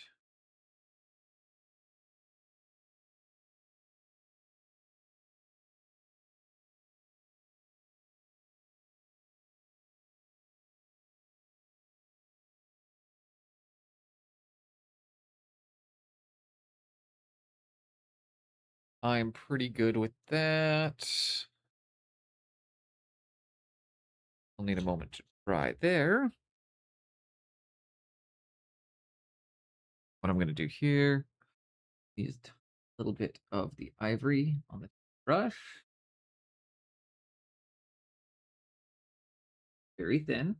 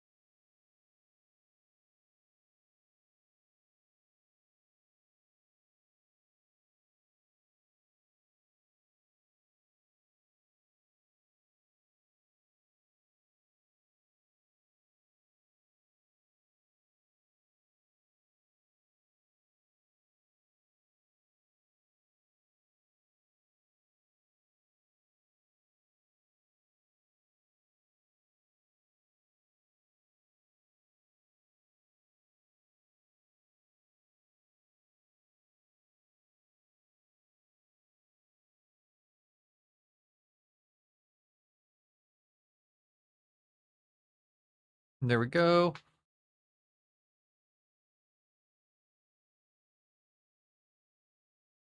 Okay.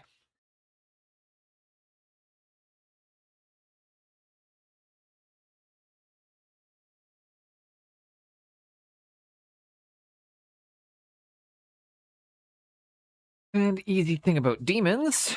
Guess what, guys? You want to paint full-blown eyes on them? Or do we want to just come in and nope? We're just gonna...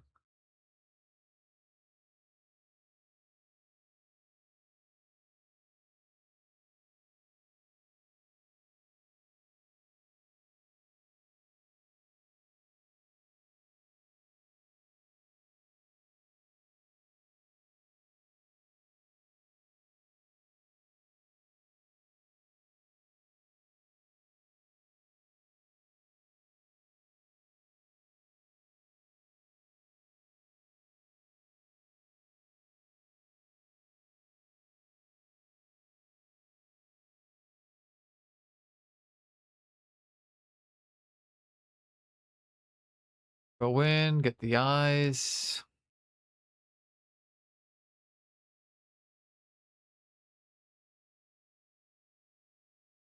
Let the red come out and around the eyes a bit. Why are we doing this?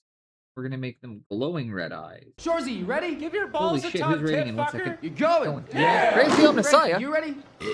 You're going. Welcome in, cat. Judy, you ready? Let's Fucking go, Sanger. Good, because you're going. Yeah. Hitch, you ready? All hands, Good, boys. because you're going. Yeah. Dolo, Run run 'em him up and fill him in. Une fois, mon Sanger. Good, because you're fucking going. Yeah. The best goalie in the no-show, Michaels, you ready? You damn right, Sanger. Good, because you're fucking going. Yeah. Pack mentality, boys. Welcome in, everybody. You showed up right as ads hit, and I'm super duper sorry about that. We are live in studio. We're actually... How are you doing today, Kat? Welcome in. Throw you a quick shout out. For anybody that does not know Praise the Omnissiah, she is an absolutely fantastic person.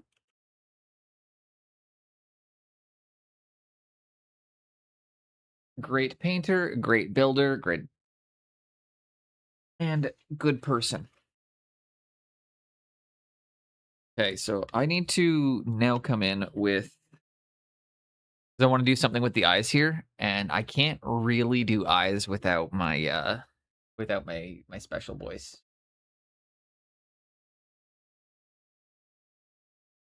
I'm doing excellent. I have not been working on my bust because it's overwhelming and scary. You want to share a link or to your Instagram or show off any pictures of your bust? You know we are link friendly in here. I finished up an Armiger, and now I am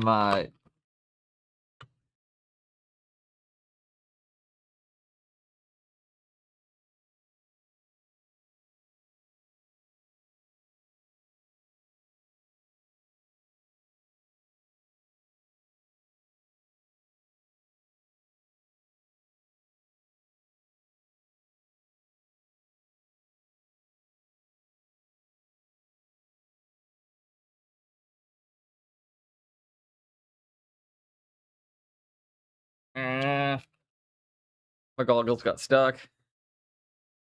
Okay. Yeah, so anybody who's unfamiliar, my name's Studio Boneless. I paint toys for a living. This is my full-time job. This is the tail end of a big commission I've been working on for a while. Not actually that long. It didn't take me that long to do. Just been in possession of it for a while.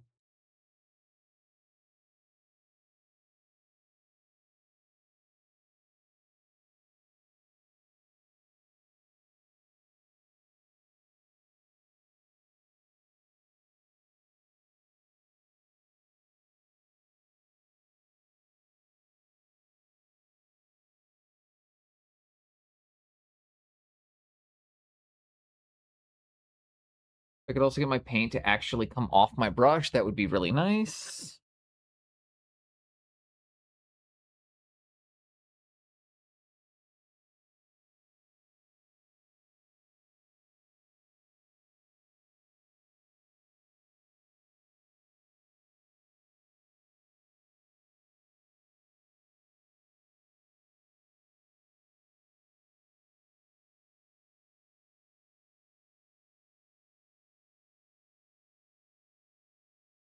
Okay, there's the...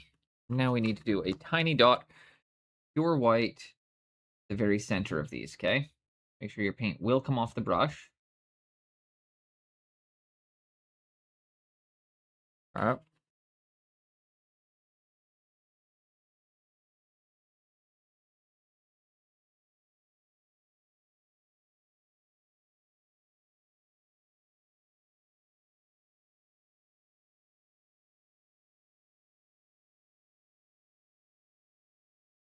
See?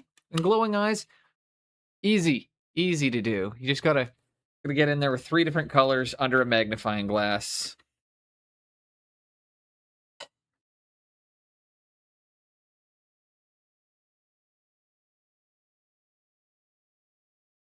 And I still don't actually love them. But it's okay, because I can clean it up now. I come in with my other colors.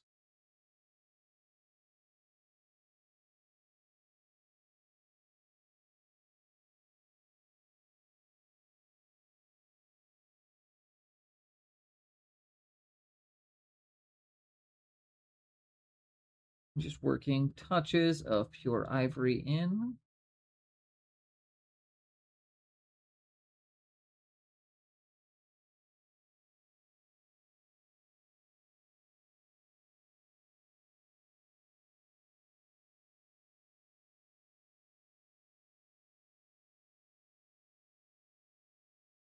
Beauty.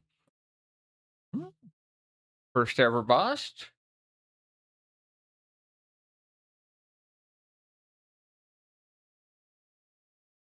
Oh, that's looking awesome. Good job on the skin so far.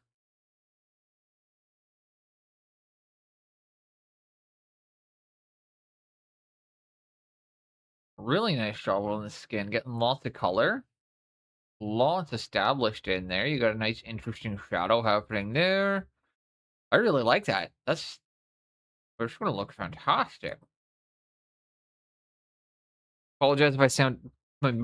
that's like, yeah, that's going to look phenomenal.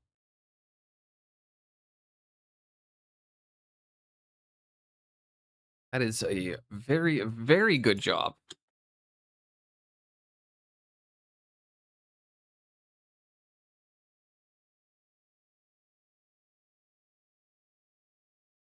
That's not the brush I need. Where's the other? There it is. Okay.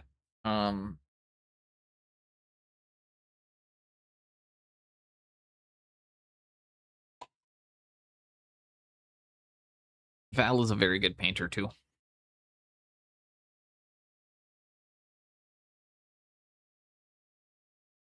He needs a little bit of just a fleshy wash right now. Across the horns. Just to make them read differently than the rest of the model.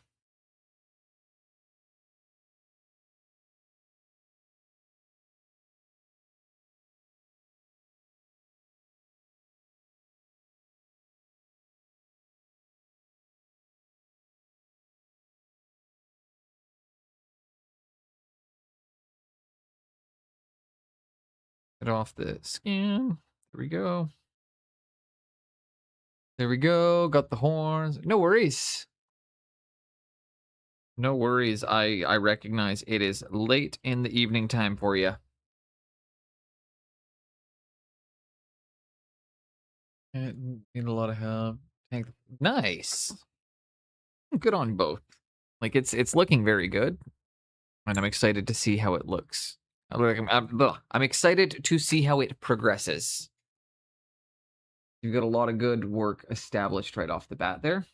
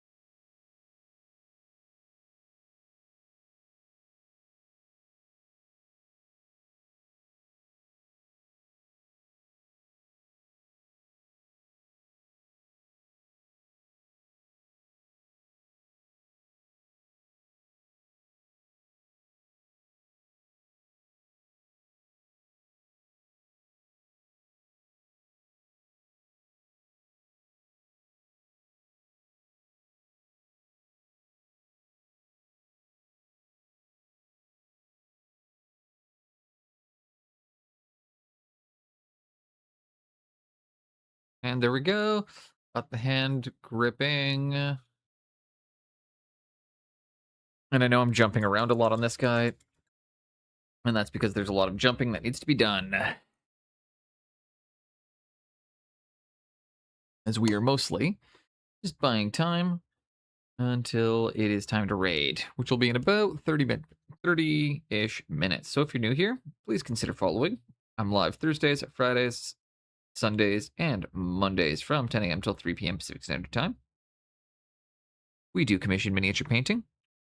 So if you're located in Canada and looking to get some work done, absolutely feel the welcome to reach out. If you are not Canadian, but you are looking at getting commissions done, I can put you in touch with an amazing person. I just can't ship to the US right now, so anybody who is looking for work from the US, I've got my peoples who can take care of you down there.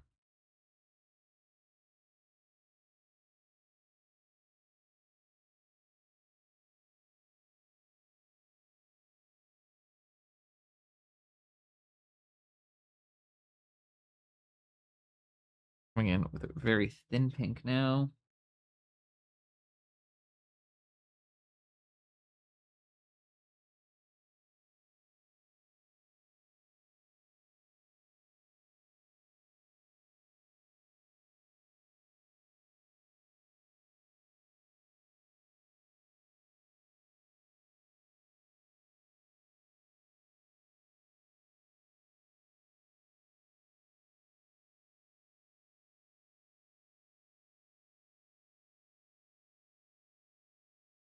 There we go. That's the skin.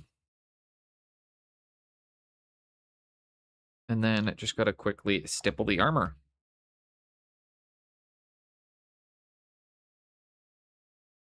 A little bit of my rust.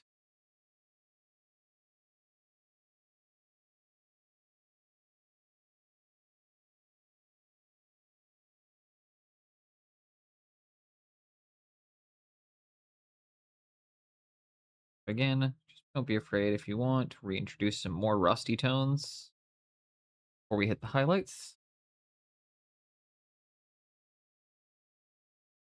The foot, and just working in different tones and colors.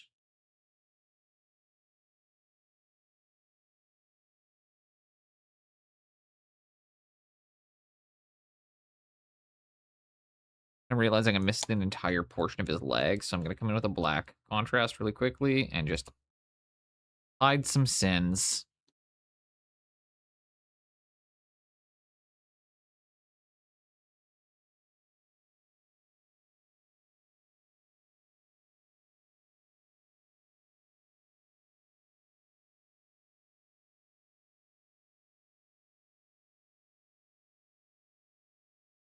All right, just give that a moment to dry. And remember, rust is best when applied unevenly.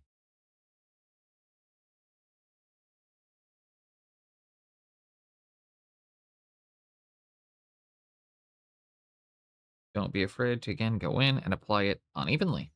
Touch. Do, do, do, do. Okay, and we're good on that one too. Let's do the final effect on his spear, which is again just a quick little wet fluo. And then after that, honestly, there's not much left for me to do today, so we're going to raid out after that, as I painted an Armiger and both of these characters, and that's literally everything I needed to do. So again, out of models. A bit of a problem I'm having right now is I keep running out of actual physical models to paint.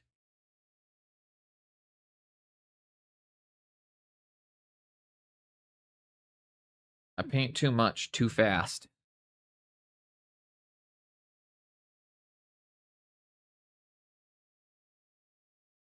All my mind playing tricks on me. I need a hero. Yeah, what's wrong with that?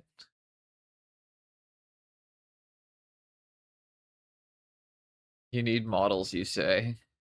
This came out of a Yeah, no, I will say that is a bit of a transition, but we like the Ghetto Boys. You need models, you say. Yeah, except remember, Val, I run a full-time studio. I don't work for free.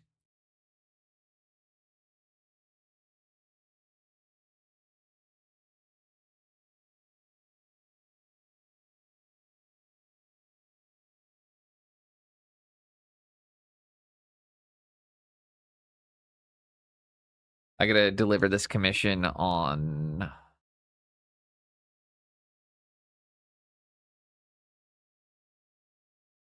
delivered on Friday.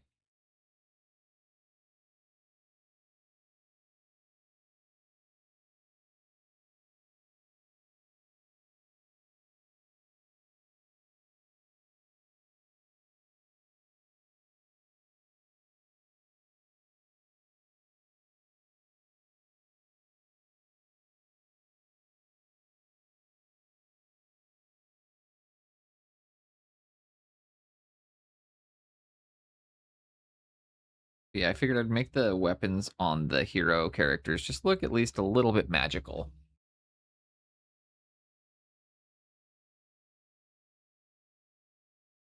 Nothing wrong with it. Oh no, I know there's nothing wrong with it. I was gonna be like, I meant that more as a joke. It's just I do actually know it is a stark difference going from Ghetto Boys to Bonnie Tyler.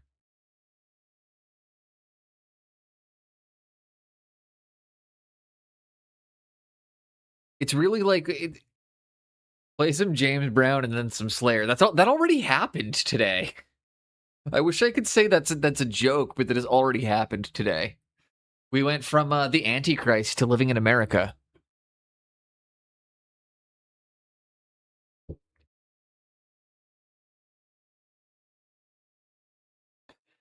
Unfortunately, I don't know if you were here earlier, but that happened already.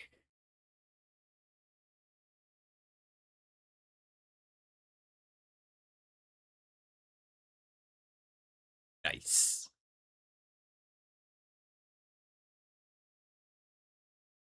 I gotta reinforce my white in just a couple spots just to clean up some of these folds, get them looking their absolute best because I'm just killing time.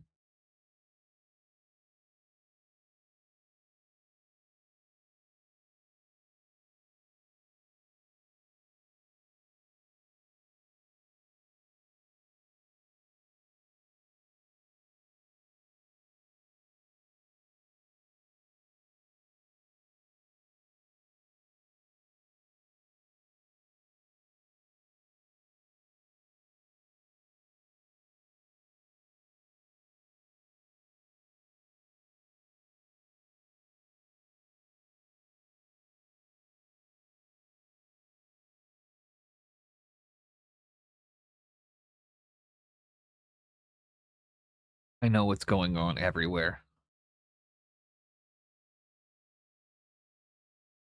My favorite part of this song is the music video, where it's just panoramic shots of like the Grand Canyon paired with neon cowboys. Oh, look at that. And Bonnie Tyler clicks into Merciful Fate, although I don't really feel like that one right now.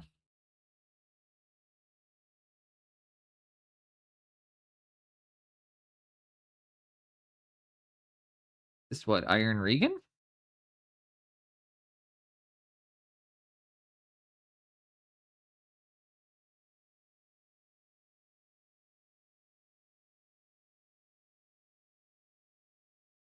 You weren't expecting Bonnie Tyler to go into Iron Regan.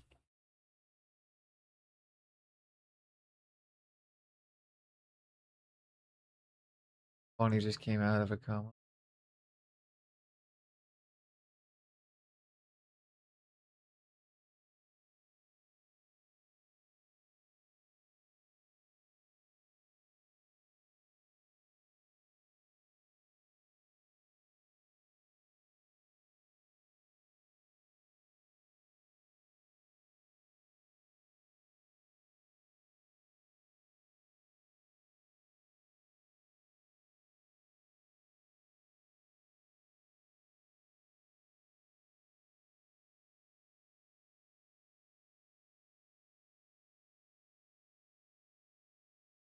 Oh, did not know that.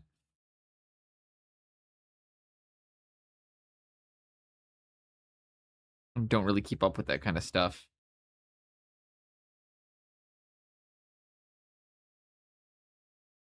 I'm honestly too busy painting to keep up with really anything other than painting. It's the fuck is my there you are.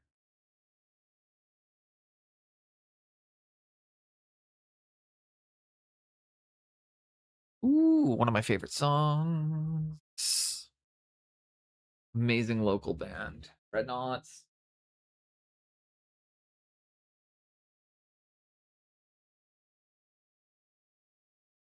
Painting consumes us. It's honestly, I don't have time to learn about other things anymore. And of sweat and steel. Yeah, it is literally all consuming. I don't know if it's healthy, but it is.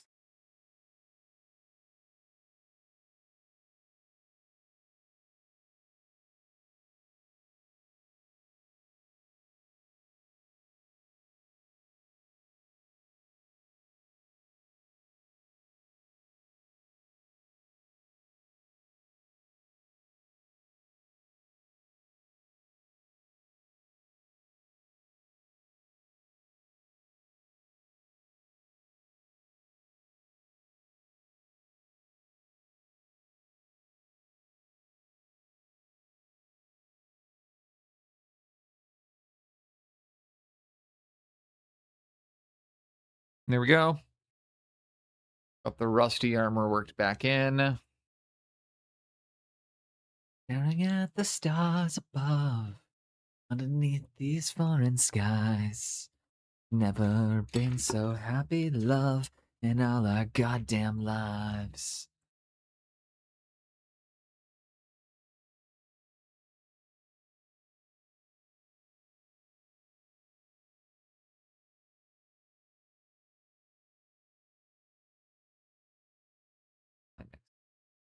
Green.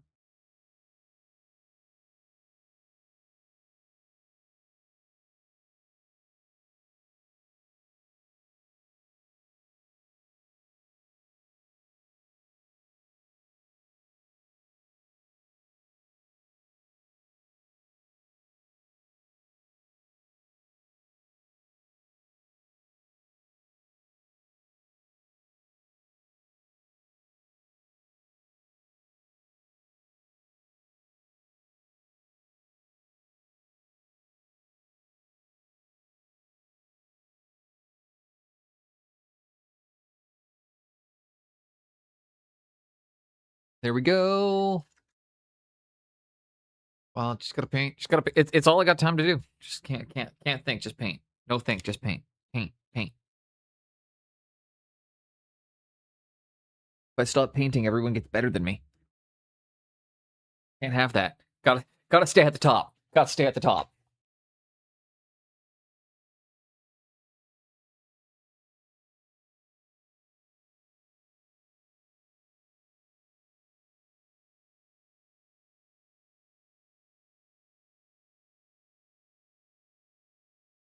All right, I got two guys I gotta do basing on, so it's time to apply some slime. Same thing with that one. I think that looks really good for just a quick little OSL. So now we gotta make slime, slime, slime.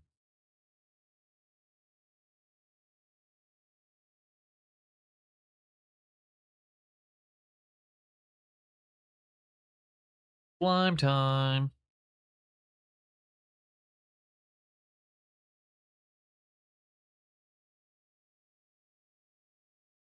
Better to always be that focused.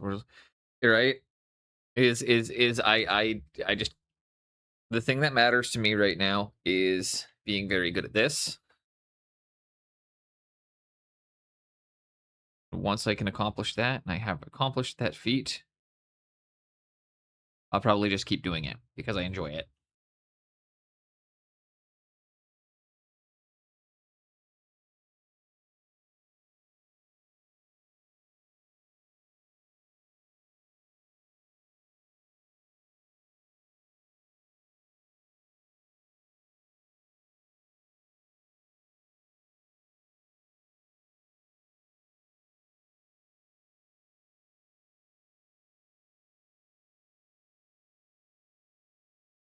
And we're just making slime. Slime is a mixture of fluo paint and still water resin. For anybody that's wondering what slime is or how I make slime, this is just a mixture, still water and fluo.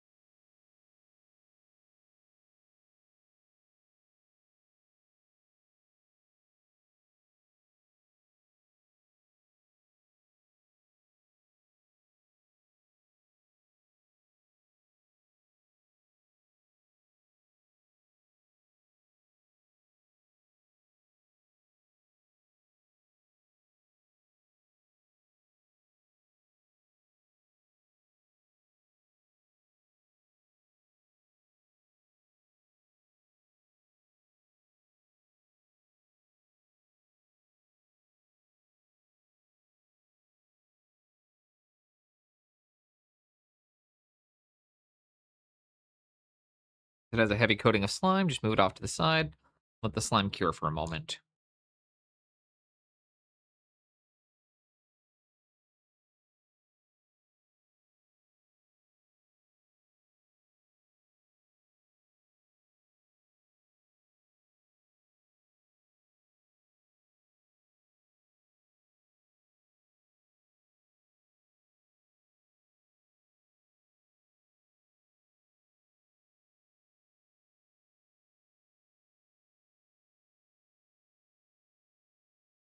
Done.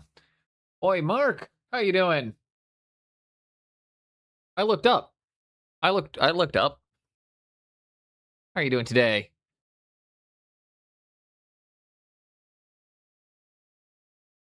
Just wrapping up the tail end of the Chaos Commission.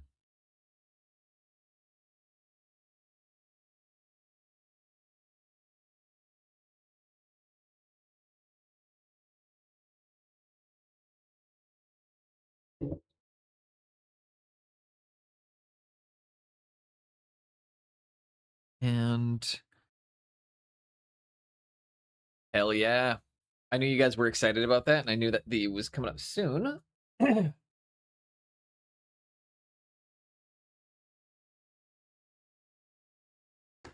Congratulations on both being retired now.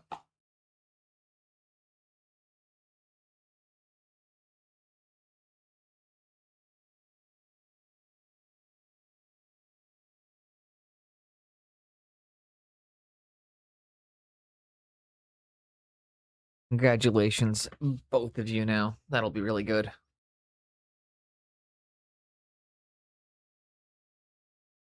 I'm just trying to figure out what I need to do here. I've already, so yeah, like the Armiger we painted today.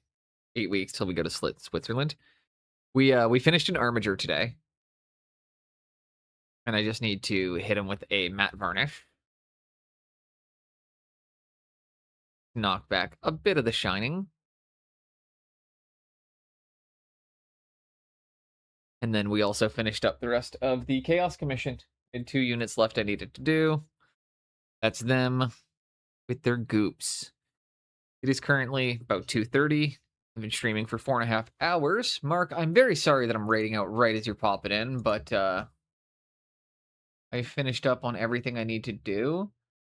And we're going to go see Beyond the Box Art today, because I always like him. So, thank you everybody for being here. I appreciate you all. If you have not followed already, please consider doing so.